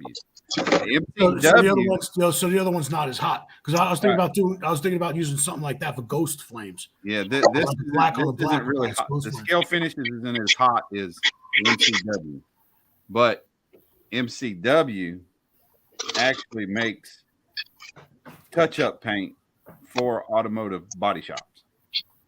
Okay, now this is their enamel. This is blue fire metallic. That's some pretty shit. So I think that's one of the colors I got coming, Brian. Too. This is a really fine metallic too. You could cut that with black or thinner. They make a hardener, which is it's nothing but an automotive clear hardener. Let me get a that blue reminds me of that Chanel blue. Let me get something I painted. Now, this is done with MCW. Hopefully, no, you're not really going to see it. You're not going to see the metallic in it. I hear beer bottles bouncing around. Yeah, I need some. I need a beer myself. Let's see if we can get there. Yeah, you can see it a little bit if you picking up my beer bottles. Oh, there you go. I got it. So this is the Nuba Blue. That's beautiful. Yeah, and this is more to a scale. Yeah, this is the MCW base. That's the MCW base. So that's the lacquer. MCW base. Yeah. I'd like to see that. I'd like to see that. I'd like to see that base with like a root beer, man. On that. They got it. Yeah, I'm sure that would look awesome, man. They got it. I was looking at it today, Frankie. They got it. That root beer. Throw a little pop of orange in there, man. Root beer and orange or candy. I accidentally mixed a root beer. Yeah, that looks great, man. Spray good. Oh, that's nice. But hell yeah, that is and that's with the same base, correct? No, different base. That's Createx. Oh, the Createx, yeah, that's black. I'm telling you, I'm gonna have to. Black pearl, and that's black pearl in grabber orange, candy 2.0 grabber orange, and then I put, I think, 2 light coats of the candy 2.0 grabber orange on top of it. Yeah, sometimes you need a little bit extra to make it pop. Brian, did you put that? Was that on? Did you do a couple of posts with that? What was it? 55? 57 Ford, you mean? Yeah, yeah. Maybe it was 57. The one he just showed in the root beer. I'll reuse this shit over here. Yeah, a long time ago. Yeah, I think I saw that, man. That was a gasser, right? Yeah, it's a gasser. It's 57 Ford sedan gasser. Yeah. That's a nice model, man. So what did you say? It was a 55 Ford? 57 Ford sedan gasser. 57. Okay, yeah, okay. Yeah, because you pointed that out. Yeah. I need to take a weekend off or something, Brian. Do you still have that kit there? Let me check out the S end of that kit. I need to take a weekend off or something, Brian, and just come down to Georgia and let you give me some paint tutorials over the weekends or something. I ain't that special. Brian does some nice paint work now, I'll tell you. It's not because I'm good, it's because I'm lucky. There's the kit right there, Frankie. Okay. Now, didn't they have, I think I remember, I think it was AMT that had a 55, That's the ASEAN. that had a 55 Ford kit. They had a 50. AMT had a 57 and a 56. They never had a 55. Never had a 55 because I The hood remember goes- one years ago it had the The black hood box. goes forward on it. Right. Yeah, this is the one I took it to AtlantaCon. So if you just saw that video, this got third in the street rod class. And that's the Revell kit. Yeah, this is a Revell kit. Yeah. AMT also did a 57, but it was a Fairlane 500, I believe. It had opening doors in the kit too. Huh. But that kit he just showed there is a post sedan. The AMT was a hard top. Okay. Didn't have a post on the side. AMT also did a 56 Vicky. That's Createx. Yeah, I love that car. Yeah. Yeah, that's badass, Brian. That's fucking great. Fucking wild, dude, man. Badass. Christ. I got a full tutorial on my channel on how I'm doing this. I've done the whole thing except for, when I 2K cleared it. When I done the marbling, I've done the marbling and I've done the spraying on, I recorded every bit of it. The 56 AMT also has opening doors. Yes, it does. You're correct. That For me, has open doors. For me, it's not spraying that gets me. It's them getting the mirror shot. Like, I just don't see how some of you guys are doing. Like, You gotta get you a polishing kit, man. Get you a polishing Well, kit. Starts I out at 3,200 and goes to 16,000 and go to polishing. I use Automotive 2K. I've told you that. Yep. Yeah. This is my tool of choice. SPTA mini polisher. Does it have you can adjust the RPMs on that? Yeah. It goes. So there's one, and it goes all the way up to 10, I think, or 9. Yeah, nice. Yeah. 7. It goes to 7. But I don't go any farther than 2. I bought it with the kit. They come with the polishing pads. And I use. Hey, let me see those polishing pads. Can I check those out again? So how do they mount to the tool itself? It's just Velcro. Velcro? And they stay good, right? Yeah. I just wash them out. And then what I polish with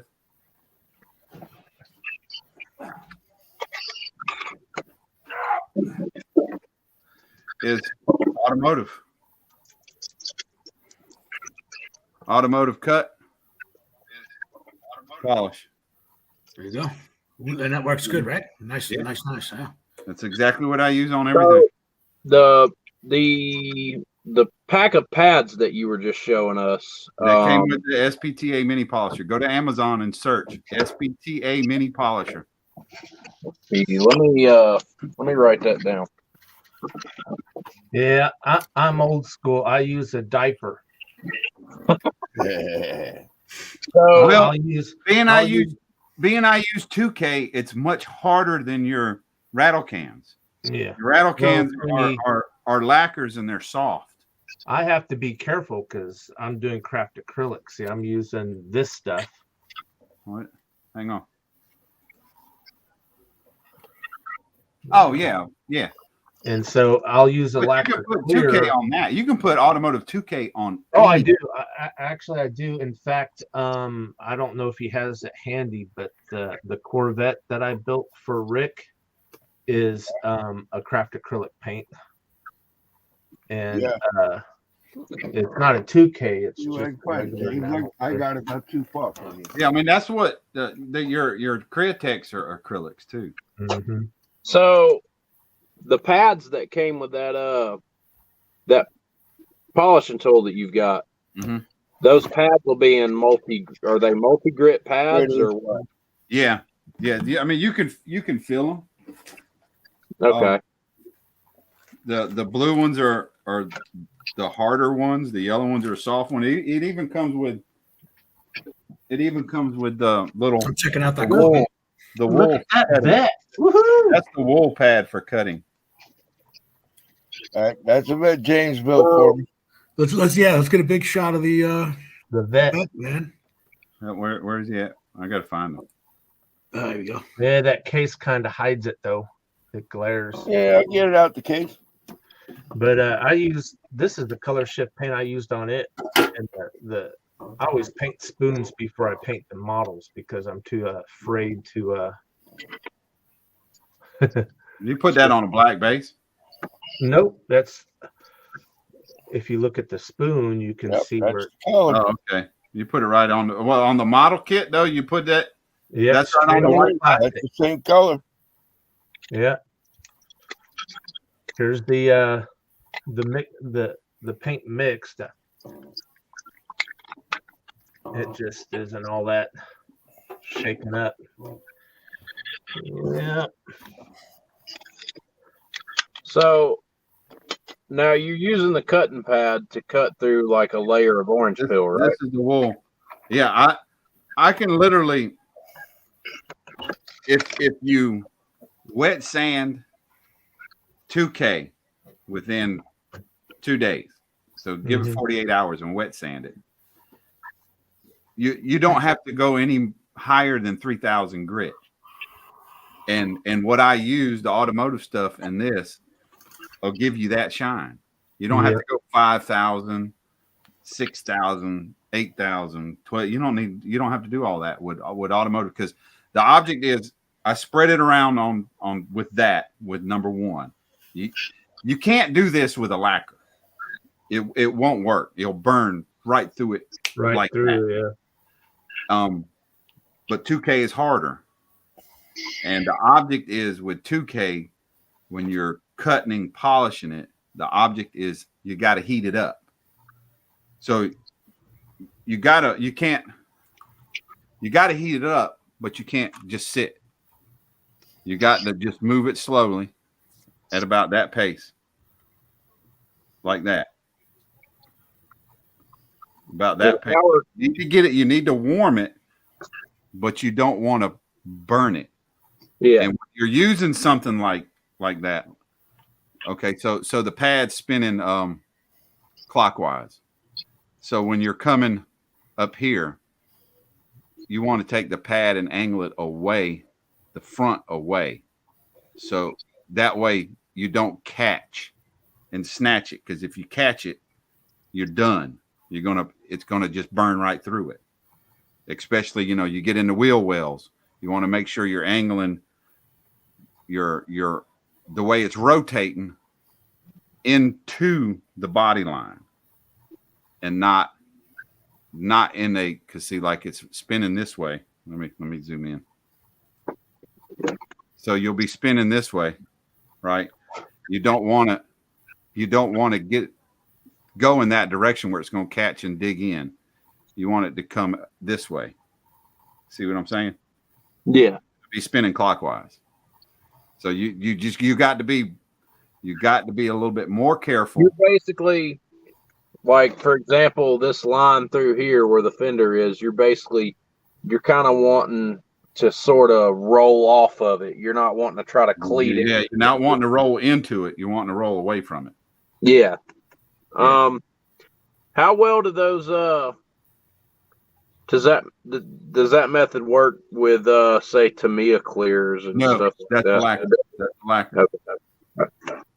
That'll burn right through it. You can get away with your Tamiyas and your what's the other good one? The Mr. Hobby Super Clear, I think it is.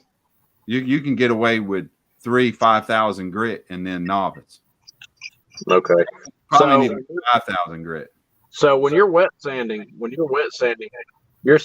going through the same method that automotive everybody else goes through, with like the sanding pads and like the tub of dish soap water with your car. I don't use sanding pads. I just use regular automotive sanding paper. How are Regular you? automotive wet sanding paper, wet dry That's sanding what I paper. use. Yeah. Yeah. I I go to you can get it from Advanced AutoZone, Yeah. paint supply store. Yeah. Well, you how can are buy. you getting into like your fender crevices and like certain body lines without? Like you talking about, like, say, in here? Yeah, like around the hood up there, where it's kind of got that domey shape and it comes down and then it's right with the tip of. So I just go take it off. So I would just go as it turns right in it. You don't press. You don't have to press with this. You just let the machine do the work. That's the best thing I can tell you. You just want to let it sit on there and let the spinning work for you. You ain't got to press down and hold it down. You just got to let it rest on there. What about with your automotive sandpaper though? How are you getting in there with that? If you can't get in it, you can't get in it. Okay. Because normally where it's like inside a tight crevice, they're not going to be able to tell anyway. Yeah, that's what I was going to say. But also inside the deep crevices, when it's not really all as shiny as the rest of the model, it makes everything kind of stand out more. If everything was equally as glossy, then it would all kind of blend in. You end up with kind of the same effect. Like I primarily build 48 scale aircraft, and basically what y'all are saying is, with not being able to get into those crevices, is like the same thing as weathering aircraft, where you've got those pits from like a recessed panel line or something where there's like a darker color down in there. Mm-hmm. Really makes that line stand out. Yeah. Okay. And then your raised areas, of course, like the back of the fenders on the Foose, how they're raised like a 57, kind of pointed up at the top.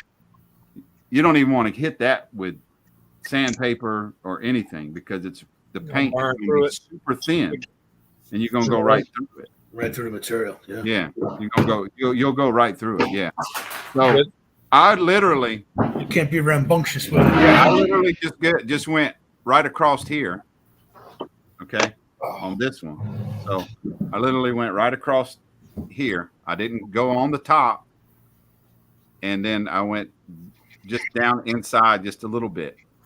I didn't try to hit it on top, because number one, the 2K up here, for one, is going to be very thin.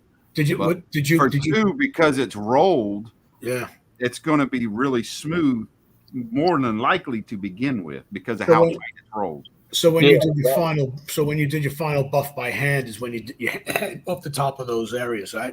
All I do is wax it. You just wax it.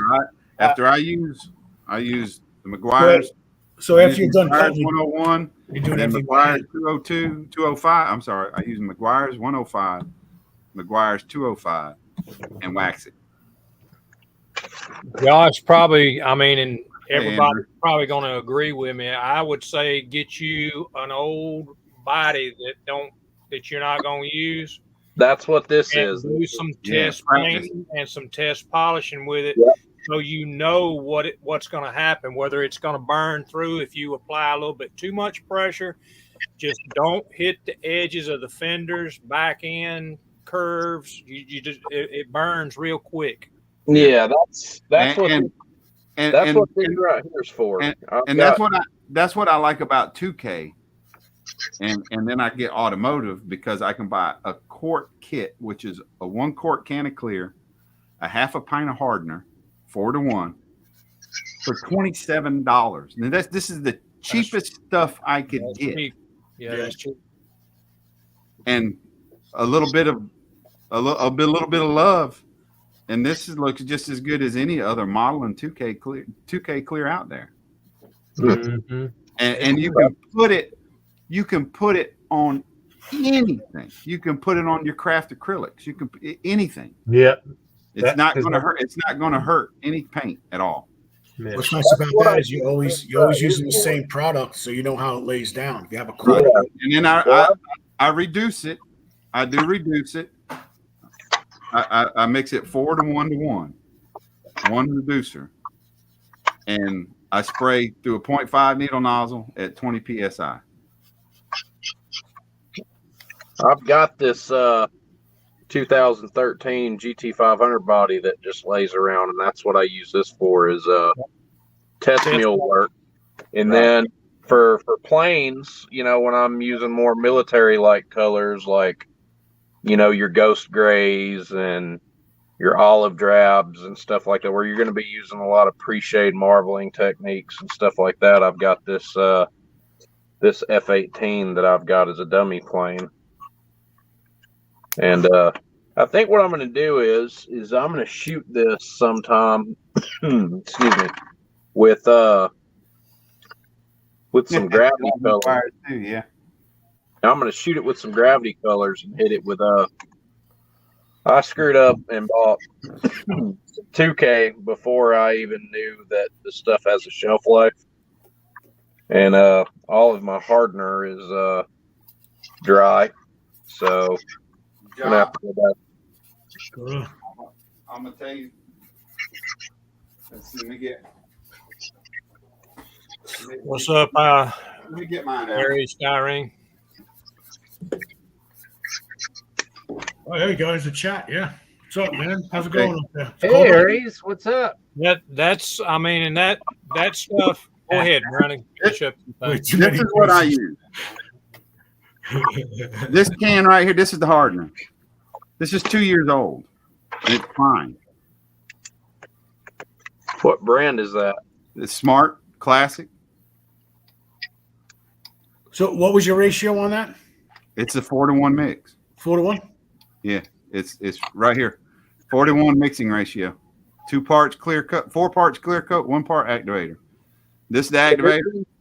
Can this stuff I'm gonna spray through an air I'm gonna give that shit a whirl, man. Yeah, so it does. The threads are a little dry, so you do have to hold the lock pin down here and spin it. But once you get it going, it's fine. So it's 2 years old, and it's fine. Then you just put that shit in your airbrush, right? Yeah, but I do reduce it. I get the automotive reducer from the paint supply store. So you 4 to 1, and then you reduce it down to what you want, right? Four to I use it. I find for me it sprays best 4 to 1 to 1, and the reducer is for me it's $13 for a quart can. Okay. You said you reduce. Okay, so you're going 4 to 1 on your 2K clear with the hardener. Yeah, and then the exact same amount of reducer as I use hardener. Okay, so 4 to 1 to 1.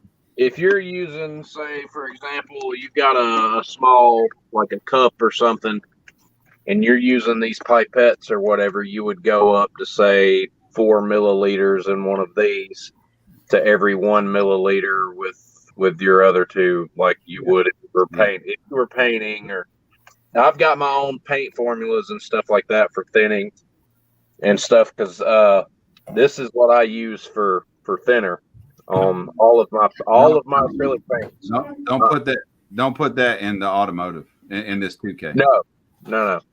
No. I would use this with I always use this combo right here for my paint and primer. Yeah, your Tamiya and your lacquers, yeah. Yeah. Okay. So what I is that your thinner, James? I can try. That's James's thinner right there. So if you're having a hard time painting and you're too worried about it, you take a slug of this shit and you don't care how your paint comes out. That's his paint thinner. So I would go with laying my primer for you, Aries, and then shooting with that clear coat that you use, and then you would go in straight into using the SPTA tool with the polishing pads, right, or the cut pads.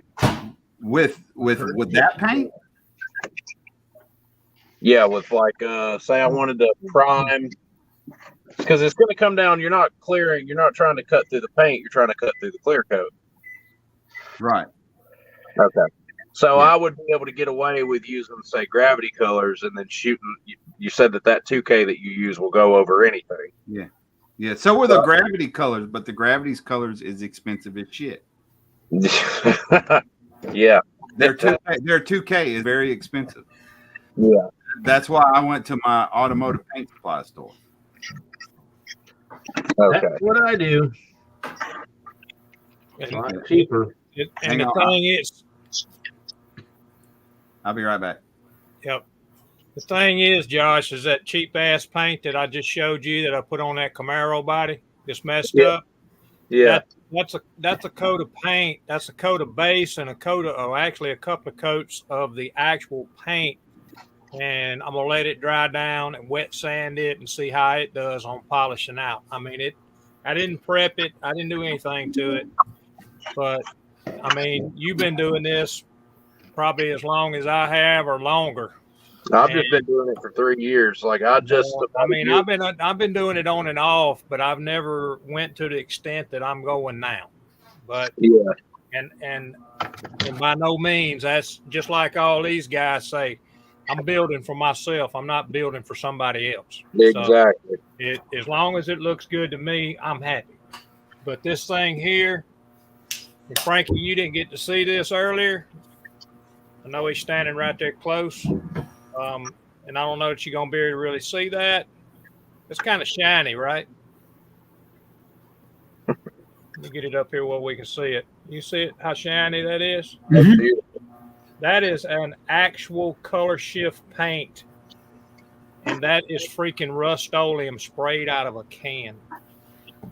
Yeah, didn't you say earlier there's no clear coat on that at all? There is no clear coat on it at all. That's straight out of the can. So how many coats of that did you have to put on for it to finally to build up where you could stop spraying it? Well, I put 2 coats on there, Josh, is what I did. And I'm going to take, like I say, I'm going to take some 3200 will be my first cut on this.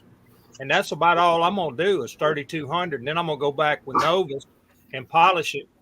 And it'll be slick as a baby's ass. So are y'all using like regular Dremel polishing sets? No. No. Rust-Oleum is an enamel. It's too soft. I use a actual polishing kit. There's some 16,000 actually in that. I do it by hand. Are those the sanding sponges or actual sandpaper? No, it's actually cloth back. No shit. Cloth back, just like you see them use at an automotive place. It's cloth back. I mean, if you see it, that's 3200 with a cloth back. Huh. That's what I use. So it's flexible. Yeah, very. Just take it, and you put it, when you go to sand it, you just throw it in the little pan of water that you're going to use to, and let it sit there for a minute, let it soak up the water, and just go on about your way.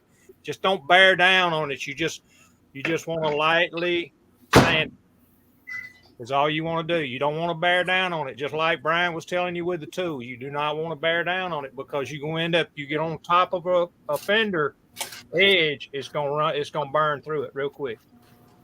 Even though it's 3200, it's just because, like he said, that paint is extremely thin on the top edge of that fender, right on that fender edge. So when you look at that right there, let the sandpaper, let the polisher, let it work for you. Don't work it. Let it work for you. That little edge right along that fender right there, you rub on it about 2 or 3 times, and you're gonna go back to the base color. Yeah, you're gonna go back to the plastic. It'll take me just a second. I never even get close to that edge when I'm sanding. Yeah, Pappy's even recently done a couple of sanding and polishing tutorials. Yeah, he's got some tutorials on his. Well, I'm going to be blowing y'all's channels up, checking this shit out, because I'm at the point now where go to my information page and shoot me an email with your number. I'll shoot you my number back. And if you've ever got any questions, call me. Okay. Call me, Yeah, text me, whatever. I'll tell you what. I'll send you. I've got you on Facebook too. I'll shoot my cell number over to you. Yeah. You can PM me. I'll shoot my cell number to you here this evening, and if whatever, I'll call you. And yeah, if you got any like questions, I said, I'm at the point now where I'm not really. I mean, I don't mean to sound like I'm gloating or anything. I'm not really concerned as a builder as to whether or not, as far as the builds go, that they look good. I just want to take my paint to the next level. It's one thing, like I've said before, it is one thing to go in and I'll show you guys something. Like I said last weekend, from my experiences as a modeler in the past few years that I've been doing this, I've learned that building these guys right here is a hell of a lot harder to me than building cars. There's a lot more going on with them, but painting these is a hell of a lot easier because, as you can see, they're all flat for the most part, with the exception of the Blue Angels F18, and that's just a solid gloss, no polishing, no nothing. My Tomcat, you go from painting a flat color to weathering the piss out of it like you would see in real life. They're not that difficult to paint as long as you know what you're doing. With cars and trucks, it's a different story because, you're trying your hardest to get a mirror finish. And I don't know if you can see that or not, but it's decent with Tamiya clear, but it's definitely not a mirror finish like I would like to see. Hello. Well, what I'm working on now. So that's not a gloss finish either. But if I told you what I'd use, I'd probably blow your mind.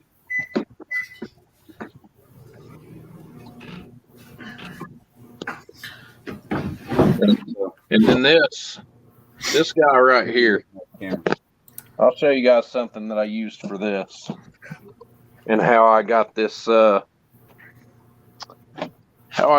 look on my 34 Ford. You see how the paint's all chipped away and shit, and it looks like it's down to the bare metal. Yeah. Yep. What I used for this was, let's see if I can find it. I know it's in here somewhere.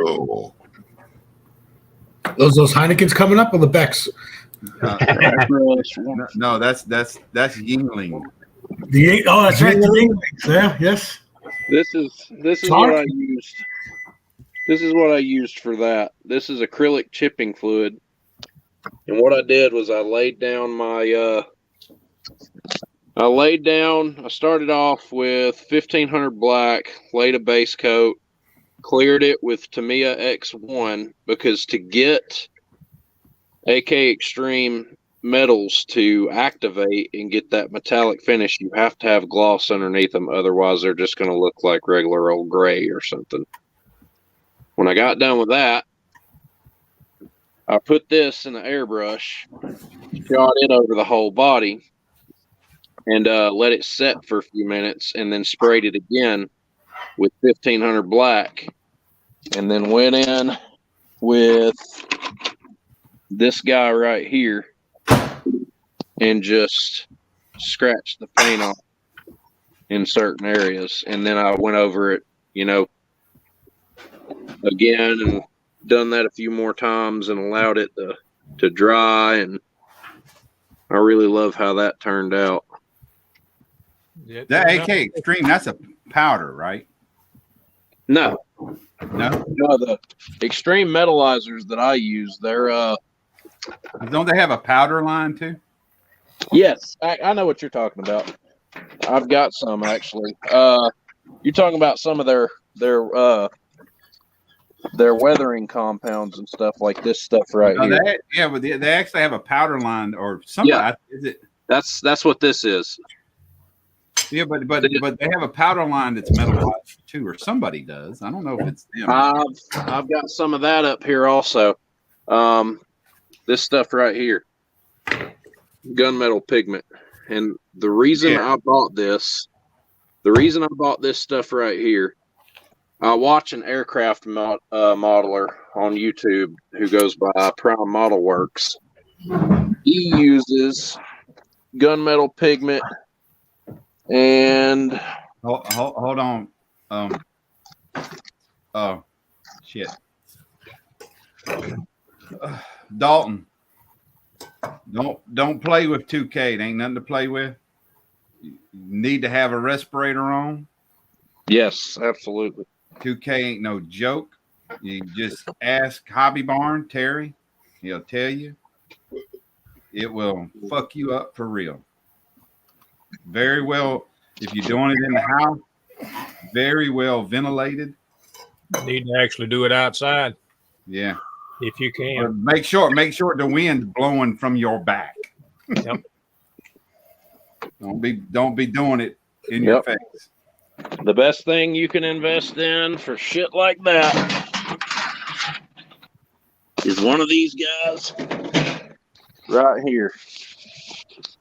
Because you never know when this shit right here could save your life. With charcoal filters. Yep. You never know when this thing right here might save your life. I will definitely tell you this. If you do it inside, you're going to have a whole damn house. Yeah. And that with the smell. And that spray booth you got, trust me, I have experience with that spray booth. It's not the best for 2K. No.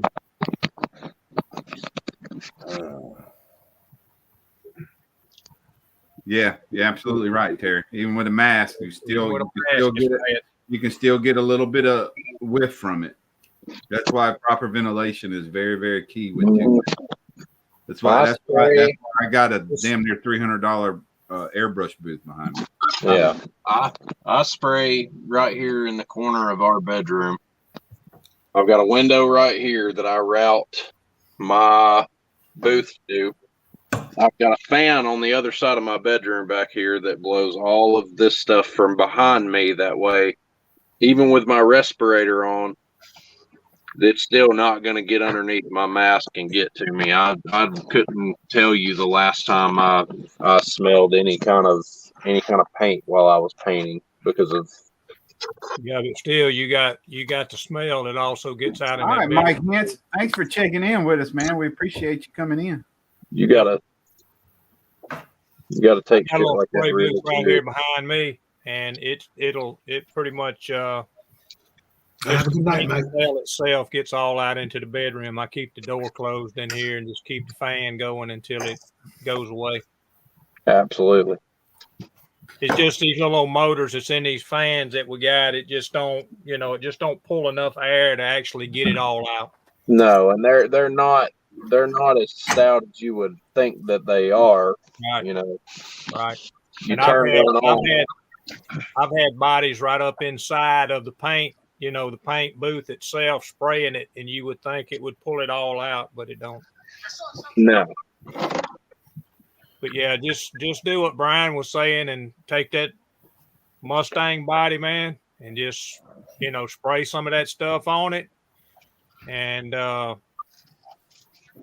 test it out, man. That's where you learn. That's where you learn how to do it. And it's just like this. Yeah, you got to learn this. There's a tempo. I found out. I actually figured it out, and then about a week later, what's his name? International scale modeler done a 2K tutorial, and I was like, "Damn, did he watch my fucking video?" Because he talked about the same thing on how he changed his tempo up, and how his 2K laid down a lot smoother. I put on the got his gear on there. Put on 2 first coats kind of light, and then I slowed down my tempo a little bit and went heavy on the third coat, and that freaking Porsche, it was the top and all. It was like glass. I was like, damn, I sprayed that. Yeah, That looks great, James. But how you going to drink the apple pie? I know. I can't even talk. he ain't gonna be able to smell it, so it's gonna all get eat before he gets to it. But this also, and I'm gonna just test it out. This is a color shift paint, and it's And like I said, me and Dalton, make sure that wind's at your back, man. Me and Terry One was just talking about it, Hobby Barn. It's a possibility if I sand this, it's going to take the pigments out of it to do the color shift anymore. So it may just turn out. Yeah, that'll change. Yeah, that'll screw up your flake. But if you clear it, if you put clear coat on top of it, right, it'll protect it out. But I will say this: after looking at it now, it laid down a whole lot better. I mean, it's pretty smooth. I mean, and I put it on pretty thick on the sides, but I mean, it does have some orange peel on the side of the fender. But you know, I'm gonna check it out and see what. I mean, that's why I did it. You know, was to test it. So I'm gonna let it dry down a little bit and see what happens. It's all about practice and test. You know, we have to test stuff to see what it does.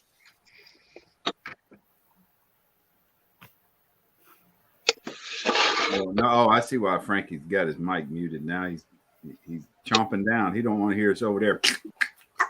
Yeah, my wife called earlier. That's what I was doing. I was doing that when I came back from the dog barking. My wife called me up earlier, and she's like, "Have you eat yet?" And I said, "No." And she's like, "Well, I got you some pork chop and stuff from the restaurant coming." She works in a restaurant, and I am not going to argue with that. So no, you can't argue with that one, brother. No, not pork chops. No, chop. Mine made a roast, and we had some roast gravy and rice tonight, and it was awesome. I gave my wife the night off and went down the road and picked up pizza. Well, we're gonna be eating that tomorrow for leftovers. So I ate that yesterday and last night. So the last pizza I got wasn't worth the crap. We got a little Caesar's pizza, and you could have stuck it on your finger and spun it like a basketball, and it wouldn't bend. So, nope. Yeah, it's pretty. We ain't doing that one no more. When we were talking about filters, the filters for this thing, it cost me $25 a set. Yeah. You might as well just buy a new mask. That's $25. This is that's those can filters, ain't it? Yeah, these are for painting. Yeah, it's can filters. Yeah, I used to work for Valspar, so I made the paint, and I had to wear. Yep. This was the light duty one. I actually had one that covered my whole face. Yep, got a shield and everything in it. Yeah, well, it literally was like a gas mask, right? Because I would be dropping Yep, it was crazy, but yep.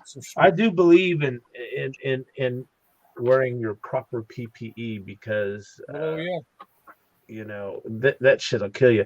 And something people don't think about, we talk about wearing a mask just for when we paint, but if you ever mess with resin, and you stand on the resin bodies, you have to wear a mask of some sort because that little resin shit will get in your lungs and it'll cause cancer.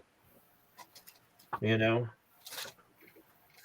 So if you ever mess with resin and you start a sanding, you better be wearing a mask or you'll regret it. Josh. Yep. Bloat. I ain't gonna say that. Enlarge me there. That's a Detail Master micro polishing kit right there. Oh yeah. And if you look on the back of it, let's see. It's probably inside. It tells you, but it's got right here on the front. Turn that package around. You can probably see. That's 12,000 right there. But anyway, see what it goes. It goes from 32 to 4,000 to 8,000. Yeah. You got a sheet, and then you got 12,000, 6,000, 3,600. What was the turn it around again? Let me see. Well, your mic just went funny on you. It went to Yeah. shit again like it did the other day. Yeah, your mic went. Well, funny mine's on you, Josh. DM 9000 is what it is. Any hobby shop should have it. Yeah, Hobby Lobby will have a set too. Mike doing it again. Yeah, it sounds like you're talking in a talking jar. to like a bullhorn with the volume turned down really low. What about now? Same thing. Sounds the same way. Sounds like he's talking out of a tin can with string coming out of the back of it. Yeah, there you go. You're showing your age. I done that last weekend. All of a sudden, tin can with the string. Showing your age, James. So you guys really want to laugh at me? So he was showing his Andrew the panel truck. It's What's up, man? It's the lonely Canadian. I'll tell you guys later. What? What I do? What's up, man? I figure I'm probably the only one north of Mason's six and dime. How's He's already been. How's dipping that? into it. Yeah, he's had a little of the sauce. That's better, but that's $20 at the hobby shop for that. Josh, DM 9000 is what it is. Is this right here working a little bit better for you guys? Yeah, that sounds great. That sounds great. I think what it is this this piece of shit phone, once it gets to a certain battery percentage, it decides to start having seizures. So yep. Just blame it on the beer. That's all I do. Just blame it on the beer. That's what I do. Yeah, there you go. What are you reducing with, Brian? What do you say you use for reducer? On the bud. For my 2K. Yes. It's automotive reducer. Like what brand are you using though? Nathan. Nathan. Oh. Nathan. Not Miguel. What's up, fellas? You said Mason? Nathan. Hey, what's going on, everyone? How's everybody doing? Zoom in on Oh, that. is that what I think it is, Mr. Darby? Oh, sorry. No, this the is same my, thing. See, he's using a Nason. I use a shop line. Full So days. Yeah, this is mine's a medium reducer. it's what they deal in. I use what's the name of the place? Finish Master, and this is Nason is their line. And you can put that stuff over pretty much anything, right? You said 2K, yeah. 2K can go over anything. Yeah. Okay. Absolutely anything. It won't hurt. Alrighty. Enamels, acrylics, anything. Oh, wow. Lacquers, whatever. I like to use a medium reducer. This is a PPG because it reduces most anything other than acrylic. It won't reduce acrylic. Yeah, that's what that is. But I do also use this is a one part Styrorez. Nope. Yeah. It's in a Styrorez bottle. No, it's not. No, it's not. That's not a Styrorez bottle. This is an automotive one part acrylic lacquer primer that is reduced with slow automotive reducer. Because anything else, it dries before it hits the substrate. Yeah, that's why I use a medium reducer. Though it's not, it does work okay. Like if you're just cracking the paint, you give it the air and you just crack the paint. It works okay, but it works better just wide open. Yeah. Again, I have to say, if you want to go old school, Exactly. I was about to There say, you Rick or go, Darby. buddy. There you I'll be go. right back, fellas. Andrew. There you go. This is How about my a toast there, buddy? Get your Cheers, daughter buddy. I got- bottles up. I need a refill. I need a refill. There you go. Do we have to All wait? right. I'm not waiting. We'll do two. Cheers. That's a little Andrew, Kentucky check it bourbon. out. And with that, I shall bid you all farewell. Have a good night, Hey, gentlemen. catch you later, Rick. Oh my God, Rick, you can't leave me. Not with him. Oh, well, I'm sorry, bro. Hey, wait a minute. You can't leave Rick me. With, will always be with us, Andrew. See? he can't leave me with Darby alone. Bill, well, yeah, Rick you is can always deal with with it. me. You can deal with it, Andrew. You can deal with him. You're like, no, he's worse than Gavin. Come on now. I'm serious. He's the only guy I cannot refuse. Well, I gotta go, buddy. You Okay, guys man. will have a You good going? one. You be safe. Good You talking to going, you. Papa Z? See you next time. All right, Papa Z. We'll see you next time. Catch you later. Yeah. Rick. Okay, Terry, that looks. Try to Terry, stay that out of looks trouble, sweet. boys. I didn't get try. any fingerprints in it We this try. time, Andrew. Well, It that's didn't know if I drop got- on the floor. I don't know if Yeah. I got to tell you hey or not, Miguel. We still All right. Well, we that's still okay. letting it dry. Good night, night, y'all. man. Good night. Good night, Papa Z. All right, if you All don't right, like my me, friend. that's Catch you later, Rick. All right, bye-bye. From my heart, Um, Papa. I'm back, fellas. Had to go put my son in the bed. He fell asleep in the living room on the couch watching Kronk's New Groove. Ah, they're so Could be pleasant when worse. they You sleep. just fall asleep watching Will Smith. Slapping. Just just man, I'm gonna be straight with you. At first, I thought that shit was real, but like, I don't know, dude. Like, part of me thinks it was staged. It doesn't matter. It was still Well, funny Miguel, as fuck, though. While you're sitting here, you're just designing a wheel. Yeah, I'm Hey. making a wheel. It was still funny as hell. He resigned today, so. Yeah, he probably won't be making no more movies. Well, he'll make movies, but they won't be. They won't be as publicated. Yeah. I read this comment on Facebook the other day, cracked me the fuck up. It said, "Ladies and gentlemen, welcome to the Smith. Welcome to the Smith marriage, where everything's allowed except for jokes." Exactly. Yeah, I know, Holy right? shit. Shit, I want Yeah, a set of like those, Terry. Terry, are those printed? These wheels? Yeah. No, they are aluminum. They're slot car wheels. Oh. Dude, Yeah, which one? You? look at those wheels there, Mr. Darby. Yeah. I showed him mine earlier. Yeah, I'm not he even had talking about. some. I'm not even talking about. Keep it up there. Keep it up there right quick for a minute, Brian. I'll show him the other set. All right.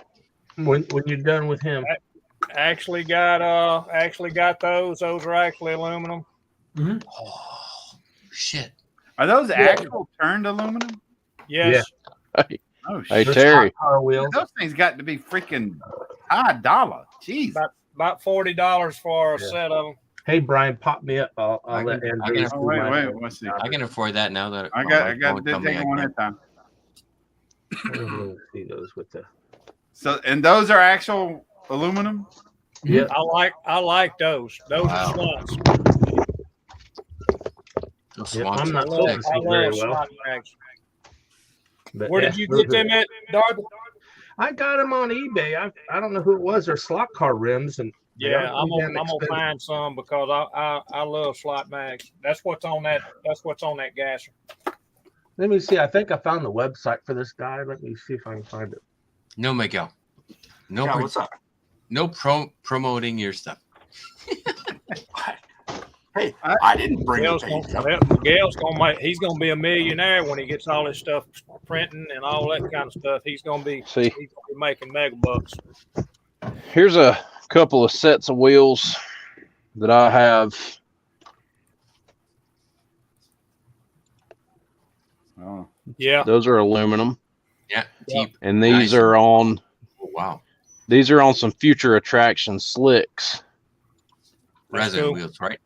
No, these are aluminum also. They're anodized. The Yep, wheels black aluminum? anodized. Aluminum. What And about then the tire? the tire is actual rubber. Okay, cool. And then these are SCX 24 SCX 24s. I just went from a 4-inch penis to like a Well, 24-inch penis. Those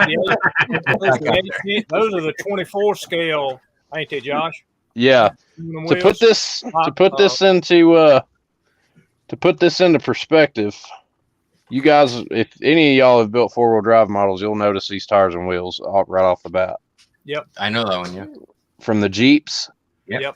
Okay. That's wheels and rims you can get. Watch him. He's supposed to show you 24 So scale.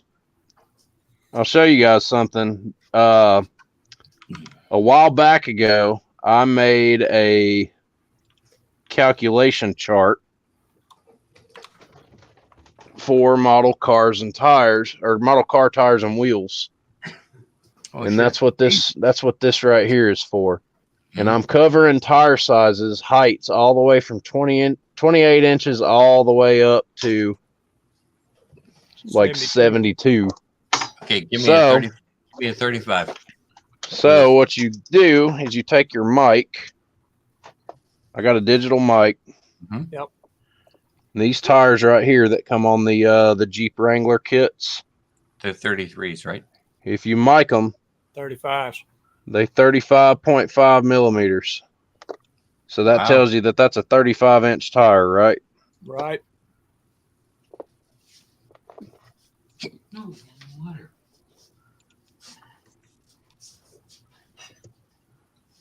So 50. That's a 50. That's a 50-inch tire. As a Jeep owner at one point, you can't pull that tire. You can with a set of 456 gears. No, you can't. You'd need a 5-something gear for those probably, but this is my box of tires and shit that So literally, it's 1 millimeter per scale. Yeah, what I've figured out when I wrote this all up was I scaled everything down from 1:1 to 1/25, and I got the inch conversions first. So 66 inches is 2.64, 72 inches is exactly in 25th would be 2.88 inches. And then what I did was I got on Google and I found out each one of these measurements. I come over here in this bracket and found out what each one of these measurements in real life in inches would equate to in millimeters. So 38 inches scaled down to 1/25 would be 1.52. And then I go over here and that translates to 38 millimeters. And I found that millimeters is just, it's a 1-to-1, almost 1-to-1, almost 1-to-1, basically. Like right here for a 61-inch tire, I don't know how well you can see that, but that's 61.9. It's basically 1-to-1. 1-to-1. So, yeah. The most if you Jeep is 1/24 scale. Yeah, so if you take a micrometer like what I've got here and you mic this tire right here, and it comes in at 44.7 millimeters. That's a 44 to a 45-inch tire. In 1/25 scale. And 1/20. So what would that be? This is all in 25th because the most modern Jeep is actually in 1/24 from Meng. Yeah, I went off what I thought was the more dominant car and truck scale for me. I've thought that 20. From what I've learned, there's more 25th scale stuff out there than 24. All your American is 1/25, especially newer. The older stuff is 1/25. And then the other day I got these in the mail. I want to meet the American that told the Chinese guy that it would be a good idea to make a 2-door Jeep over a 4-door Jeep. Nope, I gotta jump out, man. My buddy's here. Everybody take care. It's good to meet you, boss. One up north, man. Yeah, nice to meet you. I go, man. Nice to see your face. I just got these in the mail yesterday. And he's outdone himself. Hey, Justin. Joel over at Iceman Collections really killed it on these wheels. Yep. I just looked at those today. That's your rears, and they're a really deep dish, nearly concave style wheel. And then you got your fronts. Not 24, right? I believe they're 25th. And he sent me Most over. JDM stuff is 24. That's what I'm asking. He sent me over a set of carbon ceramic style discs with separate rotors, which I thought was really cool.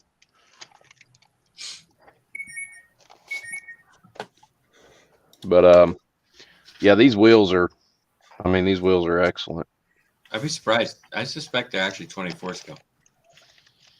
They're really majority of cars are actually 24. Like modern cars are 24 scale. So.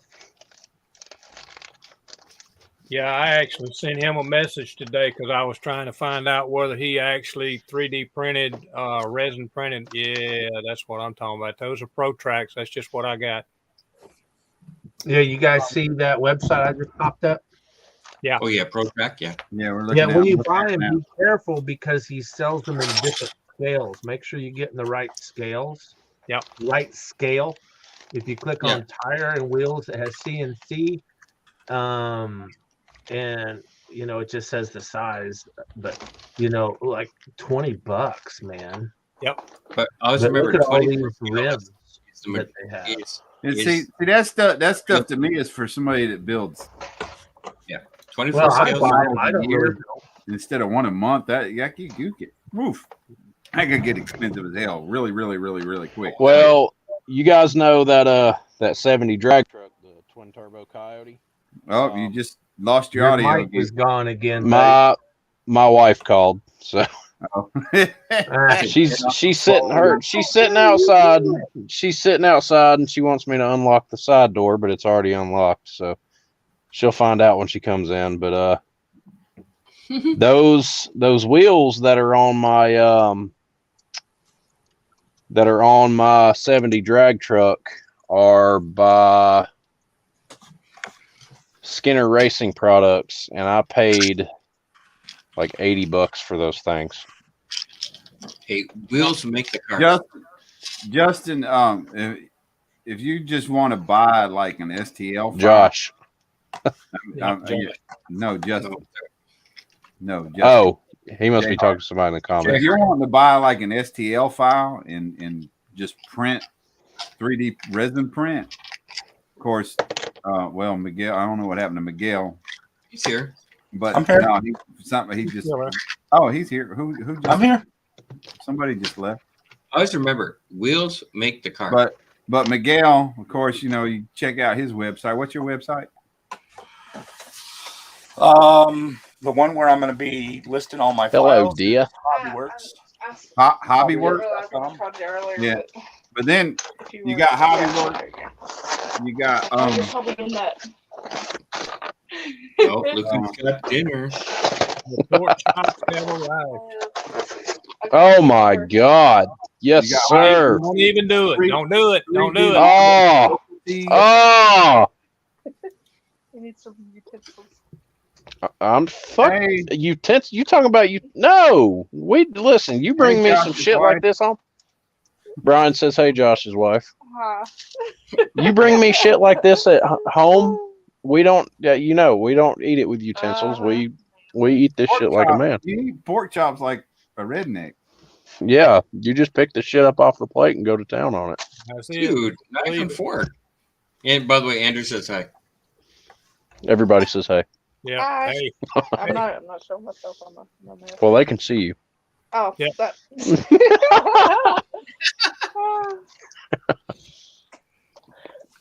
Yeah, she puts up with all this. She puts up with all this bullshit. So. Oh, dude, she's new. So she's standing right there, so we can ask her how she feels about the B-52. Then, right? Absolutely. Oh, did you get the? Idea. You Which, me to yeah, but at at first you were like, when I got it out of the box, you were like, Which version? That's not going to fit in your display case. Which version? Where are you putting that? The 35 scale or the 20, 48, 48 It's scale? it's a 70-second If scale. I had any gripe that's- with it, is that I want to be the one that dusts it. Well, it's going to need dusting. 'cause Yes. It ain't fitting in no damn display case. I'll tell you that. It's too damn big. Yeah. Don't worry. No, here. Can she hear us talking? She probably Yes. can't. No, She can't hear us talking. Right? Andrew's asking, can she hear us talking? No. Mostly. She said mostly. Okay. Okay. Airfix just announced for 2022 a late entry. The Lancaster in 24 scale. The wings are 1.2 meters long. That's big. Yeah. That's Might be another one. that's almost the 4 B-52. feet. It's almost 4 feet long just for the wings. Hey, Justin. Well, that's like I told these guys earlier that I want to build a Revell wait a minute. 1/44th scale. Before you get to that, AN Before you get to 225. why didn't she bring us all pork chops? Yeah. We sold out. That was the last one. That's Well, look, now I've got to go back down there, cook all this That's a- shit, and I've got to drive to all 6 of their houses. yeah, that's a piss poor excuse. That's bullshit. I just finished eating a Hey, Italian listen. salmon full, so you only got When I link up with you and Fred for Acme, I'll be sure to bring you some pork chop down there. Oh, there's going to be plenty of eating places around us. Yeah. And if Jeff is there, we'll have to go to the Waffle House at least once. Yeah, I know you, Brian. That's a joke. When are you gonna come Well, to Canada? don't they all have- didn't they All say we they like want you to salmon do, food so Josh, is dragon? tell Yeah, he's us going to have to. He's going to have to overnight it to you. Okay. Yeah, we'll box the shit up and send it to you. Just right. Just overnight it. Put it in a cold box so you can nuke it. We'll just expedite the shit out of it. Hey, It's only best when you get it straight from the kitchen in the restaurant. Yeah, this is true, especially pork chops. Pork chops. You're talking to the chef here. But of course, the But- chef. the other night I was looking online and I was talking to Fred and Brian about this. Up until the other night, I thought that the biggest scale you could get a Antonov AN-225 in, which is was the biggest plane on the planet, was 1/44th. This company called Modelsvit or Modelvits, whatever, they've got a 72nd scale version of this thing, and it is fucking huge. And by the way, the plane that's based on got hit during the invasion. It's destroyed in its hangar at Hostomel Airport in Ukraine right now. There are other ones that are still out there, but yeah. Well, it was the only one that's operational. There's only one other airframe for that plane in existence, and it's in a warehouse in Kyiv. Why do you call it Kyiv? It's Kiev. Oh, by the way, Hey that's man, only because I'm American. They call it Kyiv now. And by the way, I'm American. I only make that thing because my best friend is she goes, it's Kiev. She goes, and I'm Ukrainian. We call it Kiev. Yeah. Yeah, I'm American, so. Are you really? No, he didn't notice the accent. No, you don't notice the accent and the fact that I'm eating fucking pork chop by hand right now. No, actually, it was basically how you said, I'm American. Because you didn't say you're American. You said, I'm American. I'm American. Let me see if I can find a picture. Mr. Darby, what are you doing? I'm American and I say Kiev. Yeah, but what are you doing? What am I doing? Yeah, man. I'm just doing some renders of a Camaro. So between you and I right now, we have about 40 years on YouTube. So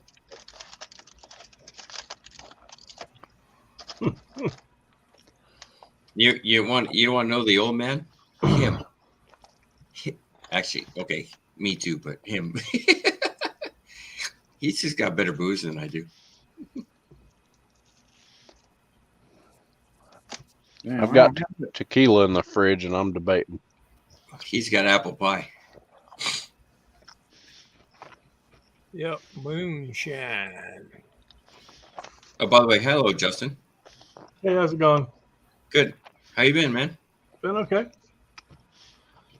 He's been all Busy. quiet. Been really, really busy. You got a haircut since the last time I saw you. No, that ain't happening. Nah, he just got it pulled. That ain't happening anytime soon. Okay, you flicked it back, I guess. Yeah, it's pulled back. I was Yeah, finished. so did I. So did I. I did the same thing. Yeah, they're gone. 'Cause if I go out to eat or something and I don't have it pulled back, it's like in the way. So. Damn, I want a pork chop right now. Well, you better hurry up and come get it because it's getting gone. I had it. I can't find it. I had a picture of an Anthanol that landed. I don't know where. I can't find it. I must have deleted it. It landed up. It landed up at Greenville Spartanburg, and the tail numbers and letters. Mm-hmm. They were literally UCRT.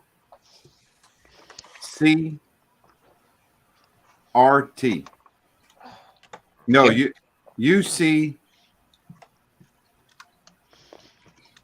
What was it? What was it? URCNT. UNCRT. Okay. No. Pick some letters, Brian. Pick some letters. URCNT. Your cunt. Oh, okay. I was at an air show here, and I walked through an Antonov. That thing is huge. Yeah, I've never seen one, but I've been told that big trucks just back right up the front end of them. No, they can park inside it. Yeah, they back up right inside the front. The front nose. The cone. AN-225, the plane that was just destroyed in the Ukraine. It holds all of the world's freight records for air cargo. Holds all of the world records for freight cargo, for time, flight time, for weight. It holds the record for the heaviest single piece of cargo ever moved by air. Which I believe came out of Canada when they moved And you know, railway engine car. I've never seen one, but train. We service the Charleston Airport, and they have the Boeing manufacturing facility there, and they have the Dream Lifter, and that bitch is ginormous. But I've never seen an Anthanol yet. That Anthanol. Well, there was one of them in its hull and flew it like it didn't matter. Like, can you imagine? They said the plane was rated to carry upward north of 250 tons. This generator, a gas generator by itself, weighed like 189 tons. They backed this thing into the jet, strapped it down, and took off with it like it wasn't even there. Exactly. Oh, it's amazing. And they only built one of them. There's a second airframe in a manufacturing warehouse in the middle of Kyiv somewhere. And they talk like if they can get the funding, they're going to roll that airframe out and rebuild the plane. Terry Hobby Barn wants to know what restaurant your wife works at to make a pork chop like that. The restaurant that she works at is called Willow Tree Inn, or Willow Tree Catering, Baking, and Restaurant. Willow Tree Catering, Baking, and Restaurant on Facebook, and it's located in Robbinsville, North Carolina. Oh, it's funny you say North Carolina because they're asking at work. We're like, I got like 9 restaurants we're like, they're all looking for a new barbecue sauce for our wings. I went, red sauce, Carolina red sauce. Okay. And they're all like, no, what's that? I went, oh, it's mustard based. And they're all like going, never heard of it. I went, it's amazing, guys. What were their thoughts when they were thinking barbecue sauce?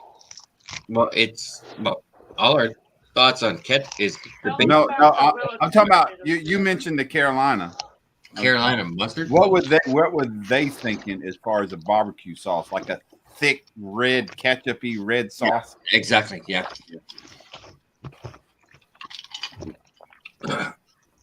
I'm like, oh, guys, let's go way outside the box. Let's go a light red Carolina mustard based on mustard and vinegar, not. It's got all the same ingredients except for it has mustard in it.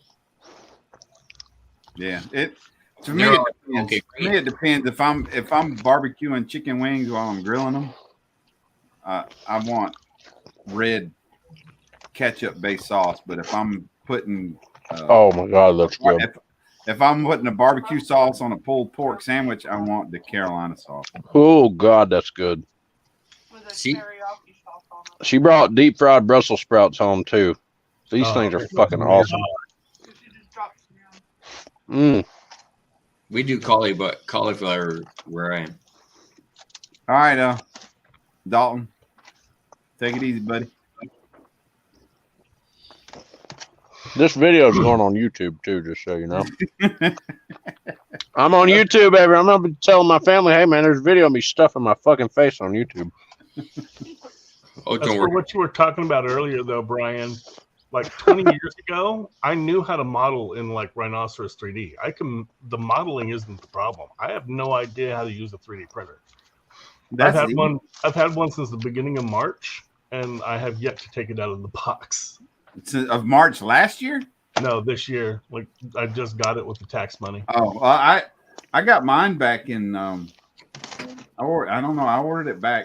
Yeah, that's the 225 Friday sale. That was still on. Matter of fact, the Anycubic is still on sale, and I just done a test print this week. So yeah, I grabbed the mono. I just ain't had time. I had to get somewhere to store my models. And, yeah, I ain't had time to plug it in or nothing. I'm gonna devour you. I grabbed the mono 4K. Can you see a little better now? You got the mono 4K? I just got I grabbed the mono 225 in the wash and cure station. I got there. I got it with the wash and cure station. It ain't nothing but putting a USB stick in. You should go, Terry, and go see what that thing looks like right now. It's pitiful. The test print is just you sticky. Well, I can tell you this, and maybe Miguel might know, but the test print, the cube that comes on the stick, that comes on the USB stick, it's an Anycubic cube. It's a box. Yeah, it's like a cage, and I guess mine is sticking to the FEP. It does what it's supposed to do on the so full. Plate. Holy shit! But it gets about a third of the way through the cube, and then the top of the cube, the very tip top of the cube breaks, and it's like, I guess it's sticking to the FEP. I don't know if it's breaking off or if it's sticking to the FEP.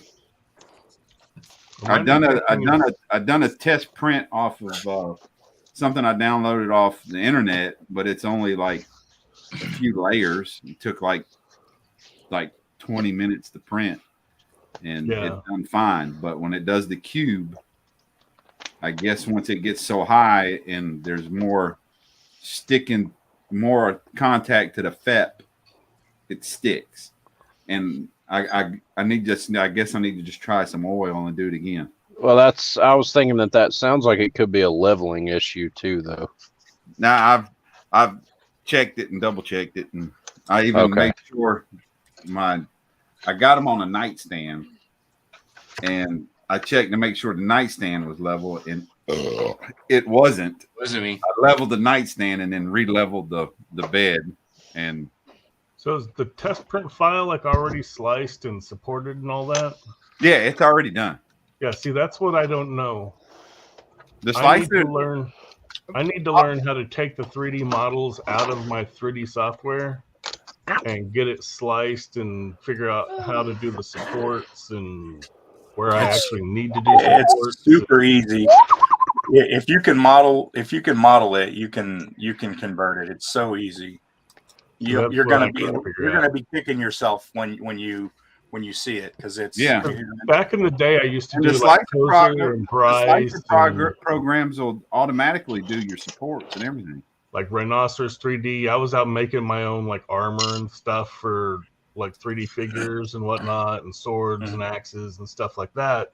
Because I did like 3D and 2D fantasy artwork, so I know the modeling side of it, or at least I did 20 years ago. I don't Well, that's know the hard part. I don't know how to get it out of the printer, so You just gotta hopefully, export it as Where an is? STL file, right, Let me have that Mobius box, please. What's that, Brian? You just got to export it out Thank as you. an STL file. Yeah, in the modeling software, you'll have an export option, and you wanna be able to export it as a STL file, and then you have to open the STL file in a slicer program. Your printer comes with one on the thumb drive, but I don't like the one that comes with the Anycubic yeah, a printers. lot of people say they don't like any Cubics slicer, like they use either Their Chicken slicer, Box yeah, or the Lychee. slicer is buggy. It's garbage. I use Chitu Box, and I have the Mono 4K as well. I have a Mono 4K, and then several of the Photon Monos. So you like Chitu Box? I use Chitu Box, and it's literally in Chitu Box. You open the or when you open Chitu Box, you're going to click the little folder icon. You're going to open your STL file. You're going to position it where you want it, scale it, whatever, if you want to scale it to a different size. And then there's a tab at the top where you click and it takes you to the supports. And you can literally click the automatic button and it'll do the supports for you. Then you go click back to the tab to take you back to the main screen, and you click slice. And it takes about 20-30 seconds, and you click the save button, put it on your thumb drive, take your thumb drive to your printer, click print, and it'll the screen will come up and show you all the files. You pick the one you want to print, and you're off and running. I mean, it's super easy. Cool. I'll have to go grab Chitu Box. I grabbed Lychee or Lychee. I've heard a lot of people. I mean, when I was doing my research, I tend to do like Google searches, top 5 slicers, top 5 this, top 10. Yeah. Show me what everybody else is saying is their top 5, and then generally I'll go look at the ones that appear on all of that lists or all of those lists and figure out which one I want to use, and that's what I did. And Lychee, Are you using the free and version, Chitu Miguel? are probably the two most popular. Yeah, What's that's that, Brian? what I saw. So I just grabbed Lychee and. You're just using the free version? But Yeah, then again, like I said, I still version. haven't even taken the printers out of the boxes yet. So. Well, the printing That's portion the hardest part, as far as I'm concerned. The printing portion is the easiest part. I've got to.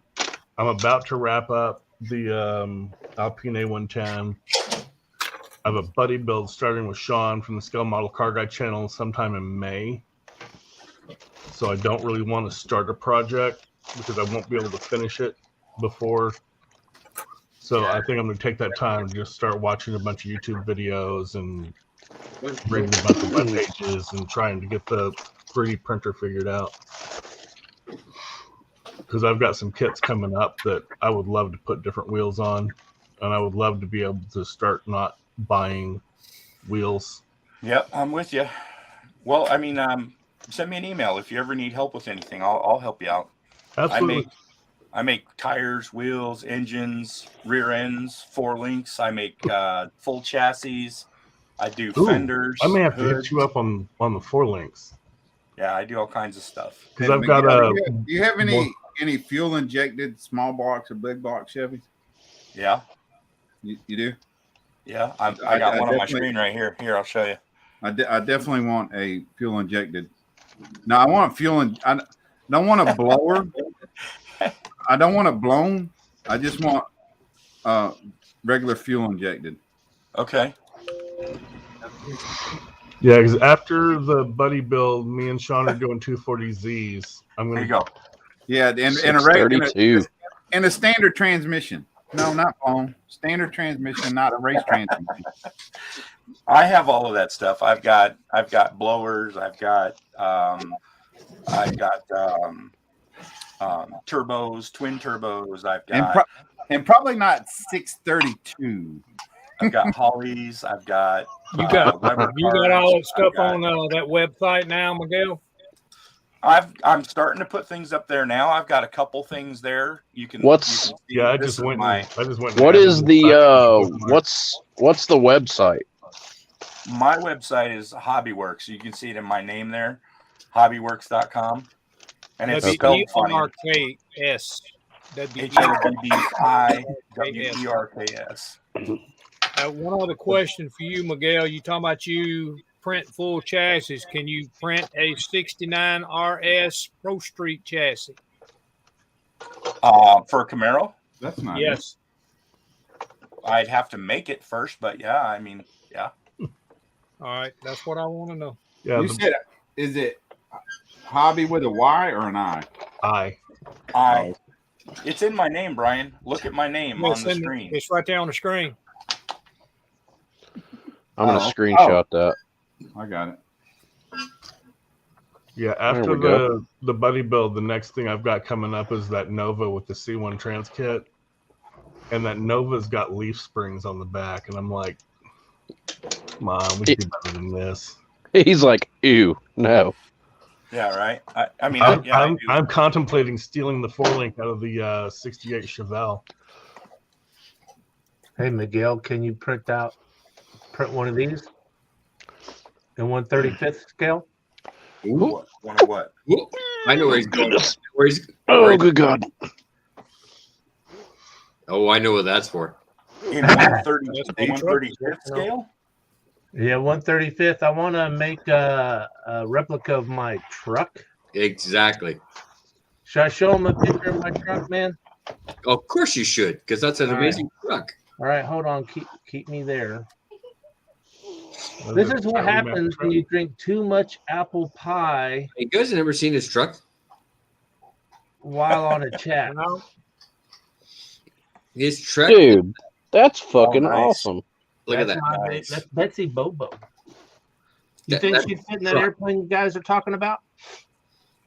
Look at that truck. So people, you might think that if you can eat a pork chop with your hands makes you an American. All right, let's start talking about some shit now. Tell me that shit got sent over here on a C5 or a C17 or something. I don't know. No, I that's want to know how you got a single axle. I've never seen that truck with a single Somebody, I didn't get it this way. I was drunk on eBay, but someone actually Yes, you were, cut 'cause I remember 3 feet that off night. the You were frame and so drunk. took an axle off. The things you buy when you're drunk on eBay. No, I think Andrew was on the. I was on a group chat, man, yes, and I think Andrew was on it. I was.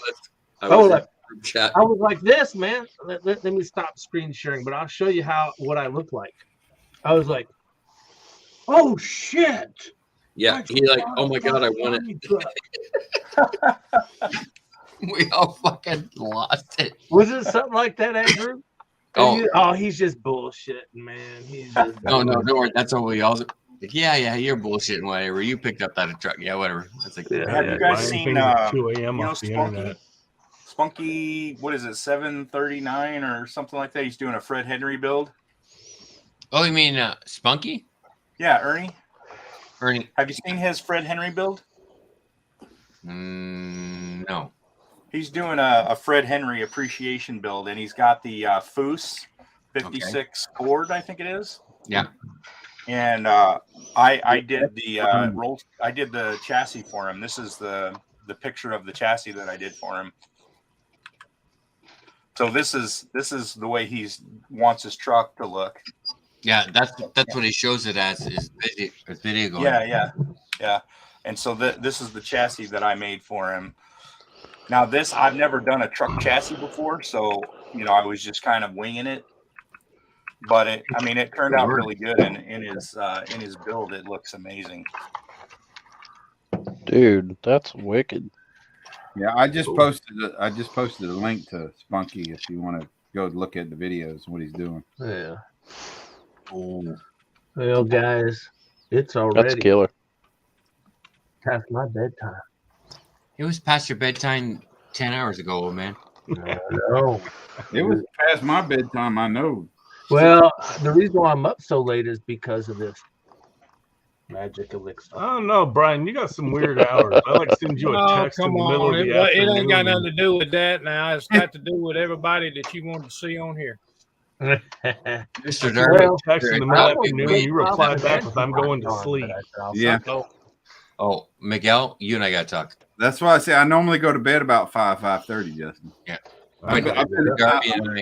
I'm closing in very, very close to 24 hours I've been up now. Yeah.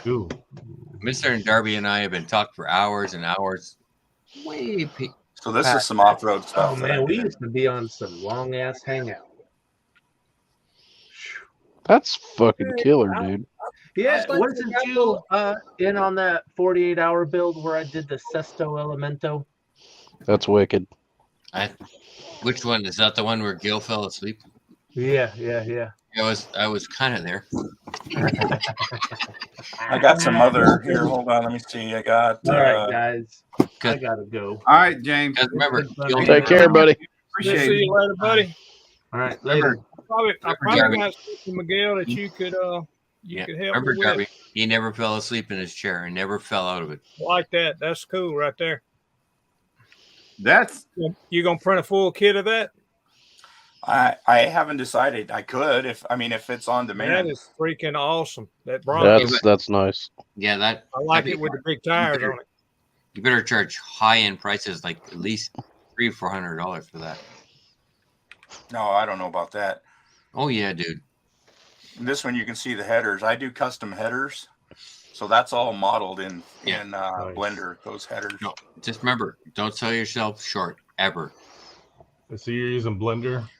I did a Bronco, I did a Blazer, and I did a Ram Charger. Let me see if I can find the other ones. Oh yeah, here's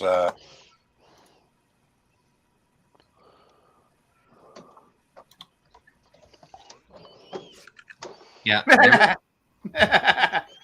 I saw that. That's hilarious. Yeah. Never sell yourself short, my friend. Okay, Terry. That is fantastic. Terry one. Yeah. We'll catch you later, Terry. Later, Terry. No problem, Terry. You ain't got to thank me for that, buddy. We let me see. We enjoy having you, man. Terry, man, you be good.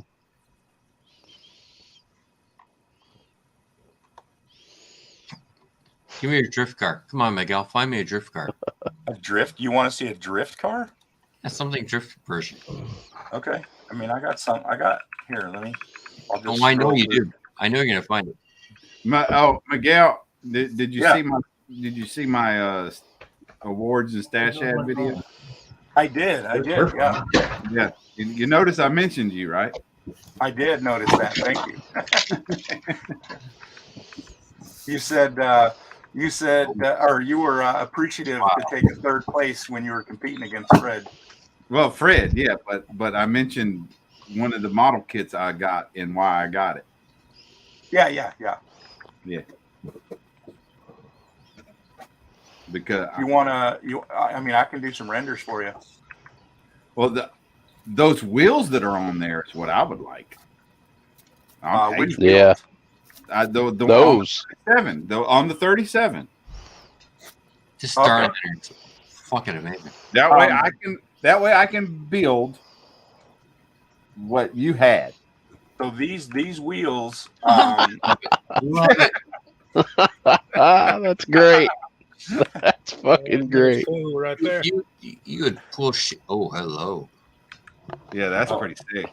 Oh no. Right here, I'll give I got you a the 64 T5. Fairlane in there. That's pretty badass. Oh, you know what? I don't know why I'm taking the long road. I can just go down here like this. Sorry, guys. You went by the GT. Wow. Wait, whoa. Go back. Right. Go back to the truck. Oh, wow. What? That's nice. That's a That- 378. That picture in the background is Terror. Which is the Cherry from 379. what is it? What's his channel? Big Country or something like that. Oh, Big Terror. Yeah, Big Terror. And He I used to think drive that's a truck, and that's a picture of his truck. Yeah, I think that's a 379 in the background. You can only get a 378 as a model. Yeah. So I was working on that just to kind of, be cool. But let's see here. Here you go. There's some drift There we stuff. go. We get some GT. Nice. Yeah, I like those. Got two of them up there on the shelf. And those are complete kits, right? Those whole things can be printed off as a kit. Some of these don't have. They don't have the engine model. But I mean, it just takes it's just about how much work I want to put into it. I can turn anything. But is what I'm saying is you could technically sell the individual parts. Yeah. As a kit and do a curbside. Any of this stuff. Yeah, curbside. Oh, nice.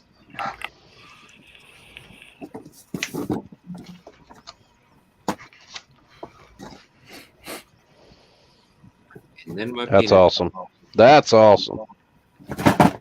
This is a color that was designed by a buddy of mine.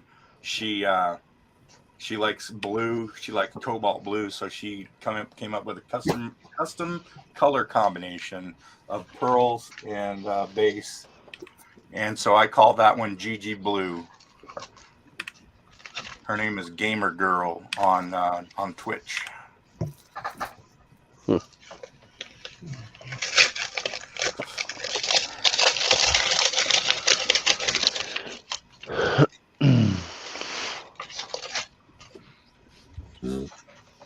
See, me having a Mustang, you're making my sticker pack out right through there. My sticker pack.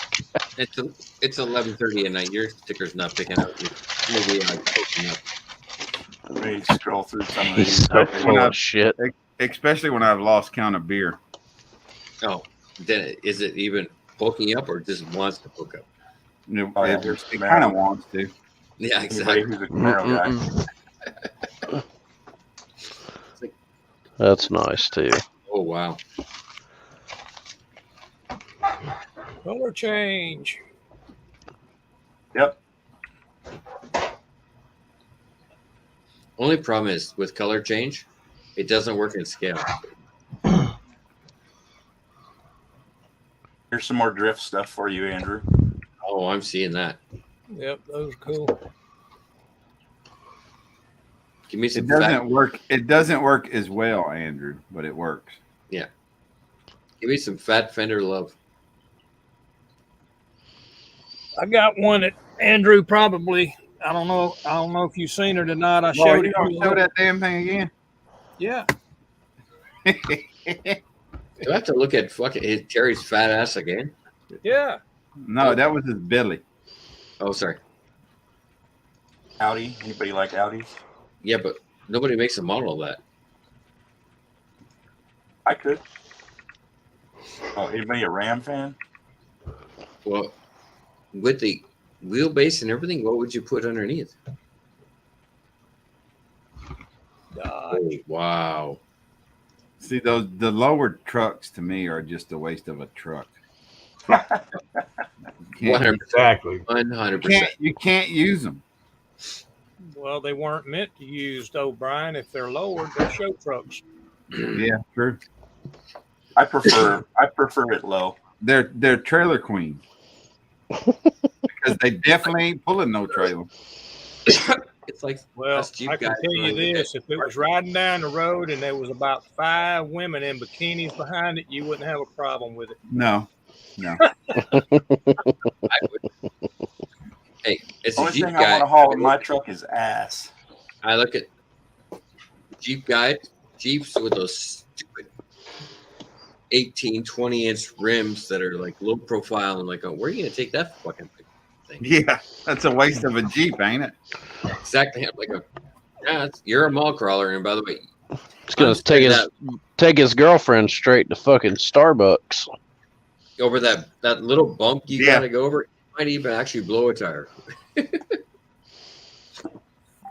That Viper with them wider profile wheels on the back looks like a Calvo Viper almost.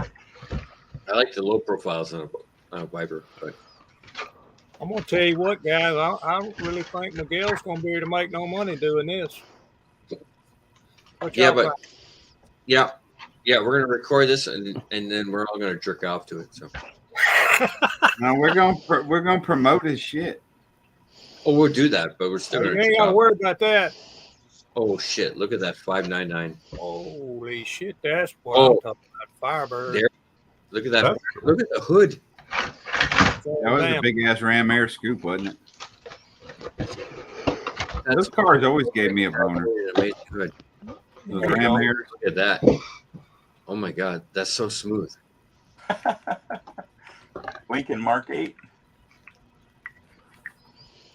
That's kick ass. There you go. That's what I'm talking about. I got one of them sitting out in the yard. Yeah, Camaro. I'm a Camaro guy. I got a 94 sitting out there. That's a 2000 and up. I used to have a 98 Z28 convertible red. Now I've got my wife's got a black a 2013 convertible SS that's black, and I've got a white coupe that's black SS. Mm-hmm. It's more wide body stuff for you, Andrew. Oh, you know I'm loving that. Andrew likes the wide body. Hey, but wait a minute, Bella was tiny. Why do you like wide body? Because she taught me how tits were amazing. She told you what? Tits were amazing. Badass right there now. Yep. That still don't make her a wide body. That's a Supra. Yep. She was got one of them right up here on the shelf. Dude, she was, the ultimate S or whatever. The ultimate ass? S. S? Or sorry, yes. S body. Wide body, narrow hips, ass. Oh. Yeah, she had it. I never thought an Asian could have it, but she did. Mine did too when back in the day. After being sick a couple times and going up and down in weight. Yeah. I hear you. Dory, I hear you. She ain't have much for breasts. You don't need to keep doing this to us, Miguel. You can hang your hat on her. Yeah, man. On her nipple. You know what? You're killing me. I've got an album in my notes on my phone saved as planned car and truck builds, and Miguel is not making shit any easier right now. Oh, I'm telling you, ain't it? And I'm fixing to start spending some more fucking money because of him. Brian, when it I'm comes looking to at just about everything he's posting, saying that would be a cool build. Yeah, exactly. It's there. So what my heart's there for everything you said. Oh. Who likes the 40? That's beautiful. Badass for you. Yeah, that's badass right there. Wait till you see. All right, guys, I got to break it up. I got to get out of here. All right, Terry. See you, Terry. I'll catch See you, y'all man. next Friday, buddy. Get there. Be good, man. See you, buddy. Take it easy, Y'all, Terry. good seeing everybody. Now see, now you get you're going down and you're getting close to the replica I want to build. Mm-hmm. I got What is it you wanna build? 37 kits, and because you're going down in year models. I'm going up now. Mm-mm-mm. Here you go, creamsicle. That's awesome. And this is a That render was of like the the. one Fred Henry just built. This is a render of the Moonshine Runner that Fred Henry is doing. No shit. Yep.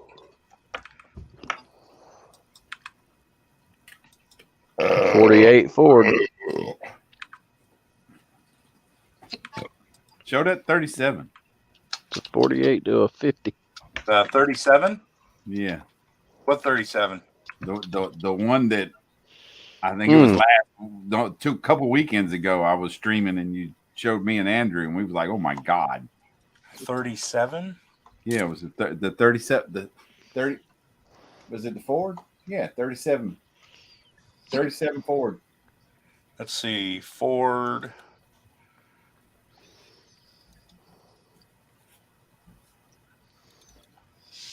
Not sure if I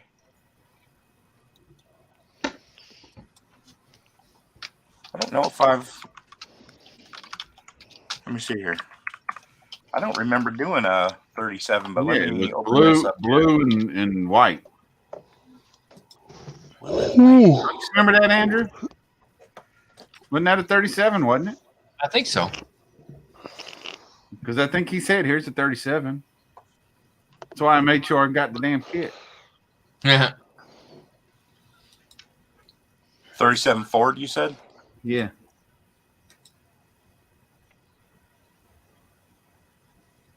Okay, let me see if this is this it? No, that ain't it. No. What is it? A coupe or? I got a coupe and a street rod. Might have been the coupe that you had a render of. I did a render of. Man, I'm trying to think what the hell that would have been. I'm positive you said it was a 37. Oh goodness. Was it a pickup or a? No, it was a car.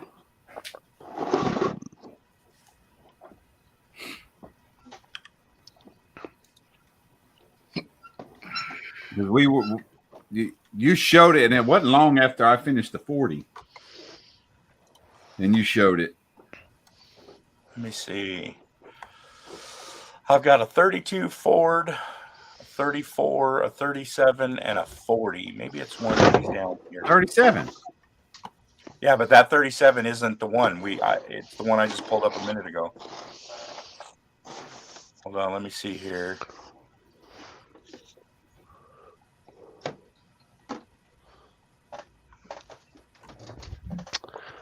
All right, fellas, I think I'm gonna turn in for the night. All right, Josh.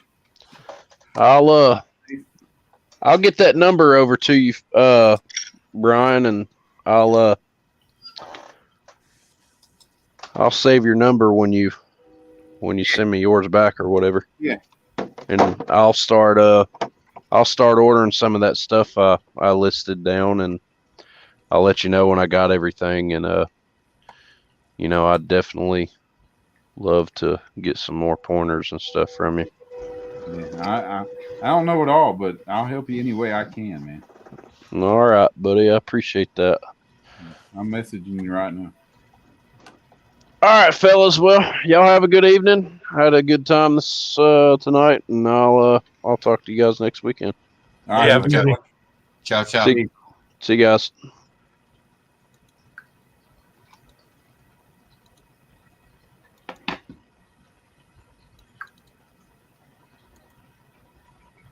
Now, unless it was a different year, and I'm pretty sure you called it as a 37.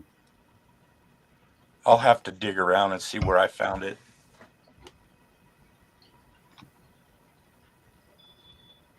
All right. Well, I got to step away.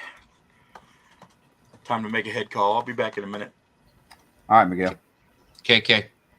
I'm gonna go get another beer. Oh, I'm staying away from beer tonight.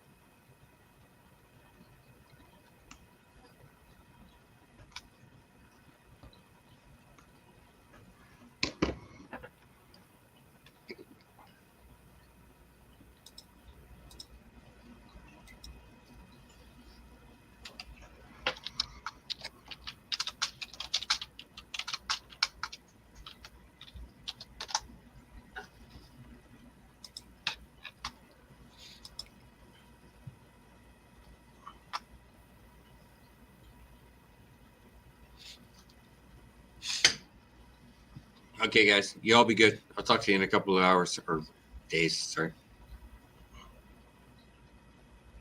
Take care.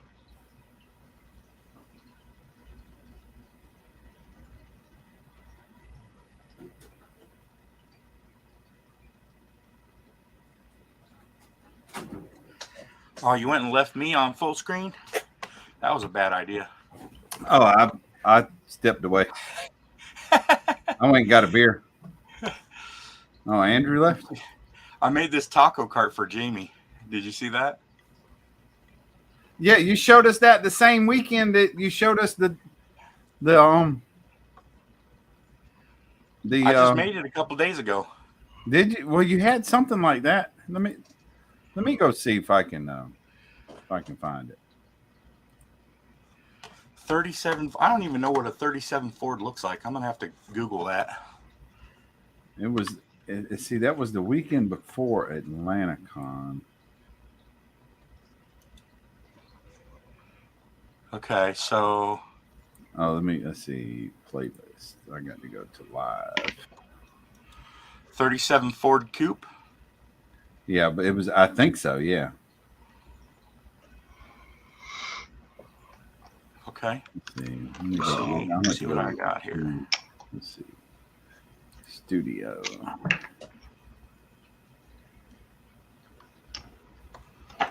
Content. Live.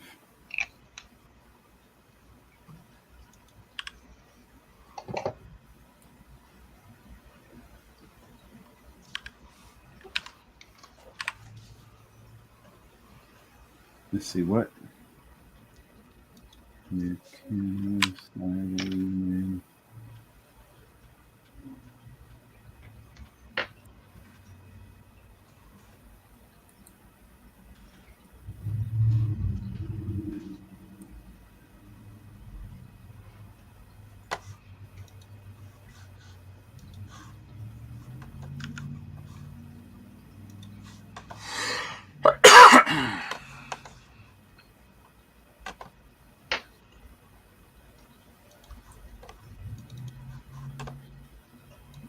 Let's see. That's not it.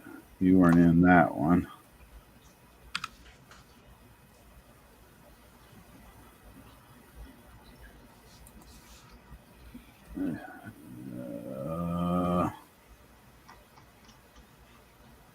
Oh, that's because that's the one that went long as hell.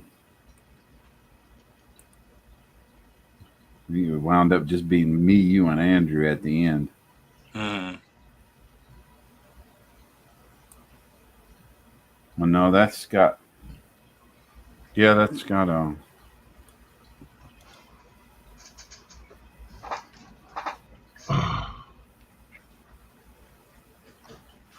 There it is.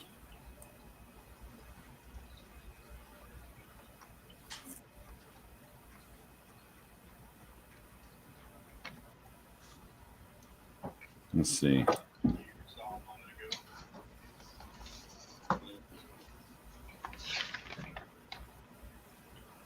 Showed us the cream. That's the creamsicle.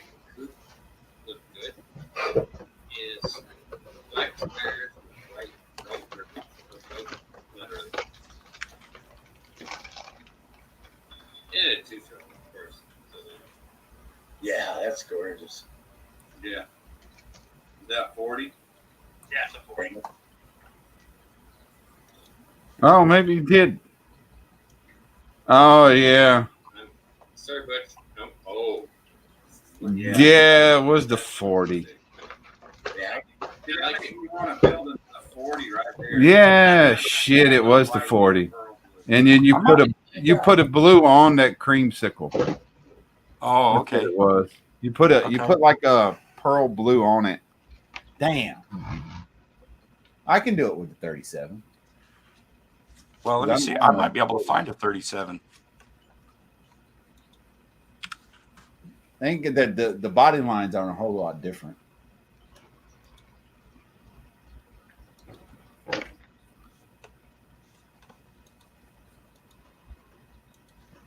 You had the you were showing the cream, what you call the creamsicle 40. Yeah. And then you put like a pearl blue in place of the that orange bottom.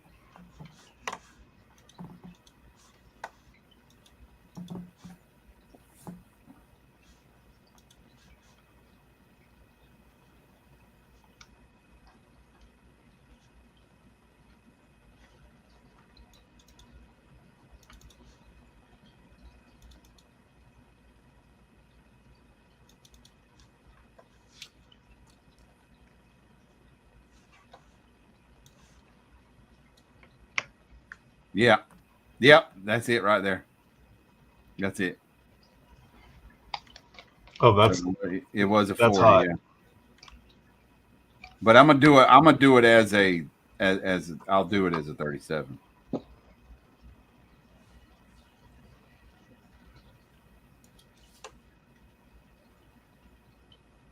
Yeah, but I'm not gonna do those I'm not gonna do it pro street like that. I'm gonna do a cruiser.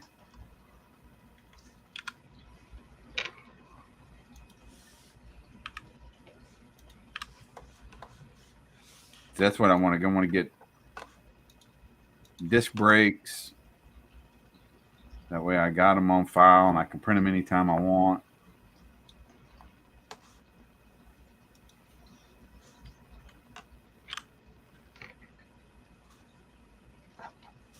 Yeah, that's going to be nice not having to send money to the hobby design for brakes. Yeah. Just print them off, and that way I can print and get like I've always liked the oh shit, now I can't even think of them. Torque, what is it, the torque wheels? The torque thrusts, the American Racing torque thrusts, and I've always been of course I'm a kid of the 80s, so that's what was out back then. American Racings and Kragers and center lines. Those and center lines. Those were the shit back then. You had center lines, you had Kragers, or even Valley wheels. Those were the shit. I'd love to have rally wheels that were 3-piece rally wheels where you could have the steel wheel, you have the center cap, and you have the outer what they call the beauty ring. Yep. Because the kit rally wheels just don't have, you can't paint that separation. Because you can't paint that separation.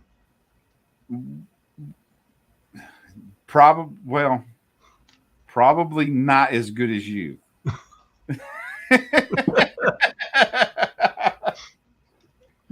Man, I've got 2- and 3-tone wheels down to a science. Yeah, well, yeah, with that circle cutter you have, that thing was sick. And I went back and I was watching your interview and I searched YouTube and found your review of it and watched it, and I was like, "That's fucking sick. That's cool as shit."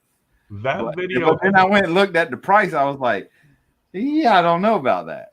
That video has 18 dislikes on it, and the only reason I can think of is because it's so fucking expensive. Yeah, I don't. You've done a very good explanation of how to use it. It's like $60 for a tool that only makes circles, but it makes absolutely perfect circles every single time. Like, oh, I'm showing this to the wrong thing. I'm showing this to the camera I'm recording on and not to the camera from the. That's why you can't see it. Right. What was that? Oh, there you go. Yeah, but see the actually focus. The rally wheels. And this webcam sucks. The rally wheels would be a real pain because those are literally 3 different colors. You got the center cap it's plastic, but it's chrome. And then the rally wheels are a rally gray. Yeah. And then the beauty ring is stainless steel. Oh yeah. Those would be a pain in the ass. No. Well, even no, because the center cap. What you do? So the center cap protrudes out 4 inches. So what you do is you get the measurement to where the beauty ring meets the center. You measure the diameter of the center, and you make a circle that perfectly fits that. You do then the beauty you ring take first. the outside and you put the outside over it so that you can just paint the center portion itself. Yeah. Then you take the inside of that mask that you just cut and you put it over the top so that you just have the beauty ring. And then you do your beauty ring. Then you go measure the diameter of your cap and you make another mask, another outside mask, and you put it right around so that it covers the whole wheel except for that center cap.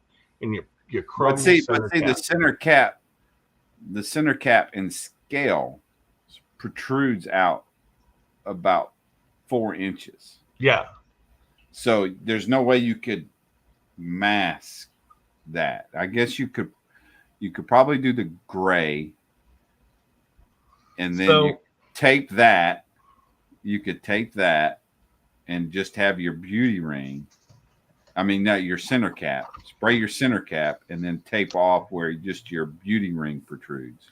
I'm gonna do some really crappy artwork here real quick. What's up, Doozer? Hey, Doozers. How you doing, Dwayne?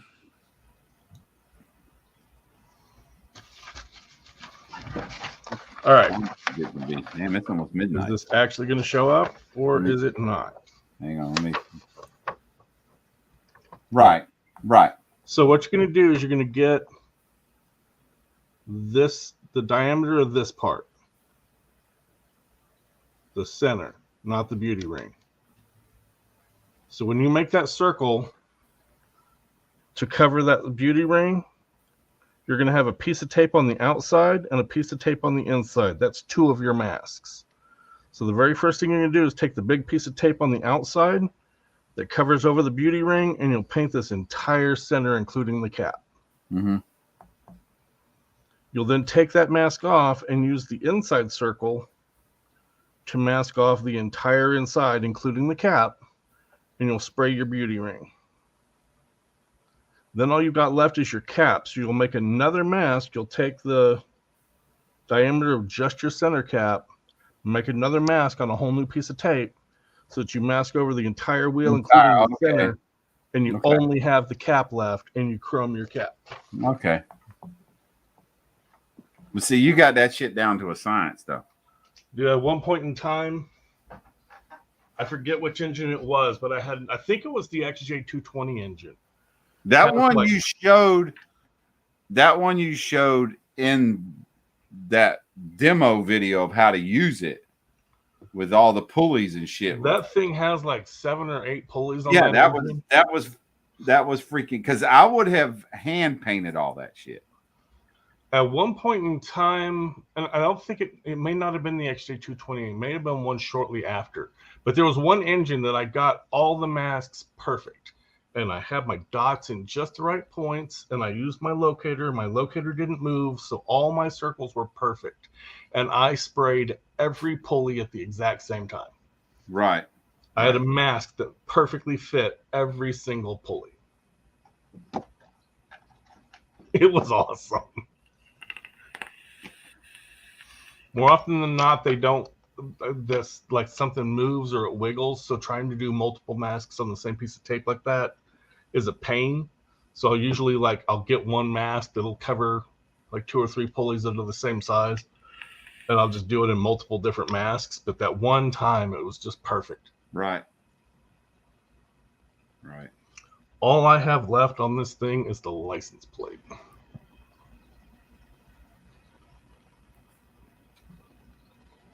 That's the A120. Yeah. I keep moving right. That's the one you melted the body on, right? Yeah, this is the one I melted the original body on. The upside to that is I've got spare parts. I'm getting to the point where I build just about as slow as you now this time of year. There's a lot of people that build as well as I do. I keep You trying to spend more convince time- you Chris spend more that he time on does the better video than he thinks he does.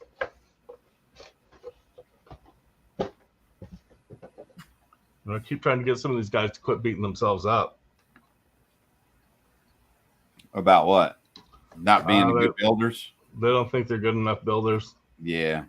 I'm like, come on, dude. You got to Yeah. give yourself some credit. You know, and you know, you've only been doing it for a couple of years, and you know you're real close to where I had this whole conversation with Chris. You know, I'm like, dude, you've only been building for like 2 or 3 years, and you're almost where I am. We do very similar detail work. Chris. Just don't do it on camera. You know, he doesn't have the gloss body paint down, but that's just a matter of learning to use 2K. Chris, who are you talking about, Chris? Chris from CD Scale Models. Oh, Chris Donatone. I don't hardly get to watch any videos. I don't get to watch any videos. I haven't been able to watch very many people's seen videos lately. I haven't honestly seen in the last, especially the last week, I've probably seen 3 videos, maybe 4. I broke down twice. Oh man. And then one day I spent, and it sucks being broke down one of those big ass trucks. Huh? And it sucks being broke down one of those big ass trucks. I wasn't like broke down on the side of the road, but one day my trailer went down on me, and I had to, on my way back from Savannah, I had to go by my house. 15 minutes up the road, 20 minutes up the road, drop my trailer, get with the shop guy.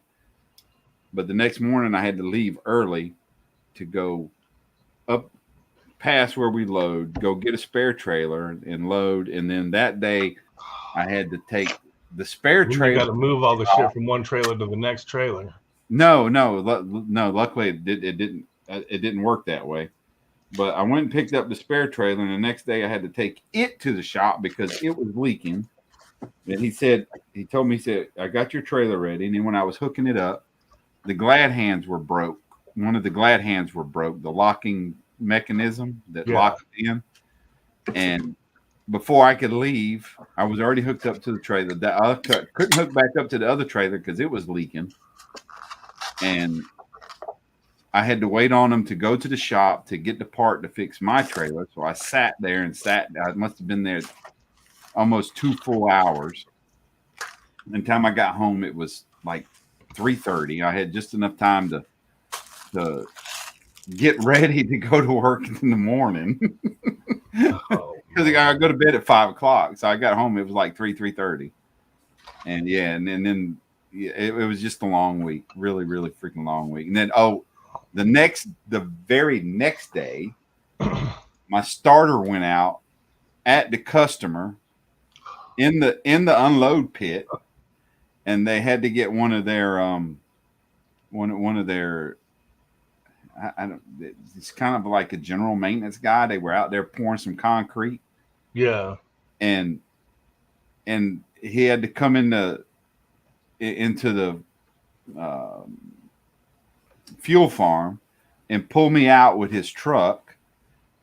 And then we tried to get it started with just a tow strap, and we broke the tow strap, and he had to go look for a chain. He couldn't find a chain. He had to call a supervisor. The supervisor had to come from the other side of the airport with the chain. We had to hook it up. You were having a day. It was a broken chain. That didn't help any. I had 2 or 3 really, really, really long days. Oh man. Yeah. Yeah, my work actually wants me to work now. Do what? My work actually wants me to do work now. They want you to go back to the office? I think they want us to go back to the office next month. I'm fighting it as long as I can. But they moved me off of, I was on a project where literally I sat around all day until like the last 2 or 3 hours. And then because it took that long for RF engineering to get us scripts, and then I just ran my scripts for the last couple hours of the day. They moved me to a project where there's field engineers waiting on us. It's like freaking 8 sharp in the morning, and it's busy all day. I'm like, y'all are really interrupting my YouTube video modeling time.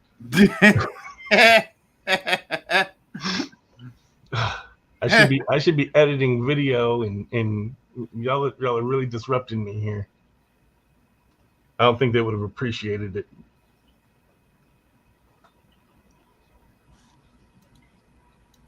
What are you putting in there? Valve stem or something? Oh, you just getting rid of the blemish? Oh yeah. I was just getting rid of the little blemish. Do you use, when you do your printing, what resin do you use on your monos? I use the 405 nanometer Anycubic standard resin.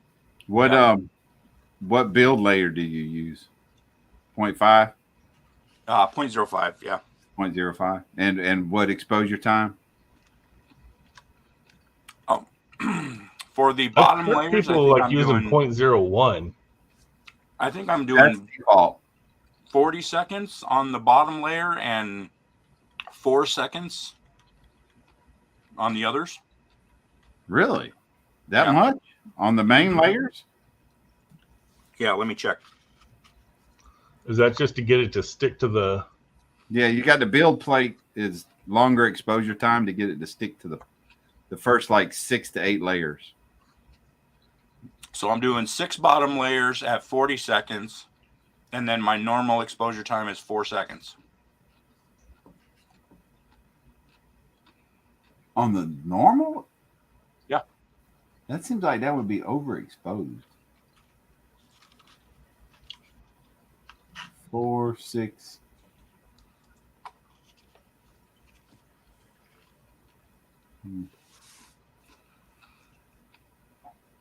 Because so if you pour a bunch of resin into the tank and you don't use it all, can you pour it back in the bottle? Yeah, you can, but you should filter it. Pour it through your paint filter. So just use my 190 micron paint Yeah, and filter. you can leave it. You can leave it in the vat. It's not going to hurt it. But before you use it again, just mix it up a little bit. Don't mix it with it. Use either your plastic spatula or put your glove on. So and just mix it take up. my Badger paint mixer to it. Yes, Andrew, I do. Yeah, no. Your Badger paint mixer wouldn't be a good idea. No, that's no. So the that would ruin your pet. The only danger in not cleaning out your vat in between prints is that if you have a piece of cured resin in there and the build plate presses it against the FEP, you could damage the FEP. But what I generally do is the only time I clean out my vat is in between print sessions. So like if I'm done printing for the day, then I'll clean my vat out.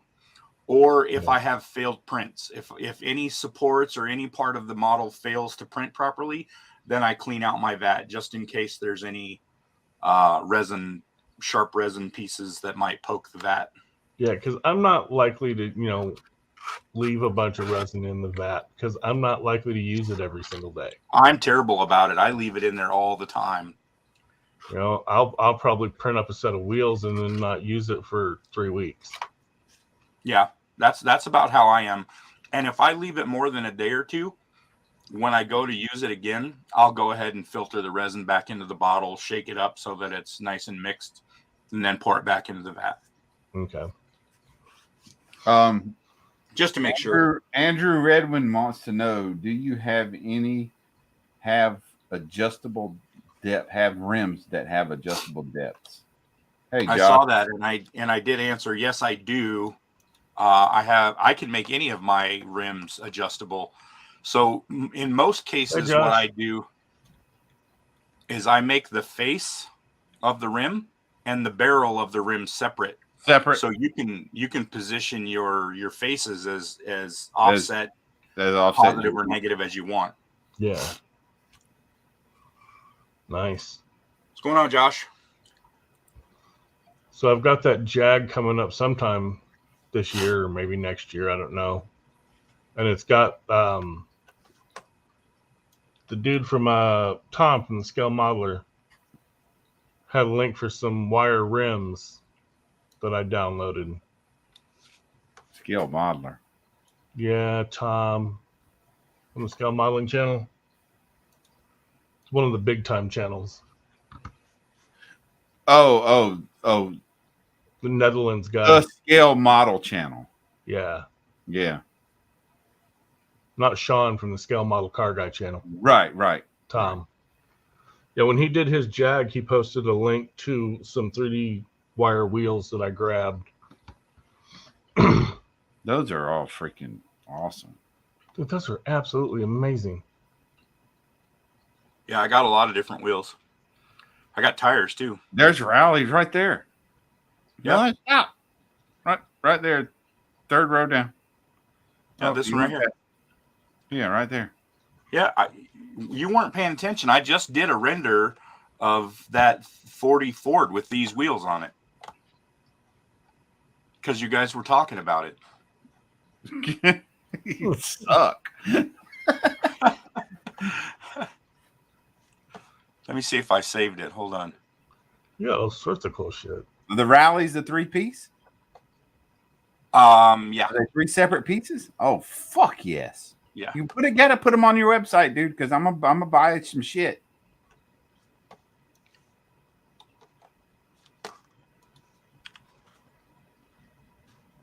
Oh, fuck yeah. What was this, Blender? So what I did was I went here. Yeah. I took this center section and then I made it a separate material on my render so that I could give it the body color, the blue body color. Oh, okay. Yeah. So here, let me see. Let me get rid of these.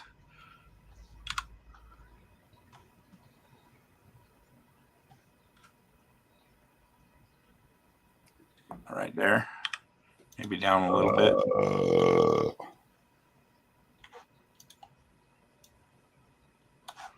That's nice.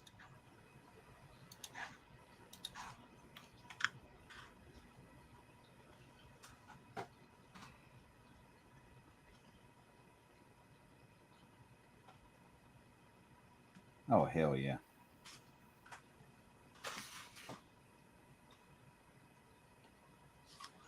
Done that shit while we was just fucking talking about doing it.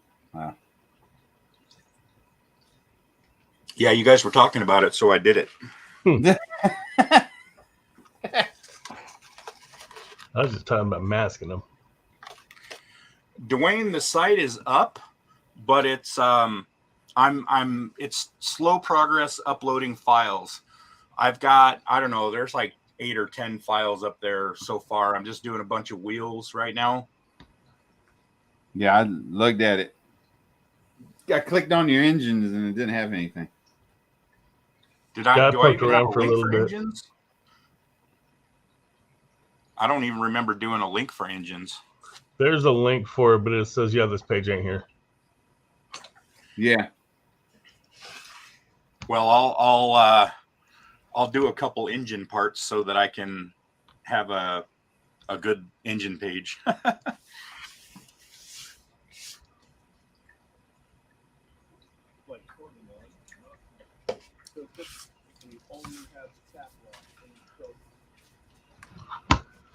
Oh, man. So there you go. There's your rallies. And those would be 3-piece. Those would be the Steelies.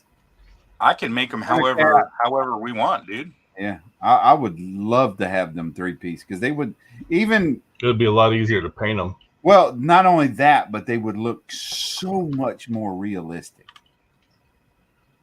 If you could paint the Steelies and then put that beauty ring on it, that would be freaking. It would look so freaking awesome.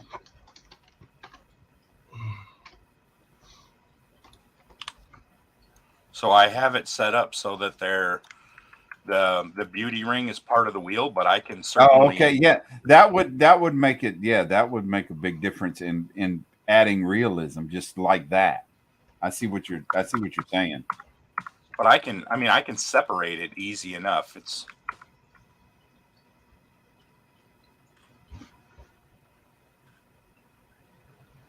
But that would add so much more realism. I mean, even if the beauty ring is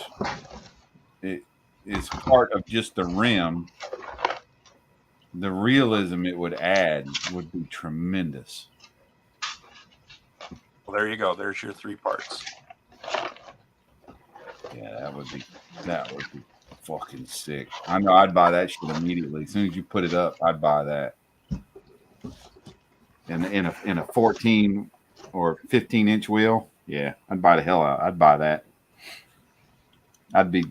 That shit would be almost every one of my Chevy builds for sure. The nice thing about having your 3D printer is you can rescale that, if I remember correctly. Sure. Yeah. If you want absolutely. 16s, you just scale up the file. Yeah, you can scale it up the file. Yeah. Yep. Absolutely.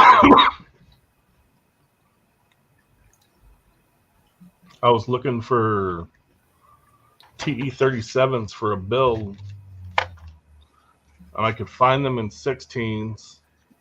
Dozers, it's right there on his it's right there. Miguel Hobby Works. Yeah, in my name. In my name. Like you say said, my though, name, say my name. like you said, he's working on getting stuff uploaded, so he ain't got a lot on it yet. I could find a handful of things, but I couldn't find the actual size that I needed. I needed like an 18 front and 19 rear. I couldn't find the 19 rear. Well, that's the thing about 3D printing is you got to forget what you want. You got to forget about looking for sizes. You look for the style, and then you scale it up or down however you want it.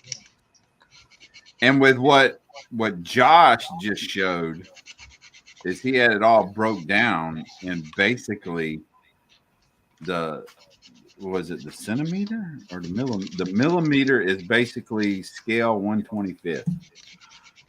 Yeah, it's about 1 millimeter to an inch. Yeah, I'm actually going to have pretty much what I came up with every time I was measuring wheels to buy aftermarket. So if you want a scale 14-inch wheel, you do it 14 millimeter. Yep. He had a full chart of it. I'm going to put a scale chart on my website, so that you people can see, what what size they need to scale stuff to get certain things. You people are just not smart enough. No, I'm just fucking with you, Miguel. No, I'm seriously though. I'm gonna have a chart that'll have the size 13, 14, 15, all the way up to probably like 24 inch. And then it'll have a column for 24th scale and 25th scale. And then it'll give you like the millimeter size. So you can see, how big it is in inches or millimeters for 24th scale or for 25th scale, etc. And Dwayne, it's in my name on the screen. If you see my name in the video, it's Hobbyworks with an I and an E. Hobbyworks.com. HOBBIWERKS. I'm posting a link. I got a couple things posted so far, but there are more's coming. I'm working on it. That's what I was doing tonight was getting files ready for that. Matter of fact, I'll go do that right now. I'll go put these rallies up there for you, and I'll give you a code so that you can download them. I don't want a code. I'll pay for it.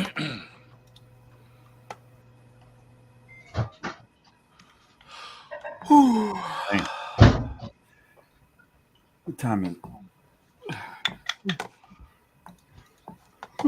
I'll be right back.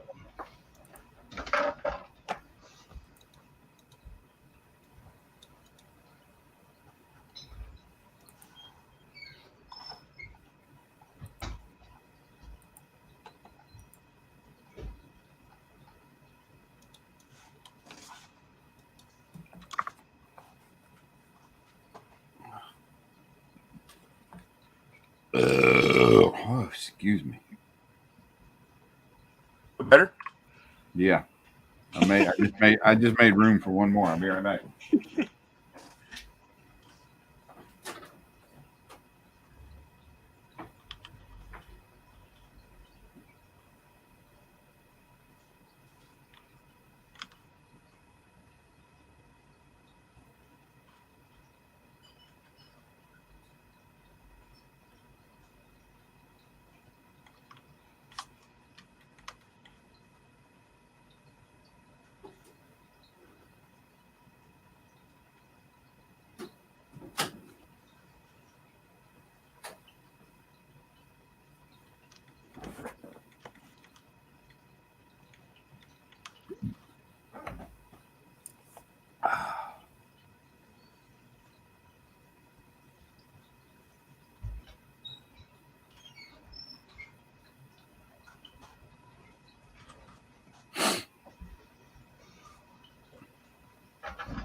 So would all of it size up at once like that?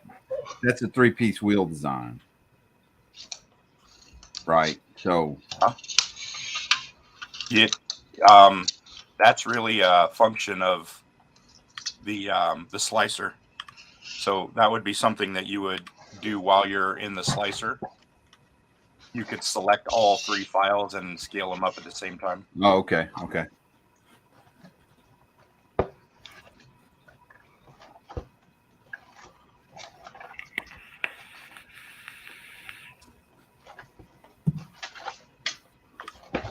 I do have a better piece of aluminum foil. All right.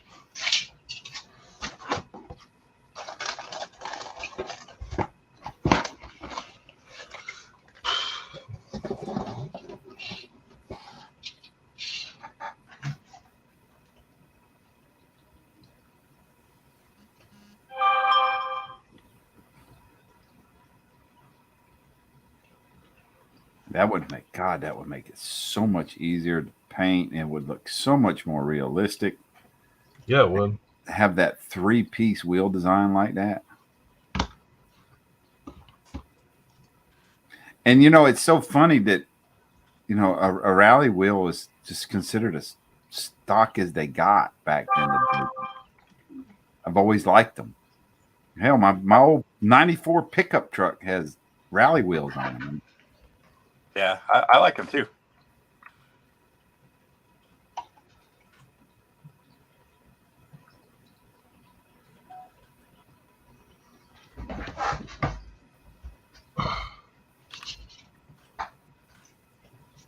Hold on, I gotta check on my Now, are you hollowing that out, or I'm going to make it so that it's thick enough that it's you can handle it without breaking it. But I'm gonna try to make it as hollow as possible. But then wouldn't that be a mount point where you would want to drill out and put a pin in so you could? What I usually do is on the back of the wheel, I put I use the pin, and some people want like a recess. So I mean, I can do both. What I started doing originally was I made the back of the wheel flat with a little recessed hole, and then I made 2 adapters. So one was just a cylinder, one was just a pin that you could stick in that hole, and the other one was a little cylinder that had a hole inside itself, with a pin that would stick in that hole so that you could fit a larger hub. And So it was basically basically the same size as the Tamiya hub adapter portion, whatever it's called. Like the Tamiya uses a 2mm rod, and I think Revell uses a female of some sort. I forget what the size is though. Yeah.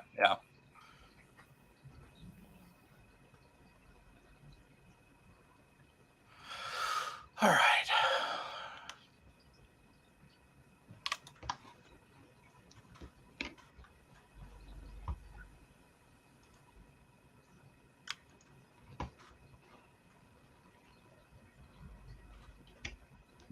Thanks, Josh. It's crazy how you just make it look easy.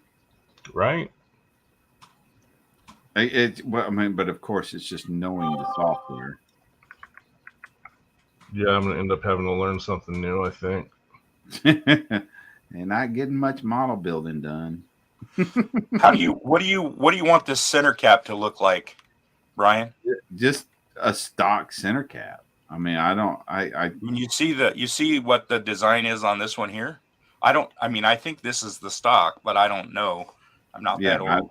I don't know right off the top of my head either.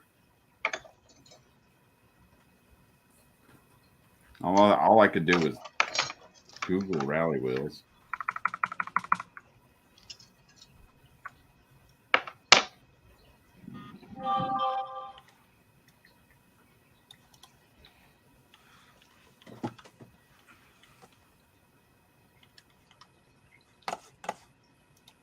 Let's take a look.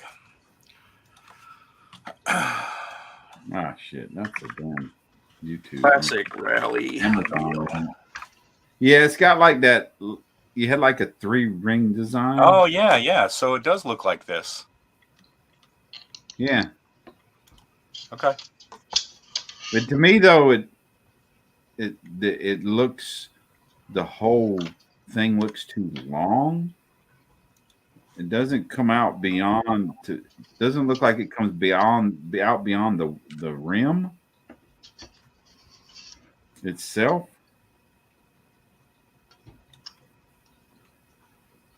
And that looks like it's going to stick out beyond the rim, the outer rim.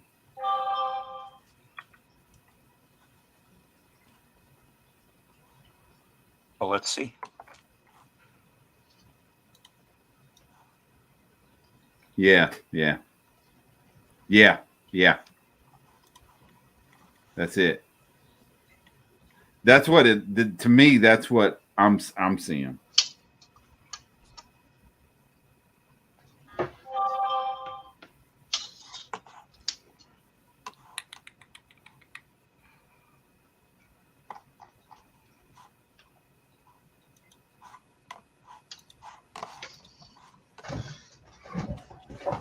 Oh, damn.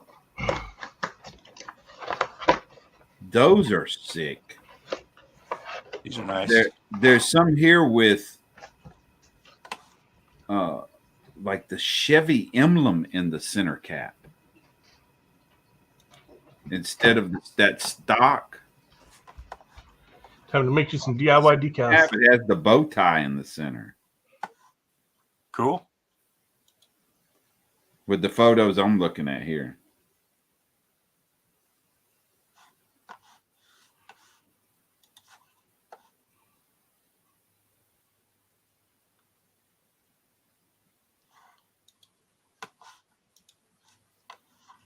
Oh, yeah, here you go.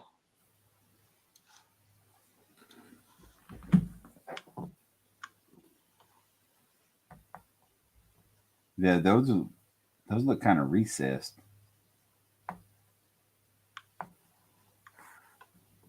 Ones I was just looking at.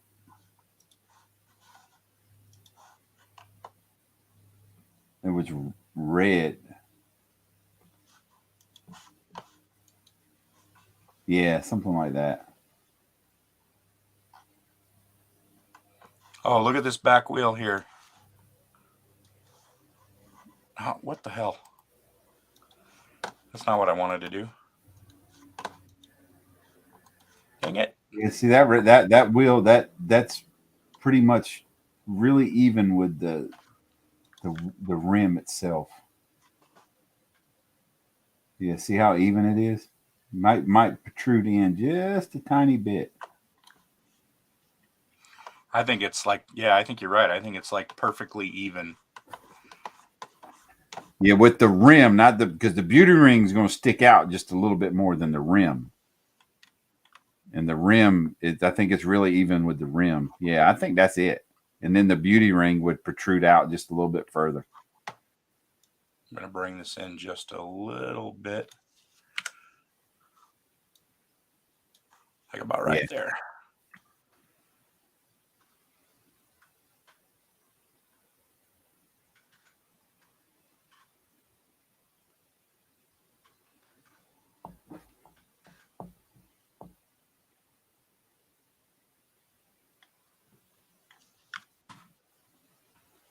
Oh damn! I got plans now, especially for the Fred Henry GB or not GB appreciation.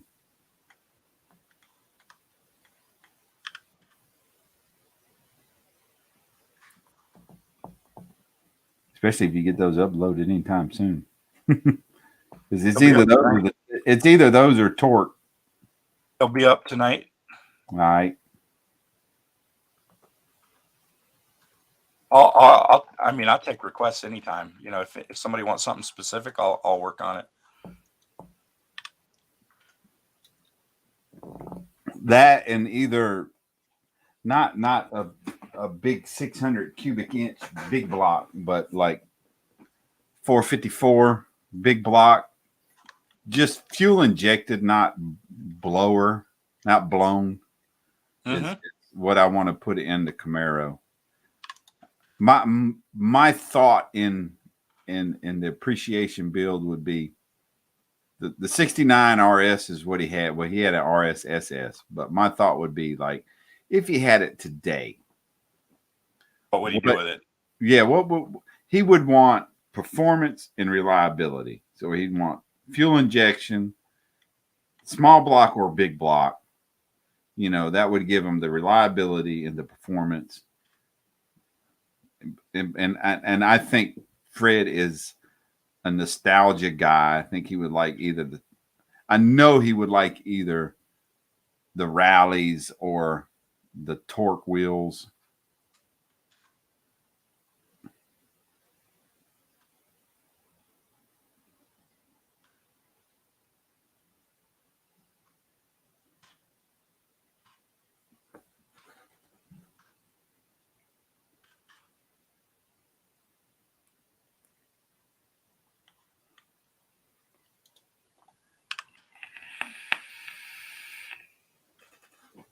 Damn, I still got 10 watching at 12:30. Jesus.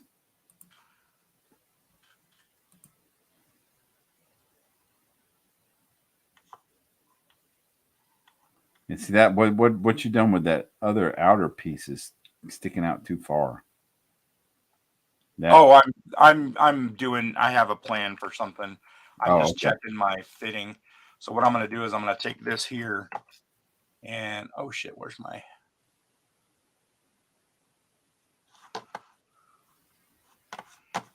Go back here. I'm going to take this and add a modifier. It's called a Boolean modifier. And what I do is specify this other object, and then I can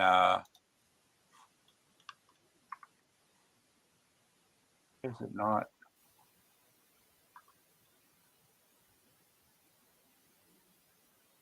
I can use it to subtract like geometry from this other. Oh, now you're speaking of you just spoke a completely different language. Geometry.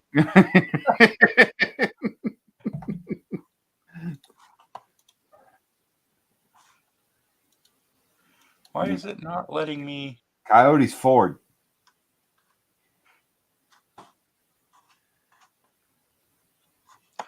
Yeah, I thought about picking up a Coyote. You're thinking of a rat, what they called a rat back in the day, which was a 350 with 400 crank and rods, 400 small block crank and 400 small block rods for a Chevrolet. Which made it 383 cubic inches, I think. Those were nasty little engines. Yeah, American Racing Outlaw. Yeah, absolutely, Andrew. American Racing Outlaw. Yep. The 1980. Yeah. I've seen some resin Coyotes out there for sale, but yeah, you can get them. None of them really looked good. That one, I'm not 100% positive where, what's his name? The guy that does, oh shit, the guy from Canada, he does the turned aluminum pulleys and shit. What's his name? I gotta go open the door, let my kids in. I'll be right back. All right. What's his damn name? His YouTube channel is his name. For some reason, I want to say Mark. Parts by Park. Yeah, parts. No.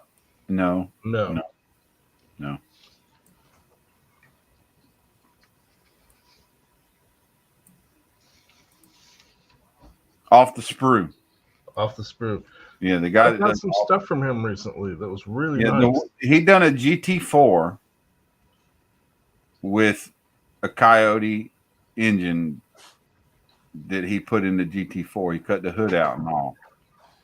Because see, I want to take a Coyote engine and put it in the Fujimi. Mark Dunlop. The GT4 he recently done. He cut the hood out and put an engine in it. I want to take. I've got the Fujimi Cobra, and I want to put a Coyote engine in it.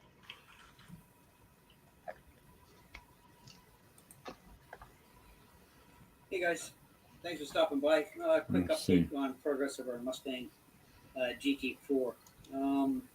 Got wheels and tires, so they're going to fit under the wheel wells of this baby, so I can get her down kind of low. And looks like we're going to have clearance in behind, fit in there, and it fits. It's a tight squeeze, but it fits. And now we come down.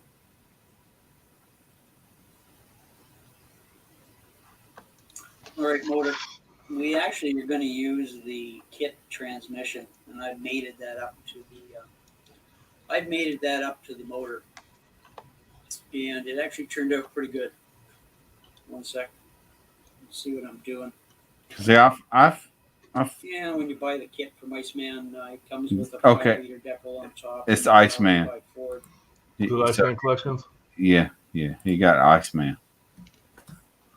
Yeah, see, I want to take and I want to put a Coyote in the Fujimi Shelby Cobra.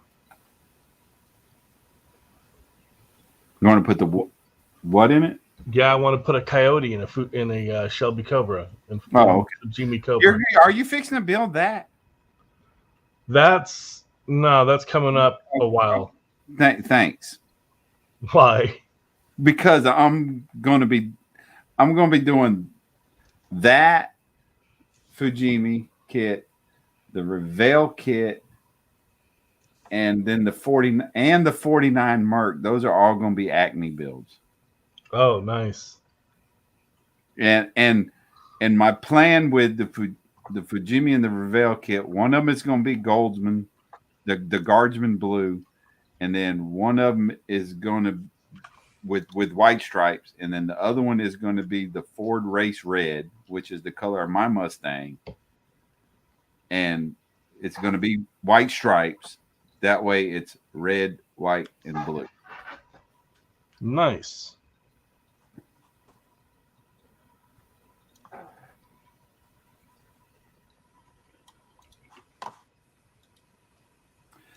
Dozers,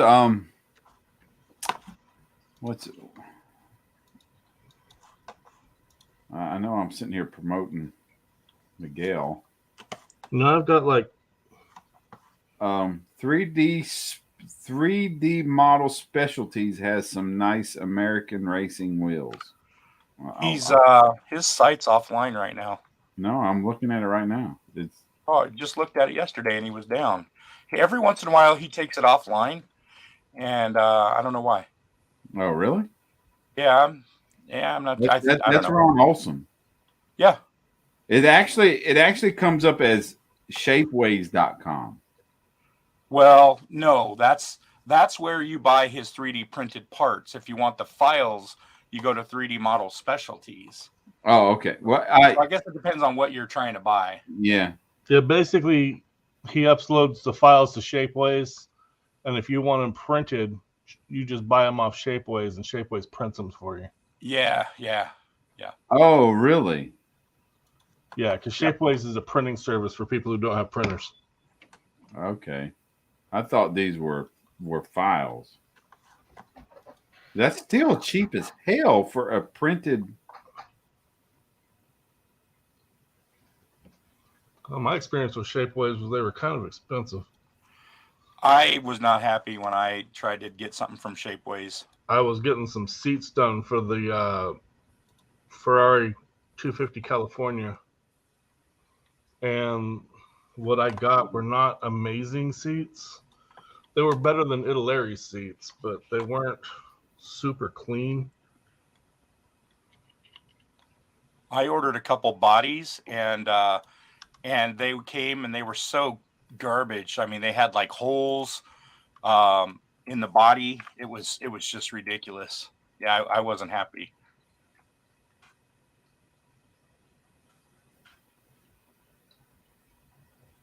Shapeways, yeah, it's 3D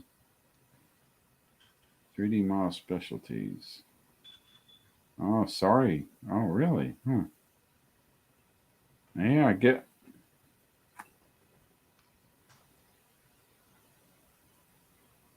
Maybe he has taken it down. I wonder why he would do that. I don't know. I know Fred Henry's a friend of his, or Fred Henry knows him personally. Oh yeah. I might shit.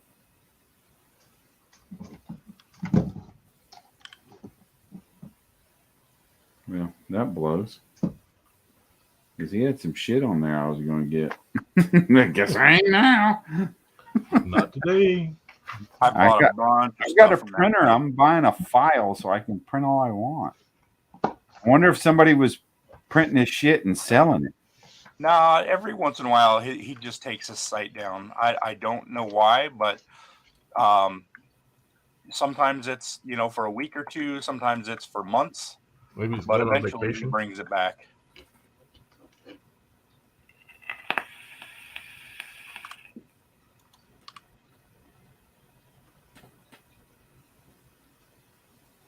Yeah, something that big, dozers is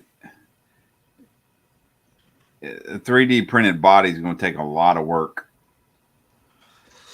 and that's because of the layering process and the roundness of fenders and the roof.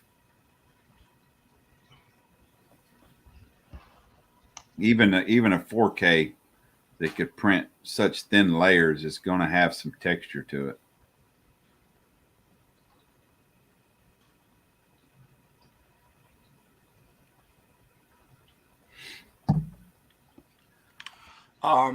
Doozer, the show that I was at a couple weeks ago, there was a guy who was paying somebody to print bodies for him, and they were amazing. They were turning out really, really good. So I know it's getting to the point to where that stuff is not so out of the realm of possibility. Yeah, it's really going to depend on the printer. If you like 6K, you can get a even thinner layer. They don't go. Well, I haven't seen anything over 6K, Miguel. Have you? Or maybe 6.3K or something like that. I think there's somebody doing an 8K. I can't remember who.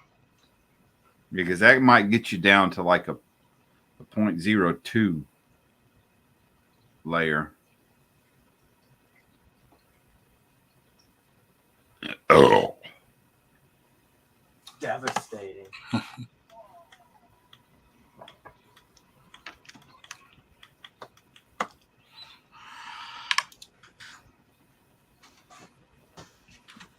No, even the valve stem hole.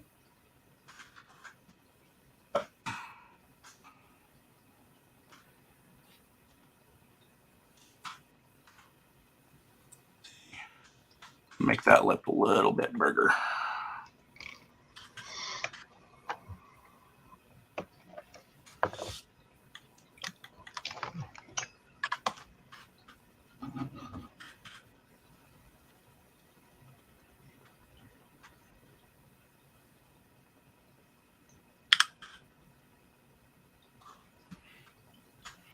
All right.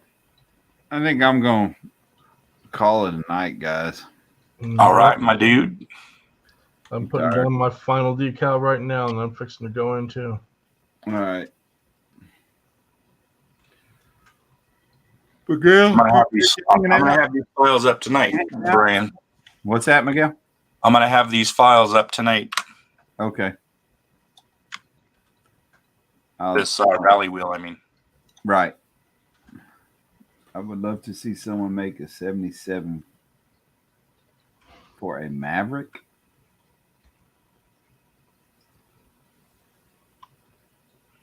I don't know what do you mean by a 77 for a Maverick? A 77 what? You're talking about, yeah. That's all he has is Andrew says, I would love to see someone make a 77 for a Maverick. What of the 77? Ford. You want to see the Ford Maverick? That's it. Let me see. I might see if I got a Maverick in my inventory. It ain't nothing but a slightly altered Ford Mustang. Just a different body. That's all it is, really. It's the same chassis. Nope, I don't have a Maverick. I have to go look, see if I could find one. All right, guys. Well, all right, Miguel. Brian, thanks for hosting. Yeah, thanks for hanging out, man. Thanks for showing us your talent. Yeah, Justin. Yeah, model kit. We taking all of our money soon. Yeah. Miguel's gonna get some of mine. I can guarantee you that. I'll give you guys a code. Just let me know. Nah, I don't want no code. I'll pay you. I can see how long it's taking you just to do that. Right. I mean, that's worth what? I just need a 4-link rear end for a Nova. I got several of them. He just got to upload them. Yeah, I have several of them. I just need to put it in the on the site. Yeah, I think it's a 69. I think is the one I'm doing. And I don't want to I just don't want to put leaf springs in that, especially with that C1 body kit on it. It's going to make it look really cool. All right. And then a leaf spring rear end suspension. You don't want that to be able to sit too flush. The beauty ring don't sit too flush onto the wheel. Well, it'll be a little. You're going to end up having to do some sanding here, Brian, because the resin always cures a little bit larger than the part. So it's going to give you plenty of a little gap. Yeah. So sanding may not be required. But yeah, the next thing I'm doing is Tamiya's 240 ZG with Sean.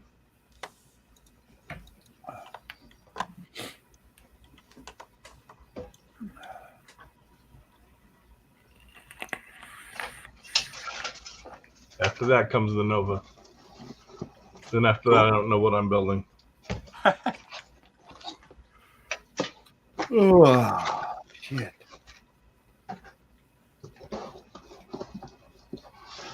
All right, boys. Y'all have a good night. You too. Thanks, Brian. We'll catch y'all later. Later.